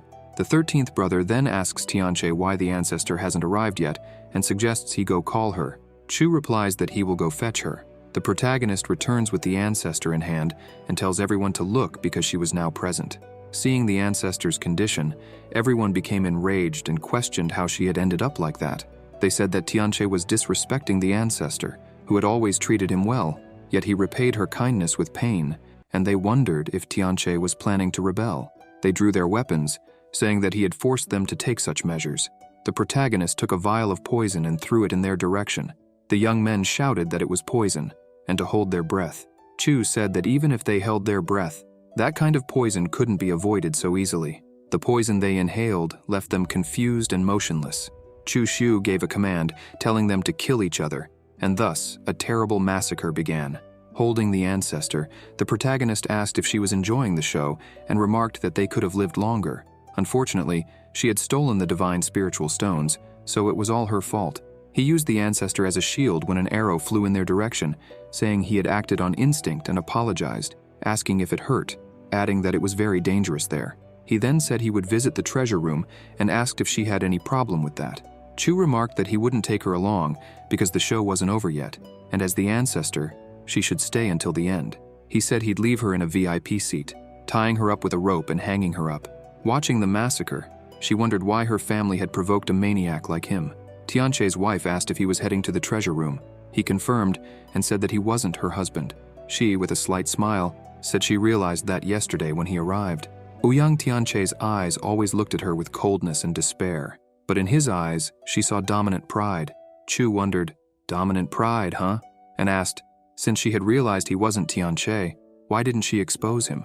She replied that she had always wanted to destroy the Ouyang family, so when he returned home, she was going to suggest they work together, but he was too quick. She asked if he knew why she was waiting there. He asked why, and she said she wanted to find something in the Ouyang family's treasure room. Once she found it, if he wanted to kill her, she wouldn't complain. Chu asked what she was looking for. She replied that it was her sister's corpse and mentioned that he must be wondering why the corpse would be in the treasure room. The protagonist said he wouldn't ask, as she must have her reasons. Seeing that he had changed his expression, she wondered why he reacted that way, even though she was clear, and asked if he still wanted to kill her. Frightened, she begged him to wait, saying she had secret information that might interest him, and asked if he had heard of the legendary 9 secrets. Chu thought she wanted to talk about the secret art Ji, and said she was smart, but somewhat ignorant. The smarter and more ignorant a person is, the faster they die. She explained that the secret art Du was known to the Ouyang family, and they had clues about it. The protagonist thought that, judging by her reaction, she wasn't lying. She said she only wanted the chance to recover her sister's body. After that, the young master could do whatever he wished with her. Chu Shu told her to talk more about it, and said that if he was pleased, he might let her live after all, because he was a kind person and didn't like to kill without reason. She thanked him and thought to herself that he certainly liked killing, as he had just killed everyone in the hall. How could he claim to be kind and dislike killing? She explained that in recent years, the Ouyang family had been searching for the whereabouts of the 9 secrets. and that one day, Ouyang Tianche, while drunk with his father, had mentioned the secret do. The protagonist said he had searched the soul of the Ouyang family ancestor, but didn't find anything about the secret do. She replied that Ouyang was an ambitious man and was trying to get his hands on the 9 secrets to compete against his ancestors, as he was never truly talented. Chu says he hopes she hasn't lied to him and tells her that he has poisoned her. If he finds something about the secret Dao, he will give her the antidote. If he finds nothing, she won't receive it and will die in 3 days. She, tense, thinks that he is very cautious. In the Ouyang family's treasure room, Chu enters and, after 6 hours, manages to store all the treasure. The woman, seeing this, thinks his aura was powerful. He almost destroyed the room, and she thinks it was good because he could search everything thoroughly. Otherwise, he might suspect that she was trying to share the treasure with him. Chu asks Tianche's wife if she was looking for the mechanism. She says that according to her investigation, there should be a secret room behind that wall. Suddenly, Chu kicks the wall, and the door falls, revealing a secret room. The protagonist asks why it smells like something dead in there. It was disgusting. As they look ahead, they see a terrifying and sinister scene. Several decomposing female bodies inside cages. Tianche's wife starts to cry and apologizes for arriving too late. Chu, seeing this, says those signs were from a demonic blood exchange ability. No wonder the 2 old men from the Ouyang family became upper saints so quickly. She asks how he knew about that ability. He explains that the demonic blood exchange ability is a secret skill created by monsters that absorbs blood to enhance cultivation. With the blood of a virgin, it is possible to cleanse and renew old blood, delaying aging, increasing cultivation aptitude, and accelerating the understanding of the Tao. He wonders how the Ouyang family acquired that ability. He remembers that besides learning this skill, it was necessary to have the blood of a royal lineage monster. Only after drinking the monster's blood could one cultivate it. The protagonist urges her to search for her sister's corpse, and Tianche's wife asks why he was in such a hurry. He replies that the Ouyang family was conspiring with monsters, which meant that powerful forces were involved. It was not good to stay there for too long, and they needed to find the clue to the secret art, 9 secrets do, and leave the city. At Ouyang Che's residence, Elder Mo says she has already eliminated the Ouyang family's corpses and asks if he was hurt. He says he is fine, that he was just looking for something and would leave soon. He suspected the Ouyang family was conspiring with monsters. Elder Mo, furious, asks how they dared.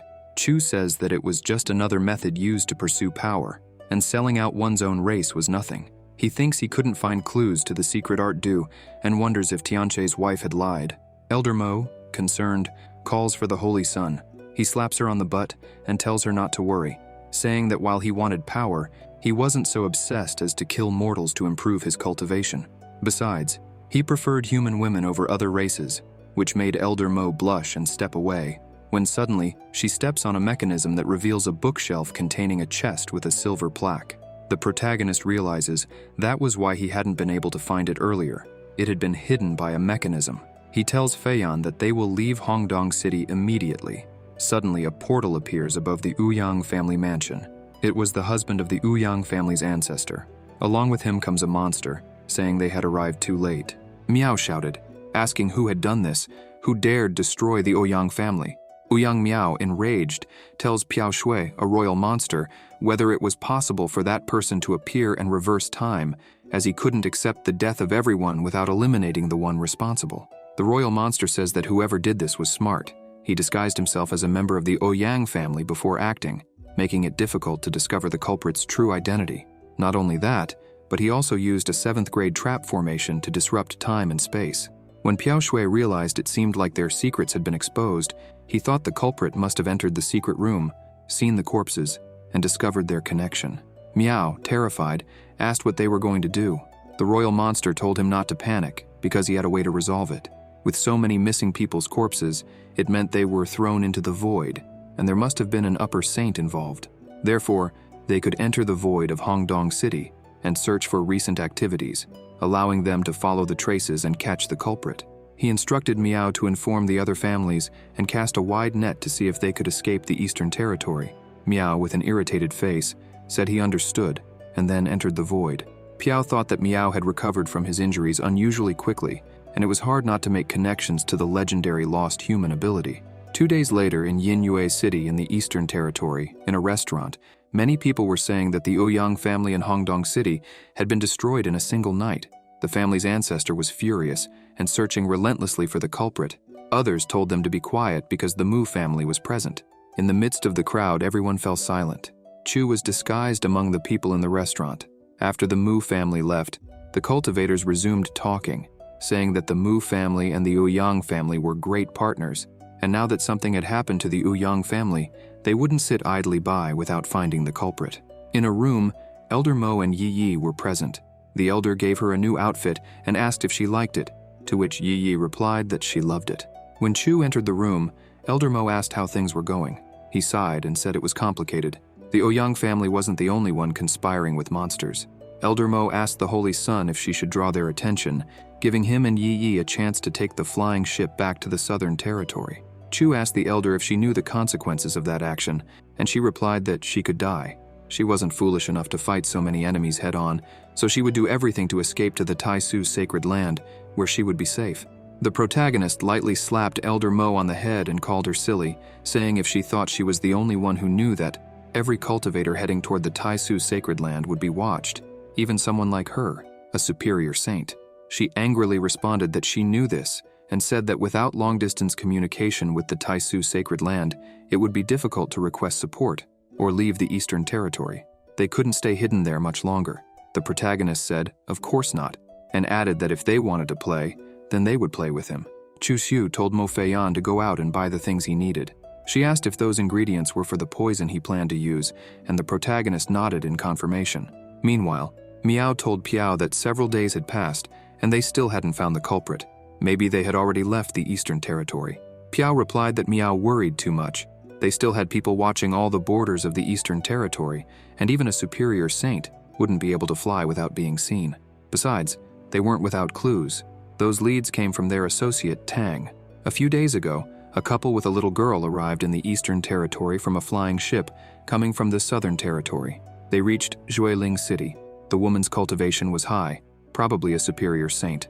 The very next day after they arrived, the Ouyang family was eliminated. He asked if Miao didn't find that a bit too coincidental. Miao remarked that in the Southern Territory, the only forces they had offended were the Ye family and the Taisu sacred land.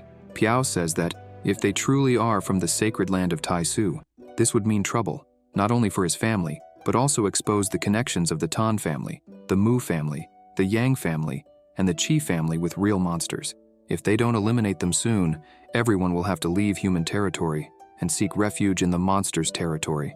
Miao says he can no longer sit still. He would go out to look for them. The sacred monster Piao thought that, before that, he needed to discover Miao's secret. If it really is a lost secret art, he would make a fortune.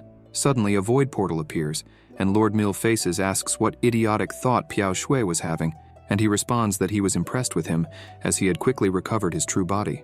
Mil Faces says he was lucky that Lord Butterfly had helped him, or he wouldn't have recovered in less than a decade. Piao says he heard he was tricked by a cultivator of a lower domain than his, and even had his superior saint armament destroyed and nearly died at his hands. The monster tells Piao not to ridicule him, as he would be worse off if he had encountered the cultivator. He replies that it was just a cultivator in the spiritual pillar domain, and he could kill him with a slap. Mil Faces imagines the Prota chasing after him, just as he had done to him, and says he was free to try. In the city of Lingfeng, in the Eastern Territory, the Prota climbs on top of a house in the middle of the city and calls the people. He says they must have already heard that the Ouyang family had been destroyed, and says it was he who did it. The cultivators there question him and ask if he didn't know that several families were after him, how he could have the courage to appear, and call him crazy. Chu says they must not know the reason he destroyed the Ouyang family, so he would tell them all. And then he uses the recording crystal to show a horrifying scene of what the Ouyang family was doing to virgin women. The cultivators, seeing that, wonder what it was, why there were so many drained corpses of women. The Prota says it was a recording of a secret room of the Ouyang family, and that they were conspiring with the monster race, cultivating the demonic blood exchange ability, and these poor women were the sacrifices. So he was announcing in the city of Lingfeng that the Ouyang family was conspiring to use the demonic ability to kill the human race. The cultivators ask if what he was saying was true, and if he had proof. The Prota replies that if they go to the Tan family with him, they will find the proof they want. Tan Rushuang, the lower saint of the Tan family, appears in the square where they were gathered, saying that he was very arrogant and that they were looking for him, but he decided to show up. He was very brave. Suddenly, Elder Mo appears behind her and effortlessly breaks her neck, throwing her to the ground. Chu thanks her for the help. The people, seeing that, can't believe what happened and question, saying that Tan Rushuang had been killed with just one blow, and they ask if that senior's cultivation was of superior saint level. The Prota says that the lower saint of the Tan family had died, and calls everyone to go to the Tan family to save the poor women of the human race. The men think that by saving them, they would do very well and accept the request. At the gate of the Tan family's mansion, all the cultivators attack the guards, easily defeating them, while Chu says that the Tan family is treacherous and conspiring with a real monster, that they are the scum of the human race, and orders the extras to invade and save their people. Thus, the people invade and say to kill everyone from the Tan family. Chu Xiu thought that he knew those cultivators had been oppressed for a long time by the Tan family, giving them a confidence boost, helping them rise against the Tan family without hesitation. Elder Mo appears and says to the Holy Son that she found the secret room.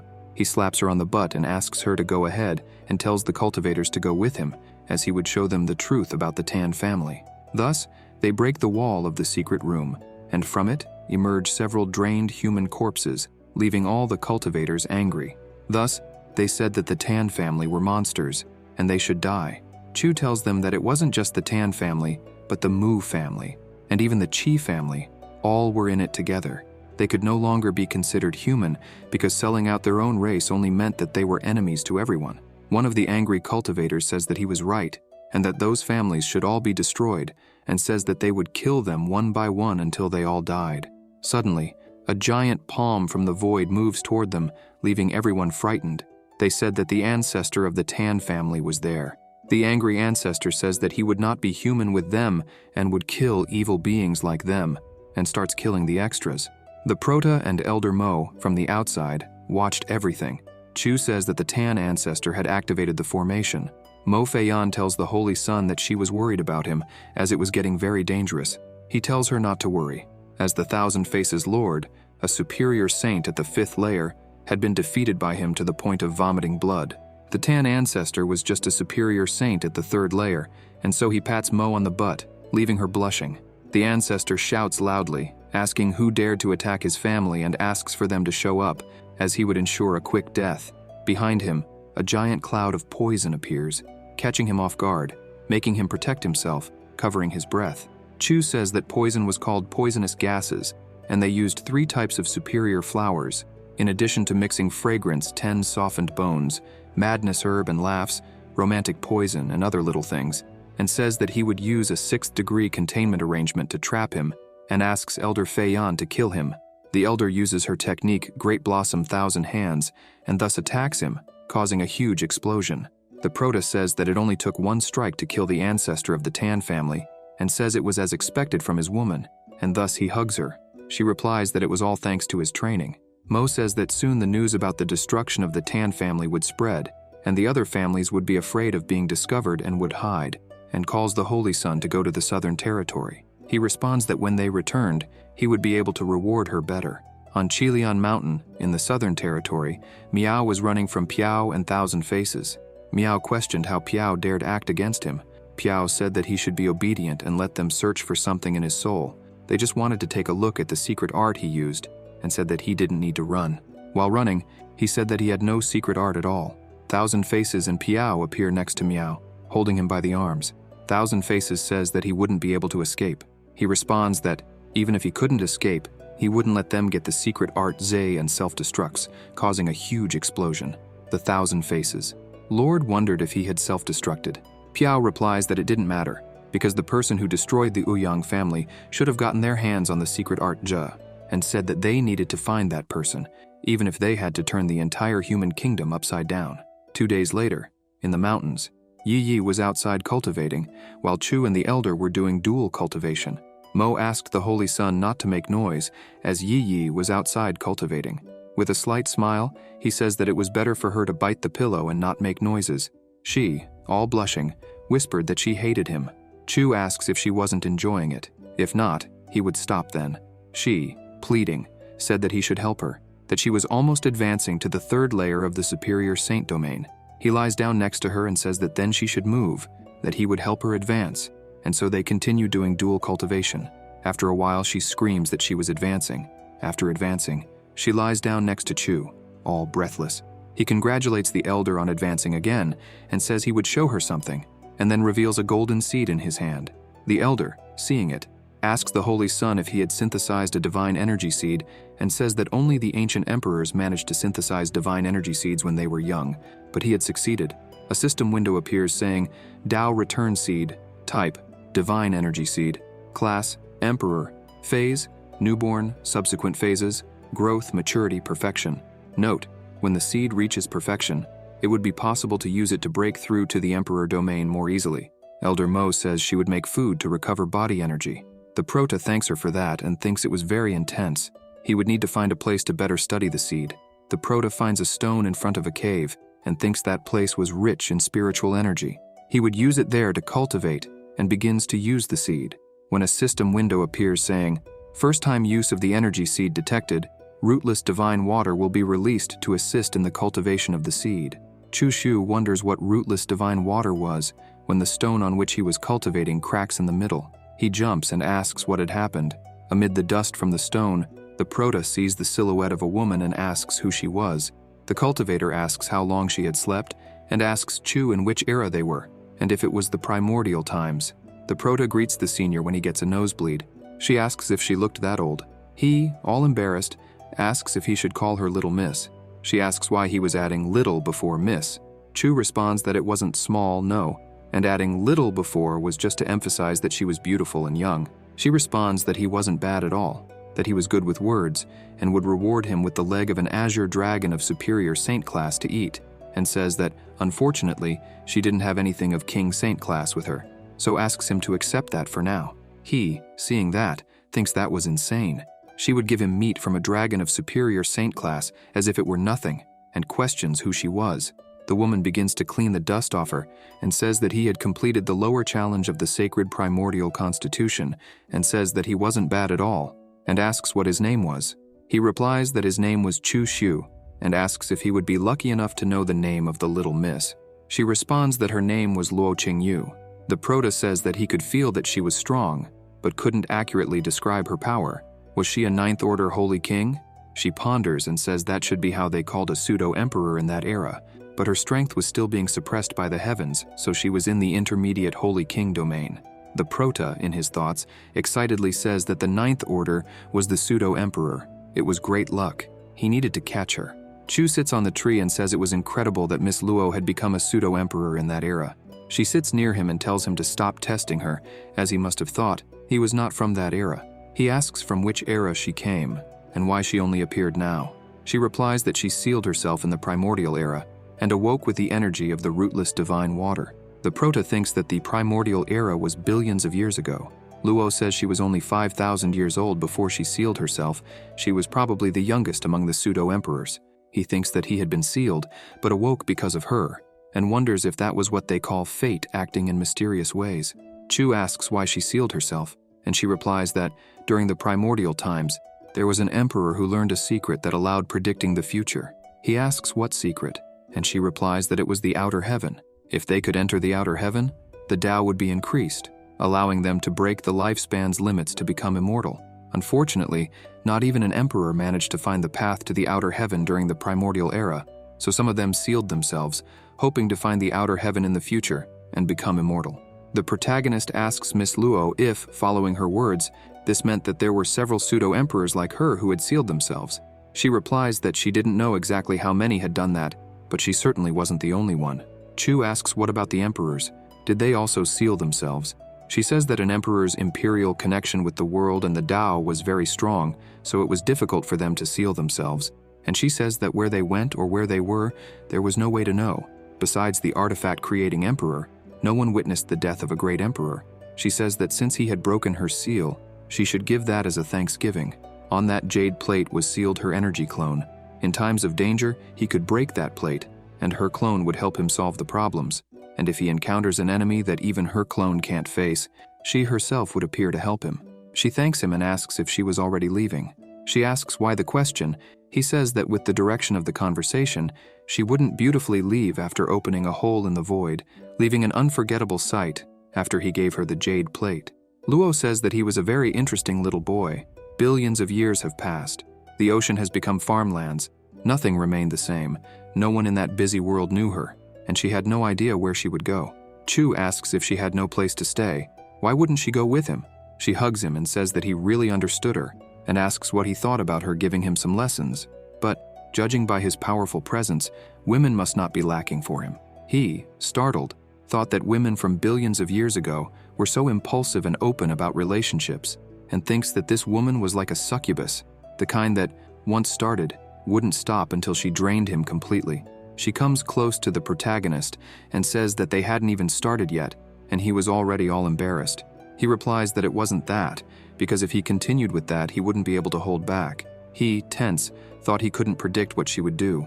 If she wasn't trustworthy, he would just be drained to death. Not always a hole is salvation. Luo asks if he was scared. He says yes, it was better to leave that for another day. She calls him little boy and says that if she was different, he should not act without fear as he did, or he would be killed. Chu asks why. She says he would know when he saw it. The protagonist, pensive, wonders what she meant by that. Could she change personality, or was it a multiple personality disorder, and wonders if he wouldn't be in danger. Luo Qingyu says he didn't need to worry. She wouldn't kill him just like that. For now, it was just he didn't try anything with her. Chu, somewhat tense, wondered why she was smiling like that. He didn't feel safe at all. Suddenly, Luo places her hand on her head and says she was leaving. The protagonist calls her by name. Suddenly, she responds that she didn't like that name. He asks what he should call her then, Miss or Senior. When Chu realizes, there was an ice stake in front of his eye, being shocked. She said that Miss Luo couldn't be because she wasn't that young anymore, and Senior Luo made her feel strange. With a trembling voice, the protagonist asks if it would be strange to call her Aunt Luo.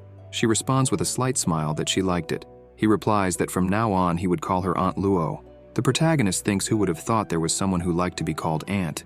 She says he had lucky blood. No wonder she had accepted him. He, thoughtfully, says that this was the first time he met someone who could see someone's luck besides him, and asks Aunt Luo how she knew about the lucky blood. She responds that she knew about the blood luck because she had learned the skill of celestial luck observation, which allows one to observe the changes in dynasties, the luck of cultivators, the secrets of the heavens, and turn dangers into opportunities.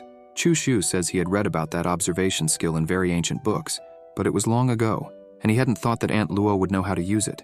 He asks Aunt Luo what she meant when she said that Miss Luo had accepted him because of his blood luck. She responds that blood luck was related to the secrets of heaven, but she didn't know the details about it. The protagonist thinks that when he acquired it, it was just something related to the luck of the human race during the Constitution Challenge, and wonders what connections blood luck has with the outer heaven. When Chu notices, he wonders where Aunt Luo had gone, and thinks it was better for him to meet up with Fei Yan and Yi Yi and return to Shangjing City. In Heiyan City, in the middle of the city, there were many people. An old man was selling crystallized fruits on skewers and announcing when Aunt Luo sees, she goes up to him and says she wanted a crystallized fruit. While she sucks on the candy, she notices something and turns around. Elder Mo asks the Holy Son if she was the incredible senior he had talked about. She angrily yells and asks where he was going and orders him to point the way. He says it was in Shangjing City. Aunt Luo opens a portal and calls them to go. In Shangjing City, at the Taisu Embassy, the protagonist returns and notifies his master that he had returned. In the room he enters were the Holy Daughter and his master. Mengdi asks if he wasn't going to introduce them. Irritated in her thoughts, she thought this unfaithful disciple had the nerve to bring someone with him while he was away. He introduces Aunt Luo and says that one was his master, and the other was the Holy Daughter Yao Xiai. He tells his master that she was Luo Qingyu, and her cultivation was very high. His master thinks that just by looking at her, she could tell she was not a simple woman, even with her power. She could tell what her cultivation was, so she must be at least a holy king. His master goes up to Luo and greets her saying her name was Qi Mengdi, and greets her. Luo says she wasn't bad, and that she had a good constitution, and says she would allow her to call her Aunt Luo just like Chu Shu. Mengdi says she didn't think it was a good idea, her disciple calling her Aunt Luo, because if she also called her that, it wouldn't be appropriate. Luo thought she had already done dual cultivation with her disciple and was pregnant with him. Why was she pretending? And wonders if she thought she wouldn't notice. Mengdi wondered why she was looking at her that way and questioned if she could see through her relationship with her disciple. The protagonist tells his master that the other one was Qing Yi Yi, a disciple he had accepted, and Yi greets the mistress, leaving everyone speechless and embarrassed. She notices and apologizes, as she should have called her grandmistress, because calling Mengdi Miss was like referring to the protagonist's wife, so she calls her grandma afterward, meaning that a master is like a father, so as Chu Shu was her master, and Chi Mengdi is Chu's master, as if Mengdi was Chu's mother, hence she uses grandma. Yi greets Mengdi and calls her grandmistress. Mengdi says her aptitude wasn't bad and gives her a bracelet. Yi thanks her, calling her grandmistress. Luo tells the protagonist that she wanted to rank her cultivation, so she needed to go into seclusion. He replies that he would take her and Yi to their residences. The holy daughter tells Chu that she would see him at night. Mengdi, irritated in her thoughts, wondered why she wanted to see her disciple during the night.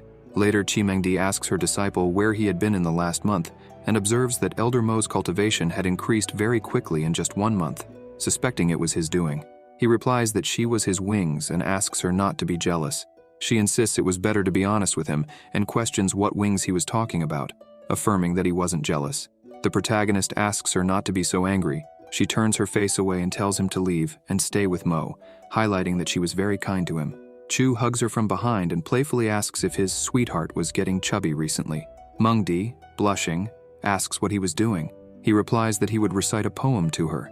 The curves in the path ahead, a quiet place, twin peaks grow around the little stream, and the water dripping from the mountain pond makes the valley grass grow lush. He then starts to stroke his master's legs, who, blushing, asks him to remove his hand, but in the end, they engage in dual cultivation. 2 hours later, Mengdi, panting, mentions that she felt the energy of the Dao return seed within him and reveals that it was of Emperor class. She questions if he understood the meaning of possessing an Emperor class seed, mentioning that legends said that only emperors could cultivate a seed of this class. He replies that was why they said he had the constitution of an emperor. She then suggests, since he was so sure he could cultivate the Emperor class seed, why didn't he let her test it? She asks him to allow her divine consciousness to enter his sea of knowledge and access his Dao palace, saying she would know just by looking, and if the divine consciousness entered the Dao palace, besides being able to spy on all his secrets, she could also destroy his Dao palace whenever she wanted, and questions if he had the courage to let her in. The protagonist calls her naive and questions if she would hurt him, saying she could come in, as he wasn't afraid, because he trusted her. Thus, she uses her divine consciousness to enter Chu Shu's sea of knowledge. Seeing that, she wonders if that was really his sea of knowledge. How was that possible? She had never seen such a vast sea of knowledge. No wonder he was so strong. With such a powerful foundation, even with low cultivation, he would still be powerful. In the middle of his sea of knowledge, she sees a small house and wonders if that was his Dao palace. As she approaches, she thinks he was amazing in everything. So why was only his Dao palace so common, and thus enters his Dao palace? When she looks up, she realizes that her disciple hadn't lied to her, for he really had an emperor-class seed. When she notices that Chu Shu was in front of her, she is taken aback. Mengdi, in disbelief, asks if he wasn't Chu Shu and affirms that he was the old demon Chu, questioning who he really was. He approaches and calls her master, and she responds saying he wasn't her unfaithful disciple. Still in disbelief, she asks who he was, why he was identical to the old demon Chu. He reflects that his master saw his seed and could have taken it for herself, but didn't, and thinks that if his master sees his true appearance and still doesn't act against him, it means that he can trust her. The protagonist then reveals that the Chu Shu who died in the Howling Forbidden Land was him, and the holy son Taisu was also him. She, in shock, asks where her disciple Chu Shu was and if he had possessed this body, questioning how he could have entered that sword intent above the sacred land. He explains that he had a secret weapon that allowed him to be reborn in the body of someone who was dying, and that in any case, she should thank him, because if not for him, her disciple would have been dead 3 years ago, as he was possessed by him and had his life saved, so he didn't kill him. Mengdi, frightened, asks if this meant that she had been conspiring for revenge for the last 3 years, and comments that this was expected of the old demon Chu. The protagonist, looking at the sky, says that throughout his life, he had conspired against many people, but it was just a coincidence that he had reincarnated in the body of Chu Shu, who was a disciple of the sacred land, and suggests that maybe it was fate. Mengdi, angered, asks if he had controlled her to use her as a tool to increase his talent, and questions if all that was revenge for what happened that day.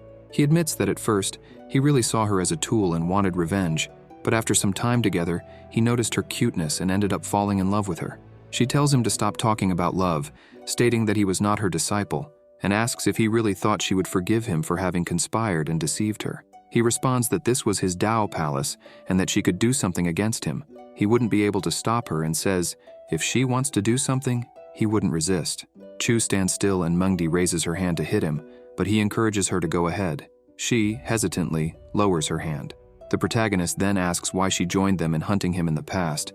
Everyone called him Old Demon Chu, but questions if he ever did something to betray humanity. He mentions that everyone she killed in the past were people who acted against him, and questions if he ever killed any innocent person, arguing that these were kill or be killed situations. Because he killed them, the seniors came after him, starting an endless cycle of revenge. He explains that hatred would just accumulate. If he hadn't completely eliminated them, their hatred for him would never have disappeared. He knew he had killed many people to have a good ending. Just like everyone wanted to live, he was no different. The protagonist says he had prepared a safety plan and asks if she thinks he was wrong to have possessed the body of his disciple Chu Shu and used it to deceive her.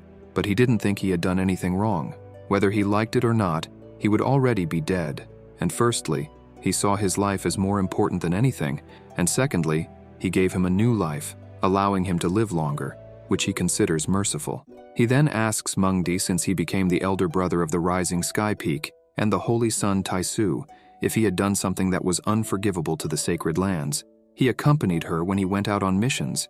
At any point did he kill innocent people? She replies that he did nothing of the sort, and thinking, everyone called him a demon, but he lives as a human, more than the cultivators who kill when necessary for power. Chu Shu says he trusted her, and even told her his biggest secret, and asks her what was more important in her heart, the old Chu Shu or him. In her thoughts, she thought he had killed her disciple. How could she fall in love with him, and thinks that even she was pregnant with his child? The protagonist wonders what his master would answer. She leaves Chu's Dao palace and walks away without saying anything, very thoughtful. Chu thinks he would see what his master would do, as he was still worried. She thought she had forgotten what he was like, and questions how she hadn't noticed that he was no longer the same, and thinks that the real Chu Shu wasn't important in her heart, and wonders if she had always been someone so heartless.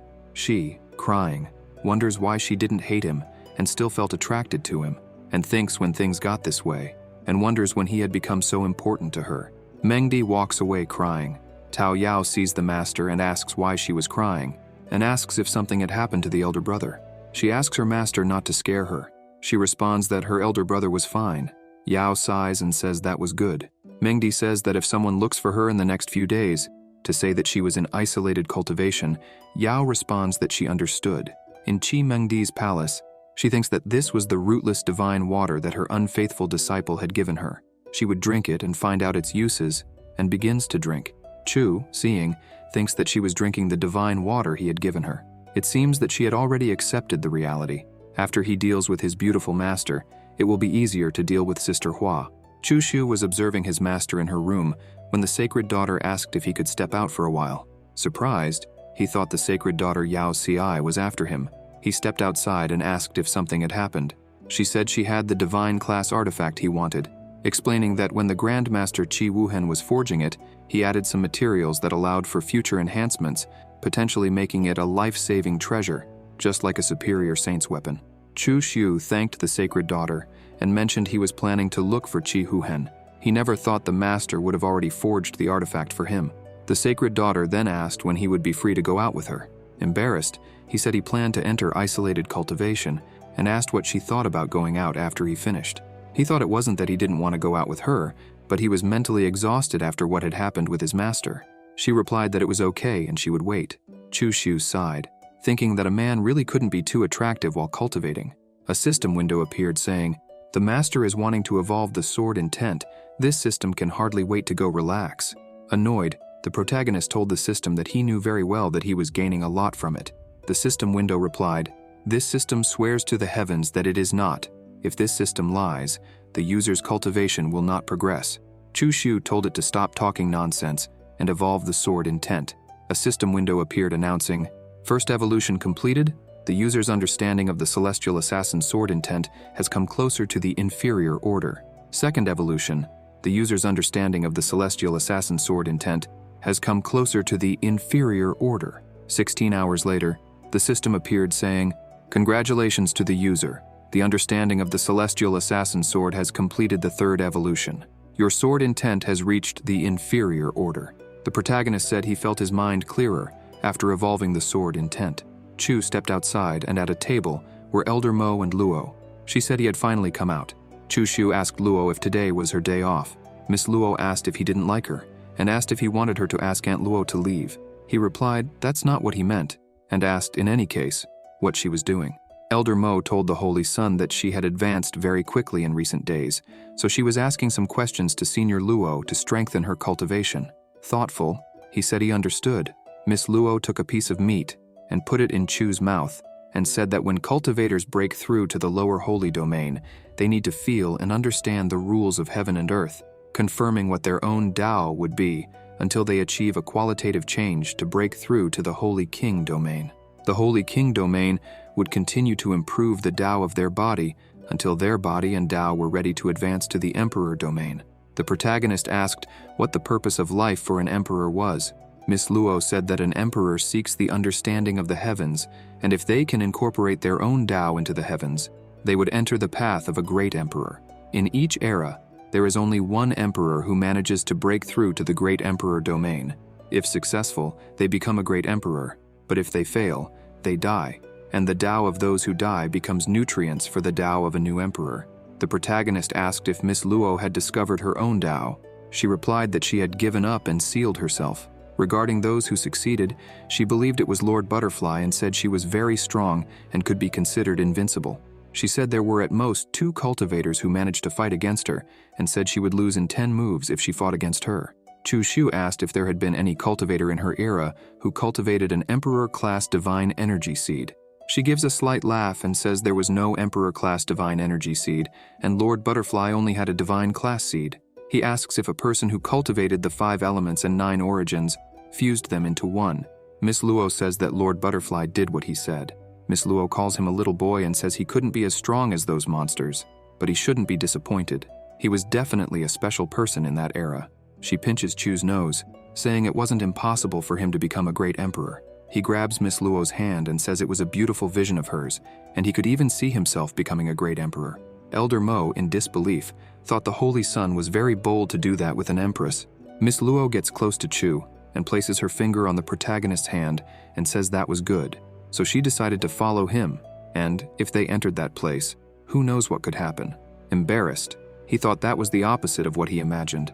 From a distance, the sacred daughter watched them sadly and thought he had said he would be with her after he finished cultivating. He notices the sacred daughter was there and thinks she was waiting for him.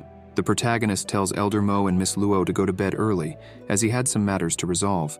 Luo responds that he should do his best at night and go ahead with the sacred daughter Yao Ci, and that they have a child with the congenital holy constitution. Chu, in disbelief, thought nothing could escape Miss Luo's eyes. The sacred daughter, from a distance, blushed. In the garden of the sacred Taisu Earth Embassy, Chu Shu walked with the sacred daughter and said he always had a wish. She asks what the wish was. He replies that he wanted to take off her veil and see her face. She says it was a rule of the sacred Yao Ci Earth. The sacred daughter's veil could not be easily removed unless it is a partner. He replies that it was a shame, since it was a rule, and asks her not to worry. She asks why, even though he has so many women by his side, he refused to touch her when they were alone. Chu says that was because the women of the sacred Yao Ci Earth were divine, and he wouldn't dare take advantage of her, so he just limited himself to flirting, leaving her blushing. The protagonist asks if she wanted to go with him to the Jui Shi Tower. That could help her open her eyes and develop. She asks if it was really okay to walk to a place like that. He says that living is being brave enough to try. She says she would change her clothes first. He replies that he would wait there for her. Ye Hongyu appears and says that Chu had finally come out and wanted to say that the stolen spiritual stones had already been found, and asks him not to worry because he would pay his part. Chu Shu says that wasn't necessary. They could just win again next time. Ye asks what Chu wanted him to do and says he had something important to tell him, and that apparently the holy son Yao Guang came to the city of Shangjing after the sacred daughter Yao Ci. And it wasn't just that. There were some rumors that the holy son Yao Guang found the secret Du art in the central plains on Chi Huang Mountain. The protagonist thinks that recently he had discovered that the Jade Scroll spoke about secret Du art and asks if it would be useful. When the sacred daughter appears calling Chu, Ye asks who she was. The protagonist says Miss Yao Feng was an old friend and says they were going to the Jushu Tower, and asks if he wanted to go along. Embarrassed, he replies that he wouldn't bother and that he could have fun. Ye thought that Brother Chu's taste was quite varied. He liked to play with proper young ladies. As expected, he spares no one. At the Ju Tower, Chu and the sacred daughter were at a table while around them were several women dancing and tables with people having fun. The protagonist asks if she liked it there and asks her to sit close to him and places his hand on her shoulder and asks if she knew how to dance. She replies, embarrassed, that she knew, but only a little. Chu asks if she wasn't as good as the dancers. The protagonist places his hand over hers and asks why her heart was beating so fast, wondering if she had never touched a man's hand before, and notes that they came to the right place. As a virgin like the sacred daughter Yao Ci needed knowledge in that kind of thing, and it would be interesting to train her. Chu Xiu asks the sacred daughter to look at the couple in front of them and asks what they were doing. When she looks, the couple becomes embarrassed and their legs start to tremble. Chu begins to run his hand over the sacred daughter's body, moving downward, and tells her not to be nervous and to relax. After a while, they leave the Ju Tower when they encounter two cultivators. The one in light clothing asks what he was doing. The protagonist asks who he was. He replies that he was Shi Xingyu from the Holy Land Yaoguang, and the other was his brother, the Holy Sun Yaoguan. Chu Xiu greets him and says that he was the Holy Sun Yaoguang and apologizes. He ignores him and says that Miss Feng Yao was even more beautiful compared to 2 years ago. The protagonist thinks that the extra had ignored him. The Holy Sun Yao asks what Miss Feng was doing there. Embarrassed, she says that Chu Xiu wanted to come there, so she accompanied him. Shi Xingyu loudly says he dared to bring the sacred daughter Yao Ci to a dirty place like that, and asks how the Holy Sun Taisu wasn't afraid to embarrass the sacred land Taisu. He looks to the side and asks the Holy Sun Yaoguang if he was nervous. He says he misunderstood him, and he, Shi Xinghai, always remained calm, and asks the sacred daughter if she would like to attend a meeting tomorrow at Yue Lake. She replies that if Chu Xiu went, she would go too, and says she would do whatever Chu wanted. Yao Guan says he would say goodbye for today, and with a serious look, he thought he would finish Chu Xiu. The sacred daughter, blushing, says it was the first time she had been so intimate with a man, and that she wasn't used to it. Chu asks if she wanted him to take responsibility, and says she seemed quite hostile towards the Holy Sun Yao Guang, and asks if it was because of him, and asks if she was jealous. The protagonist places his hand on the sacred daughter's head, and asks if she wasn't feverish, because she was so hot and stuttering. Annoyed, she asks when he would be willing to accept her as his wife. The protagonist, with a slight smile, says that when she finished developing, it would happen naturally and asks her not to rush. She replies that it was okay. He says it was late and calls her to return to the Taisu embassy. The sacred daughter asks what he plans to do in the coming days. He says he had nothing to do. He would just be cultivating. 20 days later, at the Taisu embassy, Chu thought his consumption was terribly high. He would need more spiritual stones, and thinks whether he should go to Yuanlong City to kill some beasts, so he could collect and produce spiritual stones during the day. A servant goes to the protagonist and says that the master of the rising sky peak had returned 3 days ago. He thought his master had returned. The servant says he was in isolated cultivation, so she didn't want to disturb him. He replies that it was right. In Chu Xiu's room at the Taisu embassy, his master Mengdi enters using the void. Chu says she shouldn't be coming there. She asks why not, and questions if he was afraid of her killing him. He, observing, thinks she was still very beautiful, but had lost a lot of weight, and says he already said that if she wanted to kill him, he wouldn't resist. He was just worried that she would feel bad, and when she feels bad, he also felt bad. She asks if he felt bad and thinks that was romantic. He replies that of course he felt bad when she was bad, and hugs her, making her blush. He says he had missed her. She, somewhat downcast, says she hadn't missed him because she still wanted to tear him into pieces. The protagonist, with his hand on Mengdi's face, calls her master. She averts her gaze and asks her unfaithful disciple why he was calling her. Suddenly, he kisses her, leaving her without reaction. She asks him to let her go. When he pats her butt, she thinks it seemed like she wouldn't be able to escape the hands of her unfaithful disciple in her entire life. Chu tells his master that she had been away for several days. His cultivation had become a bit rusty, and asks why she wouldn't teach him a few lessons. She calls him an unfaithful disciple, and they end up practicing dual cultivation. While they were engaged in dual cultivation, Miss Luo watched them from the top of the room without their knowledge, thinking that little Chu was skilled, as he had managed to wrap his master around his finger with a few words. And now that she noticed, all the women Chu Xiu liked and had relationships with were older than him. She wondered if that little boy would also want to devour her, and thought about what she should do. Sometime later, they, all breathless, lying in bed together, Mengdi asks her disciple to remove his arm from above her. She grabs him, and asks if she only wanted to use him. She turns her face away and says that he was only treating her this way to take advantage of her. He asks how he could use her, and pulling her hand, kisses her, and says that he respected her and couldn't wait to show her how much he loved her. Mungdi gets up and slaps Chu's hand away, saying who would want the love of an unfaithful disciple like him, and calls him an idiot. Miss Luo thought that little boy wasn't too bad. He was really very good with women, and realizes that it was time for her to leave, thus opening a portal in the void. The protagonist, pouring tea and serving tea to his master, says that her cultivation had increased a lot, but she still needed to advance to the 5th layer of the superior holy domain, and questions her, saying if she had sought him out because she missed him. She responds that he was thinking too much, and says that this time she went out on a mission for the sacred land, and says that he must have heard about the secret realm in the Central Plains and about the secret Do art, the legendary 9 secrets art. The Do secret had been discovered. The wind was blowing across the celestial continent. It would not just be human forces, even the force of monsters would act. Chu Xiu, thoughtful, asks if the sacred land would participate in that hunt. Mengdi says that cultivators in the Holy King domain should also act. Things were getting dangerous, and the sacred master had not yet recovered, and humans were at a disadvantage against the monsters. With that, they would be forced to take risks.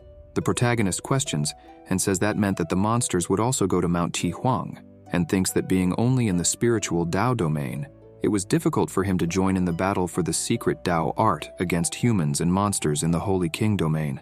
His master says that they would do everything possible to get one of the 9 secrets, and she heard from Elder Mo that Miss Luo Qingyu was an empress. Chu says she was, but was being suppressed by the heavens, and now she was only in the middle Holy King domain. Mengdi says that if the monsters acted against the sacred land Tai Su, he could convince her to help them. She thinks that even though she didn't want to ask for help, this matter was related to the safety of the human race, and if an empress could help, they would be able to resolve this crisis. At the Tai Su Tower, in the Tai Su Embassy, the protagonist says that Sister Luo had promised to act if necessary. Mengdi questions him, saying Sister Luo, and that he had many sisters. He says they were just sisters, but she was the only woman. She responds and calls him cheeky. She asks her unfaithful disciple if someone in the middle Holy King domain could suppress a peak Holy King using some emperor artifact. He says they could leave the Tai Su Tower with Sister Luo. With her cultivation, she could fight any enemy using an emperor artifact. She says he had even considered that. Chu says he sort of thought that the monsters were already going to invade, and since they would have to kill some Holy King monsters, they would need a plan. His master caresses the face of her disciple and asks her unfaithful disciple what kind of wicked plan he had devised. He whispers something low in her ear. Mengdi says then they needed to get the secret Dao art. He says that situation was as ideal as possible, but if they couldn't get the secret Dao art, he had thought of other means. And if they leaked that the mysterious man who destroyed the Ouyang family in the Eastern Territory was the Holy Son Tai Su, the monsters would not stay quiet. She responds that he shouldn't even think about it. That way, he would only make enemies of many people, and says that he knew very well the end he had when he became the enemy of the sects. He replies that it was just the worst-case scenario. He had other ideas, and asks her not to worry. The protagonist says that the trip to the Central Plains would be dangerous, so he would teach her the secret Z art as a precaution. She asks if he would teach her that secret art. He kisses his master's face and says of course, as she was his beloved master, leaving her blushing and speechless. She responds that he only knew how to speak sweetly and calls him an unfaithful disciple. Chu Shu says that the 9 secrets art was special. His current level of cultivation was too low, and he couldn't use it perfectly, and says she needed to enter the Dao Palace with her soul so he could teach her. Inside Chu Shu's Dao Palace, the protagonist says they would start an hour later. Chu tells Mengdi not to rush and to take it easy. She says that even if it was just half, the effect of the secret Z art was incredible. She says they would finish for now, as she had to go. Chu Shu asks what she thought of the environment there. She responds and says it was not bad and asks why. He grabs her and says he didn't want to lose the beautiful view. She, blushing and annoyed, says he shouldn't start and asks her unfaithful disciple to let her go. But in the end, they end up practicing dual cultivation. 2 hours later, the two, breathless, were lying on the floor. Mengdi thought that those 2 hours were like hundreds of years trying to understand the rules of heaven and earth. Chu calls his master. She replies that she was advancing again. She gets up, and leaving, she says she would prepare for the challenge. Later, they talked about other things. He, shocked, thought that dual cultivation within his Dao Palace had a very powerful effect. 3 days later, several cultivators from the sacred land came on a flying boat to where Chu Xiu was. The The people in the city, amazed, said that more people from the sacred land were coming. Some asked what had happened for them to come there. One of the cultivators asks if he hadn't heard. A secret realm would soon open in Mount Chihuang, located in the Central Plains. He hears that it was related to the secret Dao art. The other says it was no wonder the sacred land Taisu was acting. At the Taisu embassy, the Holy Sun welcomed the cultivators from the sacred land and said they had a difficult journey, and asked them to come in, that the rooms were already prepared. Master Liu Shui from the Sword Sky Peak tells the Holy Sun that it had been some time since they last met, and that his cultivation had gotten even better. He truly was a blessing for the sacred land Taisu. Chu says she was praising him too much. The protagonist greets Ye and says, "Long time no see." He says he could still call him Ye Fan. Chu tells him not to be shy with him and asks them to act as before. Mengdi tells Liu Shui to stay away from her disciple. She responds and asks if she thought she could threaten her just because her cultivation increased. She says she could do what she wants, and what she would do about it. She would seek out her disciple during the night for a private lesson and calls her disgusting. Liu Shui asks if she wasn't ashamed after having killed her father over a treasure. Mengdi says that Master Liu's Dao Palace was invaded by demons, and he asked her to kill him, or he would be possessed. She asks if she was still giving the same excuse, and asks if she couldn't come up with something else after so many years. Tianxie tells Mengdi that he recently found that beautiful usurper beauty fruit, and that he would give it to her. Mengdi sees her disciple talking with Ye Fan and says that fruit was very precious. It was better for brother Tianxie to keep it. He, embarrassed, responds that she was right. Her beauty was unmatched. She shouldn't need that, and calls her to discuss the secret realm. She replies yes. Mengdi tells the protagonist to hurry up and go to the central pavilion. He says goodbye to Ye Fan and mentions they would talk another time. His master tells him that elites from all places were gathering, and he should be careful not to fall into traps. He thanks his master for her concern. She turns her face away and asks who was worried about him, calling him shameless, and says she only feared he might die out there, and she would need to retrieve his body. Chu, with a slight smile, says he understood and would take extra care on Mount Chihuang, giving his master's buttocks a pinch. At Mount Chihuang, in the Central Plains, several flying boats were around, waiting for the secret realm to open. One of the monster cultivators was saying that they must get the secret Do art, while a human cultivator shouted that the monsters were getting more and more arrogant. They would never let the secret Dao art fall into the hands of monsters. On one of the flying boats, the sacred daughter Yao Xi, Ye Hongyu, and Chu Shu were waiting for the realm to open, while the protagonist thought that the jade plaque carved with Dao was really very useful. He was wondering why it was reacting upon getting close there, but it seems it contained all the information about the secret realm, acting like a guide. He thought this would be very interesting. While everyone else was playing the game, he was cheating heavily and chuckled a bit. Suddenly, some lightning around the mountain began to shine, revealing a portal. Inside it, there were various stone monsters. Chu thought the secret realm was opening. When the portal opens, the leopard woman walks towards the entrance saying she would try something, and then she swings her club towards the portal's entrance, but she's thrown back, saying it was too tough. The monsters around wondered why she couldn't enter, given that she was a superior saint, while others said that not even a superior saint could enter. The protagonist, walking towards the portal, said the leopard woman couldn't enter because the entrance had Dao suppression. Only those in the lower holy domain or below could enter, and he didn't know how she thought of exploring the secret realm if they didn't even know that, and thus the Holy Sun, the sacred daughter, and Ye Hongyu enter.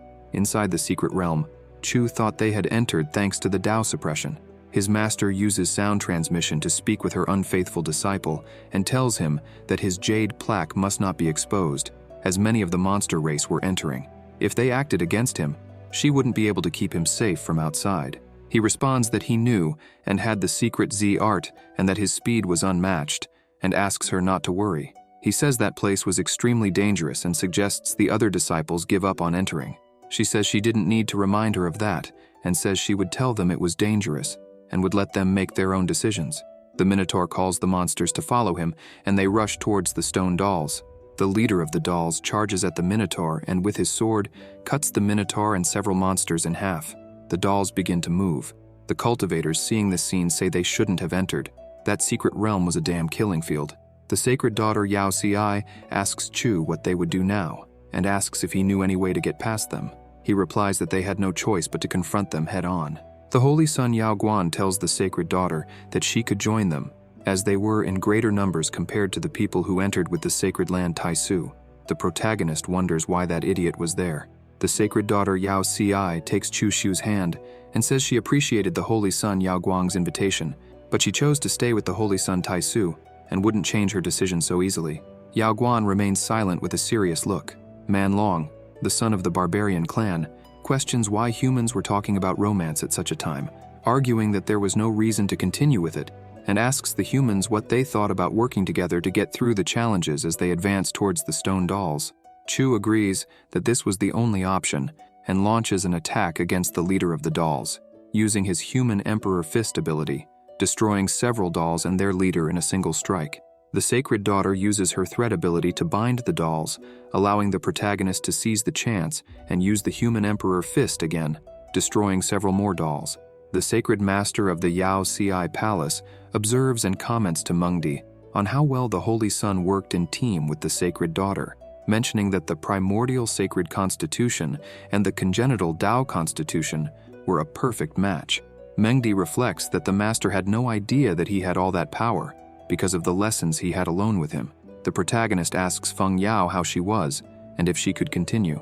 She replies that she was fine, could still keep fighting, and asks him to focus on the battle and says she would protect him. He advises her to remember to conserve her strength in case the monsters attack them, and then Chu charges at the dolls again with his human Emperor Fist. The human cultivators, moved, thought that the Holy Son had gotten hurt to create a path for them. One of the cultivators thought he was not satisfied with the sacred daughter chasing the Holy Son, but now he understood that the Holy Son was worthy of everything and that he had been very ignorant. Meanwhile, the protagonist easily destroys the dolls with his ability. Outside the secret realm, the bald cultivator says that the Holy Son should not have done that, as he needed to conserve energy. Another says that was exactly how the Holy Son Tai Su should be, brave and courageous. Lord Thousand Faces, hooded and hidden among the monsters, thought something was wrong with Chu Shu, as he was a cautious guy. It was impossible for him to sacrifice himself for the good of others, and thinks there must be some reason for him doing that, and wonders what it could be. The protagonist continues using his human Emperor Fist ability, destroying dolls, creating a huge pile of them, and says that should be enough, and tells everyone to continue. While several cultivators fought, Chu calls Ye and tells him to follow him quickly and get out of there, thinking that he was still injured, so he would use the secret Z art to recover. A female extra, all blushing, thanks the Holy Son for having helped her, or she would have died in battle, and says that from that day, her life was his. He responds that they were from the same sect, and that he only did what should be done. As the monsters fought, Tian Yaozi, a unicorn-type monster, says he remembered that Chu Shu possessed the sacred primordial body and thought if he consumed the flesh of someone with that sacred constitution, his injuries would heal quickly, and tells the protagonist that he was very injured, and therefore he would eat his flesh to heal him, and says he should feel honored and could not refuse. Chu asks if he was sure he wanted to act against him now. Tian tells him to stop talking. The sacred daughter Yao Ci asks Chu to be careful. The protagonist uses the secret Xing ability and quickly charges at the monster, leaving him frightened and hitting him with his ability, throwing him to the ground, causing a great commotion. The protagonist, with his foot on the monster's face, asks how he dared to covet his flesh, being so weak. He was courting death. When the monster was about to speak, he is interrupted by Chu stepping even harder and asking who had given him the right to think he could act against him.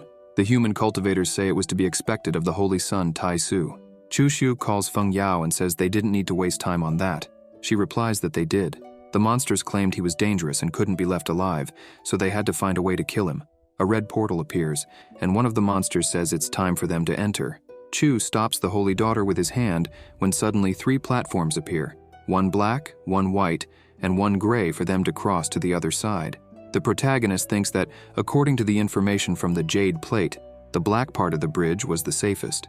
The white part had various dangers, traps, beasts, and even hidden assassins waiting to kill them if they were careless. He says the hardest part was the gray one, which would summon a number of enemies based on how many people were on it. The more people, the greater the number of enemies.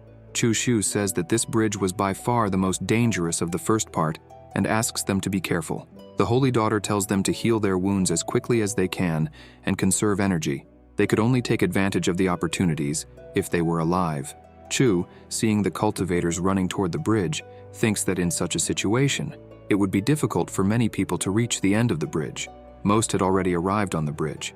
A female cultivator tells the others to follow the Holy Son and not lag behind, when suddenly, a black beast jumps on a female cultivator. making her scream. The protagonist appears quickly and easily kills it with his fist ability. The female cultivator in white thanks the Holy Sun. He asks them to be more careful, as he would help the others. The two blushing cultivators say that the Holy Sun was too kind, and that he had already saved one of them about 3 times. She was even embarrassed as more beasts attacked other cultivators. Chu Shu appears, easily destroying the beasts, and the female cultivators thank him. Mengdi, from the outside, thinks her unfaithful disciple loves playing the hero. The human cultivators outside say that it was expected of the Holy Sun Taisu, that the human race lacked righteous people like him, and some even say that children should stay with Chu Shu. Master Liu Shui from the Sky Sword Peak tells Mengdi that she has a good disciple. She thinks about what her unfaithful disciple is planning, as that was something he wouldn't do. He definitely had a hidden motive for doing that. When the human cultivators and the monsters reach the end of the path, one of the monster cultivators asks, "Who will go first?" Someone needs to take the lead. Chu Shu calls the others, saying they will go first. As he takes the first steps, the surroundings begin to shake, when suddenly several hooded figures appear in front of them, all dressed in black. The cultivators take a step back. The unicorn monster laughs and says it was worth luring so many enemies to protect those weaklings, and says the Holy Sun was too confident, but that would be his death, with a look exuding bloodlust, thinking that Chu Shu needed to die. Manlong says it seems the safest way was to pass one by one. The protagonist uses some seals and activates the formation along with all the human race cultivators, creating a yin-yang circle. Chu says the charge was complete, and states that he will finish them off. Thus, he and the holy daughter Yao Ci use the power of the formation, destroying the hooded figures in one blow, leaving the monsters shocked. The monsters wonder what kind of formation that was, with such powerful defense. They say that by using people as catalysts, it was a combined strength formation, but they question how, with Chu Shu's cultivation level, he could use such a high-level formation. The human cultivators climb the steps behind Chu and the holy daughter, reaching the top where there are some tombstones. The protagonist and the holy daughter place their hands on the tombstones when a system window appears, saying, "Congratulations on passing the second challenge. Exit to receive your reward. You can continue clearing the secret realm or exit to receive the reward." The cultivators were jumping for joy, saying there was a reward for completing the challenge, while some said they could finally leave that place. Chu uses sound transmission to tell the holy daughter that if she had the chance to pick a good skill, to remember to choose the 36 true movements of martial arts. Thus, Chu focuses his consciousness on the tombstone, opening a reward window. Combat assessment, 5,789. Performance evaluation, 8,978. You protected many companions, gained an increase in evaluation. Please choose 2 rewards below. 1. Resources, Divine Spirit Stones. 2. Divine Class Skills, choose 1 out of 17. 3. Divine Skill Time Acceleration, time accelerated by 15 years of knowledge. 4. Divine Class Skill, choose 1 out of 17. 5. Divine Skills, time acceleration, time accelerated by 15 years of knowledge. The protagonist thought he could finally pick his reward. He was tired of playing the good guy. He says he wanted Divine Spirit Stones and the Divine Skill 36 True Movements of Martial Arts. A system window appears saying, "Choice completed. Your performance was exemplary. You will receive 30 million Divine Spirit Stones. You protected many companions. An exemplary performance. You will receive the complete Divine Skill, 36 True Movements of Martial Arts." Chu, seeing the rewards falling near him, thought he had done very well. The 36 True Movements of Martial Arts would be very important for improving his level in the future. With that, he wouldn't have any problems. The cultivators said that choosing the Divine Time Acceleration skill was like they had cultivated for centuries. Others said that after leaving there, they felt they could break through to the divine realm and soon become a lesser saint, and it was all thanks to the Holy Sun Taisu and the Holy Daughter Yao Ci that they were still alive. One of the female cultivators went toward Chu, saying she would leave now to avoid being a burden to him. He tells her that when she returns, to cultivate diligently, her future would be amazing after that experience. Blushing, she tells the Holy Sun good luck, and that when he leaves the secret realm and wants her to repay the kindness, she would do anything he wished, no matter what it was. Mengdi wondered if her unfaithful disciple was really someone with a good heart, and if she had misunderstood him. She shakes her head and thinks that it was absolutely impossible. In the end, only 4 human cultivators remained: Chu Shu, the Holy Daughter, Ye Hongyu, and Ye Fan. Chu says that in the end, only they stayed. Ye Hongyu replies that there was nothing to do, He lost a lot to pass the second challenge and needed to recover what he lost, or that trip wouldn't have been worth it. The holy daughter Yao Ci uses sound transmission and tells Chu that she had picked up the skill 36 true movements of martial arts, but only managed to get 2/3, a total of 24 movements. Chu replies that that was already great. She asks if they were going to teach it to Ye Hongyu and Ye Fan. He says the 36 true movements of martial arts were blocked by the rules of the secret realm. There was no way to teach it to others, and says she would understand better when she practiced it. The protagonist says that the second and third group of people must already be entering the secret realm and calls the others to move forward. Suddenly, 2 giant wasps appear behind Ye Hongyu. He, with his fan, cuts the 2 easily, saying he knew the leaves were suspicious. Chu, seeing them on the ground, says the poison was powerful, so he would want it. Ye Fan stretches his hand with a small bag, saying to Chu that it was confusion incense. It didn't work against cultivators, but was very effective against wild beasts. After smelling a little, they would seem as if they were drunk. He responds that he didn't think Brother Ye Fan would have something like that, and calls them to hurry and collect the poison, as it could be useful against monsters. He thanks them for their help, and calls them to move forward.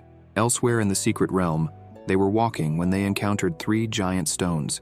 The holy daughter, shocked, says that it was the Epiphany Stone. Touching the stone, she says that this Epiphany Stone was very large. She had never heard of anything like it and says it was priceless. If taken outside, it would easily be worth billions of divine spirit stones. Ye Hongyu says it was very valuable, but he felt bad for not being able to capitalize on something like that right in front of him and sighs. Ye Fan tells them not to be greedy and says they could use those stones to improve their divine skills. The holy daughter Yao Ci says that the other stones had sword and blade marks, which would allow them to understand about sword intent and blade intent, and says those 3 stones must be opportunities found on that golden leaf. Ye Fan says he would try to understand the sword intent, and if they all finished before him, they could go on without him. Ye Hongyu asks Chu if he would stay with the blade intent, and asks which stone he would go to. He replies that he would try to understand his divine skill, so he would not go with him. Ye Hongyu wishes Chu good luck. The protagonist places his hand on the waist of the holy daughter Yao Ci, saying they should try to understand the divine skill. 36 true movements of martial arts together, and she agrees. Inside the void of the Epiphany Stone, Chu helps the holy daughter with some movements of the divine skill, helping her get into the positions of the 36 true movements of martial arts, making her moan. After a while, 4 monsters come towards the Epiphany Stone. The tiger monster says he felt the presence of humans there. One of them feared that presence was of Chu Xiu, the holy son Tai Su. Wang Shanjun, the tiger monster, says it was great because he would kill him, and thus lunges at the stone with his sword to strike him, when the protagonist's hand comes out holding the sword with just 2 fingers and says that's not how to launch a surprise attack. Outside the Epiphany Stone, the protagonist was holding Wang Shanjun's sword with 2 fingers. The tiger monster says that when the holy son tried to pass the challenge, the race of monsters united to kill him and his grandfather died in battle. And now that he had found him there, he would take revenge. Chu Xiu uses his 36 true movements of martial arts skill, 7th movement true break, and hits him with a finger, throwing him far away, leaving the other monsters scared. They said it was impossible and how that happened. He felt it was impossible to defeat him and asks why they weren't running away. The protagonist uses the 36 true movements of martial arts, 1st movement, mountain embrace, and thus picks up a giant stone. The tiger monster uses his divine skill mountain-splitting blade, cutting the stone Chu had picked up. Then, Chu Xiu uses the 36 true movements of martial arts, 2nd movement, ocean cover, hitting the tiger monster with a direct blow. Without wasting time, the protagonist already lands a punch on the monster's face, making him wonder how he was so strong, and without wasting time, uses again the 36 true movements of martial arts. 6th movement, captured dragon, making him remember when he was just a scared tiger as he hits him with several punches. When a succubus appears asking Chu if he could spare that little tiger, and introduces herself saying she was a succubus Qianye, sister of Unlimited Inferno. The tiger monster, stammering, asked his sister Qianye for help. She asks Chu to let him go, saying she would owe him a favor. The protagonist asks who she thought she was, and says if she thought her favor was worth anything, and thus closes his hand and quickly lunges at the succubus, saying that she seemed familiar with the tiger, so they could die together and be friends in hell. The succubus grabs Chu Xiu with her legs and calls him husband using her power of seduction. He thought that this then was a power of a succubus, and thinks that succubi were born with proficiency in illusion and were naturally masters in that type of skill. But unfortunately, for every type of skill, there was a way to counterattack, and in front of him, they were just insignificant tricks. So he turned around delivering a heavy punch where the succubus was hiding. Succubus Qianye, in pain, says that he was very mean, and that way he would kill her. He, looking at her quickly, uses the 36 true movements of martial arts, 6th movement, captured dragon, and thus appears in front of the succubus grabbing her by the neck, saying that since they met, she had been using the illusion skill on him, so it would be a shame not to kill her. Qianye wondered why the Holy Sun was not affected by her illusions, and so she grabs a diamond card and breaks it, thinking she had no other choice, as protecting her life was the priority, and thus she quickly escapes from there without giving Chu time to react. He thought that being able to use a teleportation item in the secret realm, someone in the Holy King realm paid a high price to forge that. He believed she wouldn't have another, and would kill her the next time he saw her, and thus he walks toward the tiger monster. He thought he would absorb the tiger monster's corpse and see how many spirit stones he would get from the monsters, and thus returns inside the void of the Epiphany Stone. The protagonist goes up to Feng Yao and asks how the learning of the 36 true movements of martial arts was going. She replies that she had already understood 20 out of 26. Chu thought her intelligence was not bad at all. She stands up and asks if they were leaving. He responds that they needed to complete the challenge. If they didn't complete it, they wouldn't be able to move forward. As they walked, the holy daughter Yao Ci says that Succubus Qianye was very famous among the new generation of the monster race, and now that he had attacked her, the other monsters would act against him and asks him to be careful. He responds that he wanted them to attack him, as he was short of spirit stones, so those who irritated him, he would turn into his spirit stones. The holy daughter admired him looking at his back. As they walked toward the portal of the second challenge, Chu asks the holy daughter if she was ready for the second level. She nods, saying she was, and thus the two jump into the portal to start the second level. When they pass through the portal, they appear in a place that contained an arena around. He tells Feng Yao that this level mainly tested combat dexterity, and only by passing the test would it be possible to move forward. Otherwise, they would be trapped there forever. Suddenly, the brother of the tiger monster appears behind Chu, saying that he had finally arrived, and it was time for him to pay for killing his brother, and stares at him. The succubus, gleefully, thought that Chu Shu should be careful, as Wang Shanzhuo was very strong. The unicorn monster says he picked a tough bone to chew. The protagonist tells him to stop dawdling and get on with it. Thus, Wang bangs his weapon on the ground and throws a stone towards Chu. He uses the 36 true movements of martial arts. First movement, mountain embrace, destroying it. Shanzhuo says that he did have some skills to have been able to kill his brother, but compared to him, Chu was still weak, and thus strikes with his axe. The protagonist defends Wang's blow using the 36 true movements of martial arts, 7th movement, true break, and says he's overestimating himself. The unicorn monster, shocked, thought that the 36 true movements of martial arts were something he had never seen Chu use, and wonders if it was a reward he had received. The human cultivators, shocked, said they never thought Chu Shu was already so strong. Wang Shanzhou was very strong, but even so, Chu managed to face him on equal terms.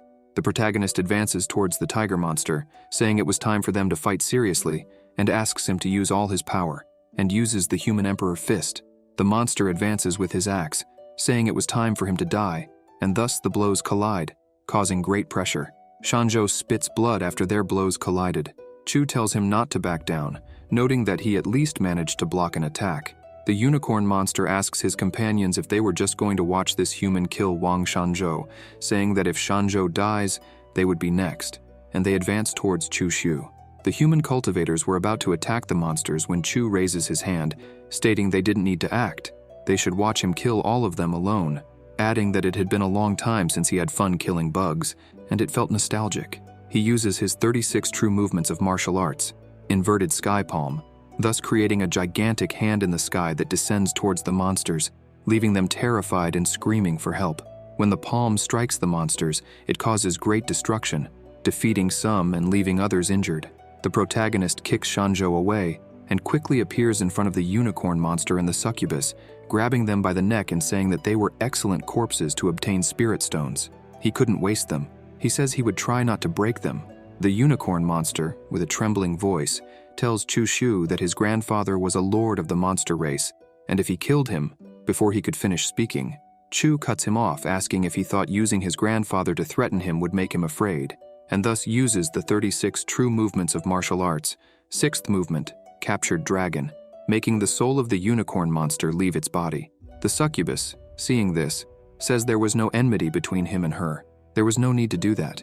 She begs him to let her go, saying she would do anything. Even if he wanted to practice dual cultivation with her, he would understand many things about the Tao and enjoy much pleasure. Chu Shu says that practicing dual cultivation with her would be quite fun, but women were not lacking for him. She begins to shout loudly that he would have a painful death, that her sister would avenge her. Shanzhou, completely beaten, says that this time he had won. The protagonist replies that he wasn't bad, as he was better than those two he had just killed. Chu uses the spiritual seal and says that this way he would discover everything he hid in his soul. He notices that the tiger monster had a Tao curse, when suddenly the time begins to darken and a giant hand appears in the sky, causing several bolts of lightning. The holy daughter, Yao Ci, terrified, says that was cause and effect. The lord behind Wang Shanzhou was acting. The protagonist says that he had already prepared an arrangement in advance. Wang Shanzhou's soul would break and the cause and effect would be destroyed. The voice of the lord behind Wang says he was very brave and he would definitely kill him for that. The holy daughter Yao Ci asks how he knew the tiger monster had a Tao curse. He just shakes his head and says he was just being cautious. He hadn't expected it. She laughs and says that now that there were only humans in that first challenge of the bridge, they could focus on passing calmly. Feng Yao tells Miss Bai that with her strength, she would have already passed, and asks why she was there. She sighs and says it was easy to pass, but the challenges in that arena were separated by levels, namely levels A, B, and C. Level C are battles against opponents 2 cultivation layers below yours. Level B are battles against experts in the same domain. And finally, Level A are battles against opponents 1 layer above the person's. Miss Bai says that inside their cultivation was suppressed, as she was at the peak of the divine domain. An opponent who was 1 layer above is an opponent of the lower holy domain, and to pass it is necessary to kill all the opponents of each phase that would appear after entering the arena. Inside the arena, opponents were generated being 1 in the first phase, 2 in the second phase, 4 in the third phase, 8 in the fourth phase, and 16 in the fifth phase. The opponents in black coordinate their abilities very well to fight, and their strength was not as simple as if it were one-on-one. She sighs again and says that the last time she challenged Level A, she nearly died in combat. A cultivator appears and says it was very difficult to challenge multiple lower saints with low cultivation. The holy daughter Yao Ci looks at Chu with a slight smile and says that Chu Shu was only in the spiritual Tao domain, so his opponents would be in the divine domain with his power. It shouldn't be difficult for him to pass the challenge. The protagonist, near the tiger monster, says that they couldn't waste, as wasting was a shameful behavior. They had to use resources rationally, leaving the cultivators embarrassed. Chu looks at them and says it was just Level A, and asks them not to worry. The results had not yet been definitive. They were all underdogs. Chu Shu asks who would go first. Bai says that they couldn't pass Level A, so he could try first. Chu jumps into the arena to challenge. Suddenly a system window appears announcing, "Challenger, choose the difficulty, C, B, A, or A+. He thought it was clear that he would choose the plus.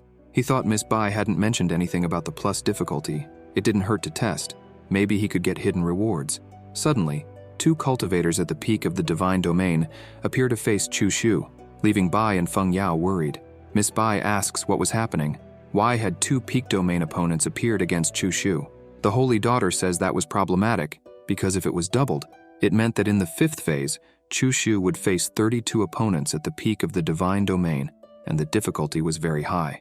The protagonist uses the 36 true movements of martial arts, Mountain Destroyer, and thus easily defeats the 2 opponents. The holy daughter Yao Ci says she now understood why he chose the divine skill. 36. True movements of martial arts. They were movements that opposed the men in black. The long-haired cultivator says that Chu Shu already knew that the 36 true movements of martial arts would help him in the challenge. Feng Yao says that Chu Shu thought that, lacking close-range combat skills, the challenge might use that against him, so he chose the 36 true movements of martial arts, and says she also chose the same skill to train with him. Bai, laughing, says they were a perfect couple, and she was even jealous. Back in the arena, the holy daughter watches several of Chu's blows destroying the opponents. He had already finished the 5th phase, and had started the 6th phase, leaving Miss Bai shocked. She wonders if he had managed to pass the 5th phase, and says he was very fast. Feng Yao says that now there was the 6th phase, and the opponents were in the intermediate lower holy domain. The opponents attacked Chu in sync. He thinks that since it was a plus challenge, it was clear that it would not be the same as level A. The protagonist uses the 36 true movements of martial arts, Mountain Destroyer, and throws a giant stone towards the opponents, defeating them. Another opponent appears swinging his sword towards Chu, but he uses the 36 true movements of martial arts, True Break, kicking him away and defeating him. Moving to the 7th phase, when the next phase begins, more opponents appear from the void. Chu says that the new opponents were in the 8th layer of the lower holy domain, and thinks that their sword intent surpassed the transformation level and was at the Tao level. If he was hit by that, he would suffer heavy injuries, and his combat power would diminish. He dodges the attacks, and says he wanted to see if, at his limit, he could still kill, and thus begins to gather his aura, saying that everything comes to an end and dies, and thus launches his aura slicing through them. When a system window appears saying, "Congratulations on completing the A+ level challenge. You have completed the total challenge. Your score has greatly increased. Please choose 2 rewards below. 1. Tao Foundation Enhancement. 2. 50 million Divine Spirit Stones. 3. Physical Enhancement. 4. Qualifications to refine Mount Shumi." Miss Bai, shocked, says that Chu Shu had instantly killed an 8th layer lower saint, which was insane. The Holy Daughter says that not even an ancient emperor was as strong as Chu when he was young. The protagonist chooses options 1 and 4, thinking that improving the Tao Foundation was the dream of any cultivator, and says that Mount Shumi referred to the mountain at the top of the 3 voids as something gigantic could not be a common item. The opportunity to refine it could not be missed. A system window appears saying that the challenger had reached the current limit of their Tao Foundation, and it could not be improved. Please choose your rewards again. Chu thinks that then it would be options 2 and 4. After all, improving his physique was not necessary for him, as with his sacred primordial body, his physique would become strong over time. A system window appears announcing, "Choice made successfully, releasing the rewards." Chu Shu, with his spatial bag, picks up the spirit stones and thinks he would keep those millions of divine spirit stones well guarded. The trip had already been worth it, even if he couldn't get the secret Tao art. The long-haired cultivator, shocked, says it was incredible. He had never seen so many divine spirit stones together like that, leaving Miss Bai and the Holy Daughter shocked too. The Holy Daughter says now it was her turn to take the challenge and jumps into the arena. Her opponent appears, and she begins to use her lotus petal skill. Outside the secret realm, on Mount Chi Huang, the monsters say that the Holy Sun Tai Su was really strong. The human cultivator asks if they were angry, because their Holy Sun was strong due to his own efforts, and tells them that they could keep sending more monsters inside if they weren't satisfied with that. Mengdi tells her to be polite. She, snappily, says she wasn't wrong. With that, the Holy Sun had boosted the morale of the human race. Her master, watching them, thinks that her unfaithful disciple was getting too famous. It was better to be careful, or he might encounter an unexpected failure. Chu asks the Holy Daughter Yao Xi if she had chosen the Tao Foundation enhancement as a reward. She says that thanks to the 36 true movements of martial arts, her ranking had increased a lot. He asks how she was feeling. She replies that her Tao Foundation had been improved, and her strength had already increased by at least 40%. The protagonist puts his hand on the waist of the Holy Daughter and says it was incredible, and says he wanted to test her later to see if she could handle it. She, blushing, tells them to quickly go to the 2nd level to challenge it. Mengdi, annoyed, thinks that her unfaithful disciple really wanted to die. She wanted the monsters to kill him when he came out. The Holy Sun and the Holy Daughter walk towards the portal to start the 2nd challenge. He asks if she was ready. She replies that yes. Inside a palace, they walk and see several people. Chu, observing, thinks that everyone was learning a secret art. That level seemed interesting.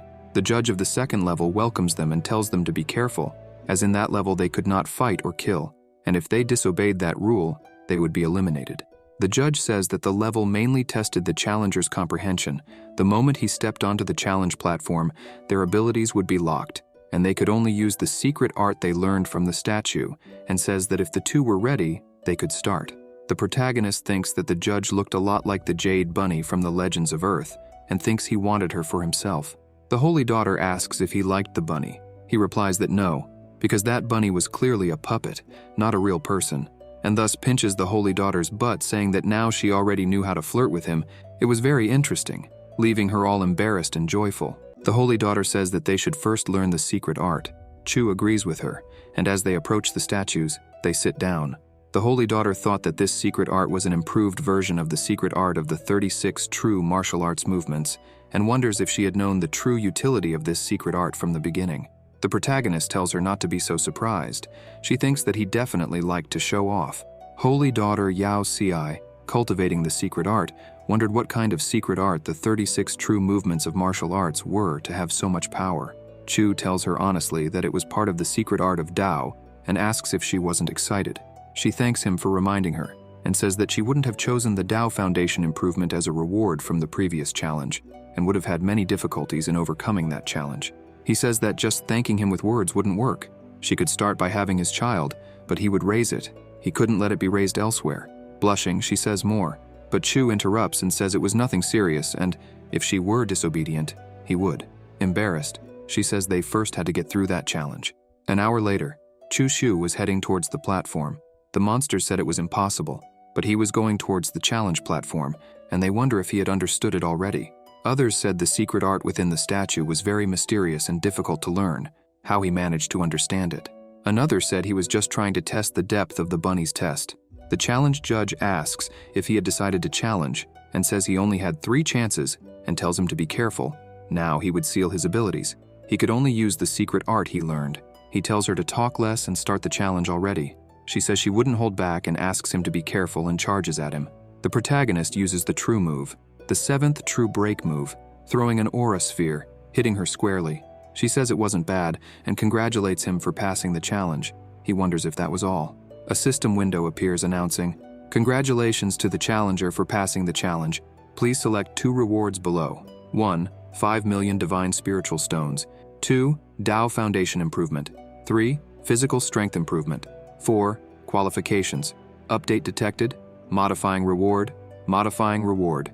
Error in modifying. Modification aborted." Suddenly, the bunny judge starts shaking all over. Chu, seeing this, wonders what was happening. Was it some kind of bug? When a portal appears in the void teleporting Chu, the cultivators wondered where Chu Shu had gone and if he had passed the challenge, leaving everyone shocked. The protagonist notices where he had been teleported seemed familiar, a vast field of pink flowers and a half-red moon with a starry sky. He felt as if he had visited that place before. As he walked, there was a large rock with a spiritual thought reflecting on the nature of the Tao and human wisdom which said, "This path is wrong. The Tao is not the Tao. Man is not man. The end is not death, but people are foolish." Chu approaches and places his hand on the rock when suddenly, a giant blue sword appears above his head. He thinks that was the intention of the Emperor-level sword. That presence was familiar. Thoughtfully, he notices the presence was of Empress Taisu. Suddenly, near the sword's intention, a voice says, "What wrong path? The end was not death." He, thinking, questions himself. Wrong path. The end was not death. Chu asks him to explain what wrong path, when a system window appears saying, "Releasing reward. Detected that the challenger's Tao Foundation has reached perfection and cannot be improved. Physical improvement selected. Reward doubled." Suddenly, a great red light descends towards Chu Shu, enhancing his physique, leaving him astonished. When a system window appears saying, "What a great opportunity, user, can you feel it?" The protagonist notices that he could feel his holy constitution and blood being improved, and it was not just a simple improvement, but a quality improvement, and so he begins to understand his great opportunity, saying it was incredible. A system window appears announcing, "Congratulations to the challenger for completing the physical enhancement. Divine spiritual stones not yet delivered, releasing 50 million divine spiritual stones." Suddenly, a rain of spiritual stones falls from the sky, driving him crazy, as he says that now he was rich, and if the system wanted to, it could continue giving him more error rewards. The void portal appears again, bringing Chu back. The cultivators were saying it was the holy son Tai Su who had returned. Some wondered what had happened and where he had gone, when a voice among the people calls him saying she was there. Holy Son was Empress Butterfly. The protagonist greets her saying she was also there.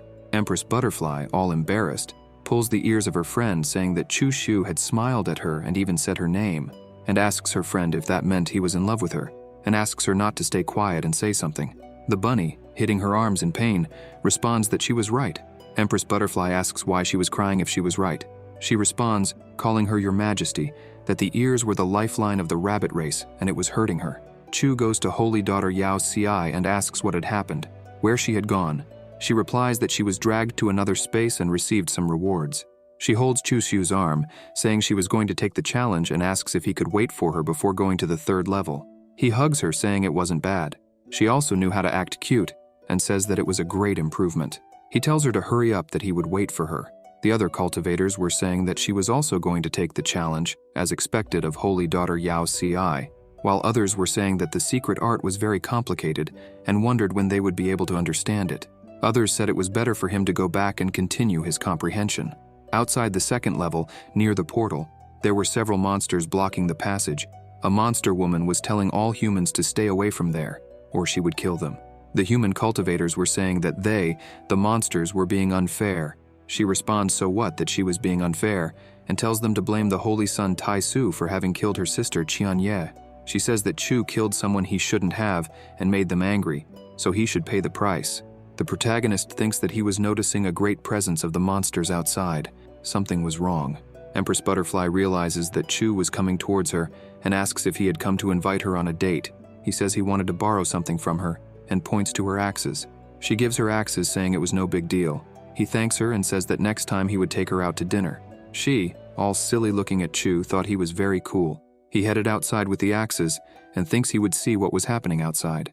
The bunny, shocked, asks Empress Butterfly if she knew why Chu had borrowed the axes. She responds that she didn't. The bunny says that there were several monsters ambushing outside and that he was going to use the axes to kill them. She realizes something and tells Chu to wait and says that when he's done, the axes would return to her hand, so he didn't need to worry about losing them or forgetting them, and that outside was very dangerous, and asks him to be careful. The monsters, not believing it, ask whose side she was on. The protagonist steps outside the portal with the 2 axes. The monsters were saying he had finally come out and tell him to kill him. The succubus's sister says he finally came out. He responds and apologizes for keeping her waiting, saying he would have come out sooner if he knew they were waiting. The succubus's older sister says that even in that kind of situation, he was still forcing a smile, and she believed that Chu was pretending to have a plan, so he could take the opportunity when they let their guard down. The cultivators, worried, tell Mengdi that her disciple was surrounded by monsters and ask if they should send someone to help him, and that they could not waste time, otherwise they would not arrive in time. Mengdi, smiling, thinks that none of those fools understood her unfaithful disciple and thought they should look at that beautiful smile, and that the monsters would suffer a lot. The tiger monster says that Holy Daughter Yao Ci did not come out with him and asks if he was planning to face them all alone. Chu starts laughing and says that he alone was enough to kill all of them. The tiger monster uses sound transmission to speak to the succubus's sister and tells her to activate the arrangement just in case. She replies for him not to worry, as their arrangement would activate in 3 seconds, and begins to count. 3, 2, 1. When the time is up, everyone is worried because the arrangement is not working. With a bloodthirsty look, the protagonist says he would tell them that even though they had surrounded him, he had already modified the arrangement and tells them not to be hopeful. Thus, he summons a red flag, saying that they should drop their weapons and surrender so he could guarantee a quick death. The flag surrounds them, releasing several bolts on the monsters. Chu says that the succubus Qianye had died in great pain and her corpse was purified and transformed into spiritual crystals. With a slight smile, he says it was a pity, as she was very beautiful and attractive, and he should have kept her and turned her into his plaything. Qianye's sister, angry, calls him a damned man and rushes at him with a dagger. The protagonist, with the 2 axes of Empress Butterfly, raises them high and begins to say that he cultivated through an unsurpassed divine path. Everyone in heaven and on earth should become one, while he was stopping Qianye's succubus sister, who was advancing at high speed towards Chu, with her dagger getting closer and telling him to die. When she gets very close to him, Chu gives a slight smile. The dagger hits his body and is thrown away. She, in disbelief, questions how his body was so strong, and thus Chu cuts off her head with the axes, and then quickly moves towards the tiger monster, saying it was his turn. He, terrified, thought he would not be able to escape, and thus Chu easily kills them with a look that he was enjoying it. The human cultivators, seeing that scene, say that the Holy Son had done a good job and say they got what they deserved for having the courage to ambush the Holy Son. Mengdi, happy, thinks that her unfaithful disciple never disappointed her. The bull-headed monster cultivators, lower saint, and the bird-headed Qing Yi, also a higher saint, call Chu a damned man. The bull-headed says they were not good enough. Mill Faces says it was not that they were not good enough. Chu Xiu was simply a despicable scum. It was a pity, but it was normal they could not defeat him. The bird-headed Qing Yi uses sound transmission and speaks to mill faces that this could not continue. If it continued, Chu Shu would obtain the secret Dao art and asks if they had to wait for the monsters of the Yao Valley to arrive. She replies that he did not need to worry. Even if the monsters of the Hua Yao Valley arrived, his chances of escaping were still only 40%. The bird-headed Qing Yi asks what she meant by that. She asks him to just ignore it and says it was not easy to catch Chu Shu, and his mind, strength, and talent were terrifying. If the monsters of the Wanyao Valley fought against him, they would die with a 60% chance. The bird-headed says she had changed after losing to Chu Shu. She had become a coward and asks her to just watch. The outcome was quite clear, and he reminded her not to forget that besides the monsters having a celestial monster constitution, they also had the legacy of an emperor. Chu stores the axes after the massacre and thinks he should thank the Empress for the 2 axes, and plans to place a spying arrangement on the axes to listen to the monster's intelligence after the end of the battle. However, he changes his mind and decides to place a Dao curse on her axes instead. When she discovers something is wrong with the axes, she should go look for the Butterfly Lord. He would take that moment to try to kill the Butterfly Lord, but it would be a bit difficult to hide something from a cultivator in the Holy King domain and wonders what he should do. He remembers that Feng Yao should be able to help him. Holy daughter Yao Ci comes out of the portal saying she succeeded and calls for the Holy Sun, and notices there had been a massacre there with the monsters. She says he was getting stronger and stronger, and says that if she were surrounded, she would only be able to run. But he didn't run and killed all of them. Chu grabs her by the waist and asks if she had fallen in love with him. She asks what he would do if it were true. Thoughtfully, he uses his qi to cut the tip of Holy Daughter's finger, and thinks it must be because he had killed many monsters. But he was having desires for monster blood, and wonders if he also craved human blood. He smells the blood of the Holy Daughter that he had cut, and thinks he had no reaction to human blood, and wonders why he was craving monster blood, and what would happen if he ate the flesh of a monster. Holy Daughter Yao Ci asks what had happened. He starts sucking the blood from her finger, making her blush. He says he wanted to and stops speaking, then places his hand on her chin, saying he needed to know if she would help or not. Without hesitation, she says she would help. The protagonist tells them to hurry up and places his hand on the buttocks of Holy Daughter Yao Ci and says they would begin. As soon as the arrangement was ready, no one would know what they were going to do. The cultivators outside wondered why Holy Son Taisu and Holy Daughter Yao Ci were creating a private arrangement and questioned what they were going to do. Some wondered if they were going to let loose to de-stress after going through that challenge. Those who agreed said it was expected of the young, as they were full of energy. Inside the private arrangement, the Holy Daughter inspects the axes to place the Dao curse on the axe. Chu, looking at the axe, says now it was just a matter of waiting for the fish to bite the bait. 7 days later, a great light in the sky shines as if it were opening a portal. Mengdi and others wondered what it was, when a giant boat with several monsters inside it starts coming out of the golden light. There was a person sitting in the chair. He was Wan Yao from the Ming Yaozi Valley. The cultivators said he was the genius Wan Yao and wondered if he had really come there. Some said they had heard he was the successor to Emperor Qing Shui. The half-elf cultivator said his presence was very powerful. He was almost in the lower holy domain. The blue cultivator said he had cultivated a divine class Dao return seed. When he was in the spiritual Dao domain, his future was immeasurable. Outside the second challenge, Chu Shu was cultivating inside his Dao palace. He wondered why his Emperor class Dao return seed had that change, and questioned if it had something to do with the epiphany he had with that stone, as the current Dao return seed seemed to be hungry, wanting to devour everything except humans. He had the feeling that if he released it, he would end up devouring everything. A system window appears saying, "User, this may be related to bloodline luck, but it is necessary to continue exploring to be sure." While the protagonist cultivated, he thought that in the last few days, he had not left the place where the second challenge with Feng Yao was, to be able to discover the changes. Even though he was still not sure of the changes, he could confirm there were no side effects. When the Holy Daughter enters the cave, she was holding a chicken monster. The monster asked if there was no other place to stay, and wondered why he had brought her there, and what he was going to do. Holy Daughter releases the chicken monster, and she returns to her humanoid form. Chu places his finger on her chin, saying she didn't need to be afraid, and tells her to look at his gentle smile. He wouldn't hurt her. She replies that he was a demon and asks what he was going to do with her. He says she would find out soon. If you enjoyed this video, subscribe to the channel, hit the bell icon, and like the video. Thank you.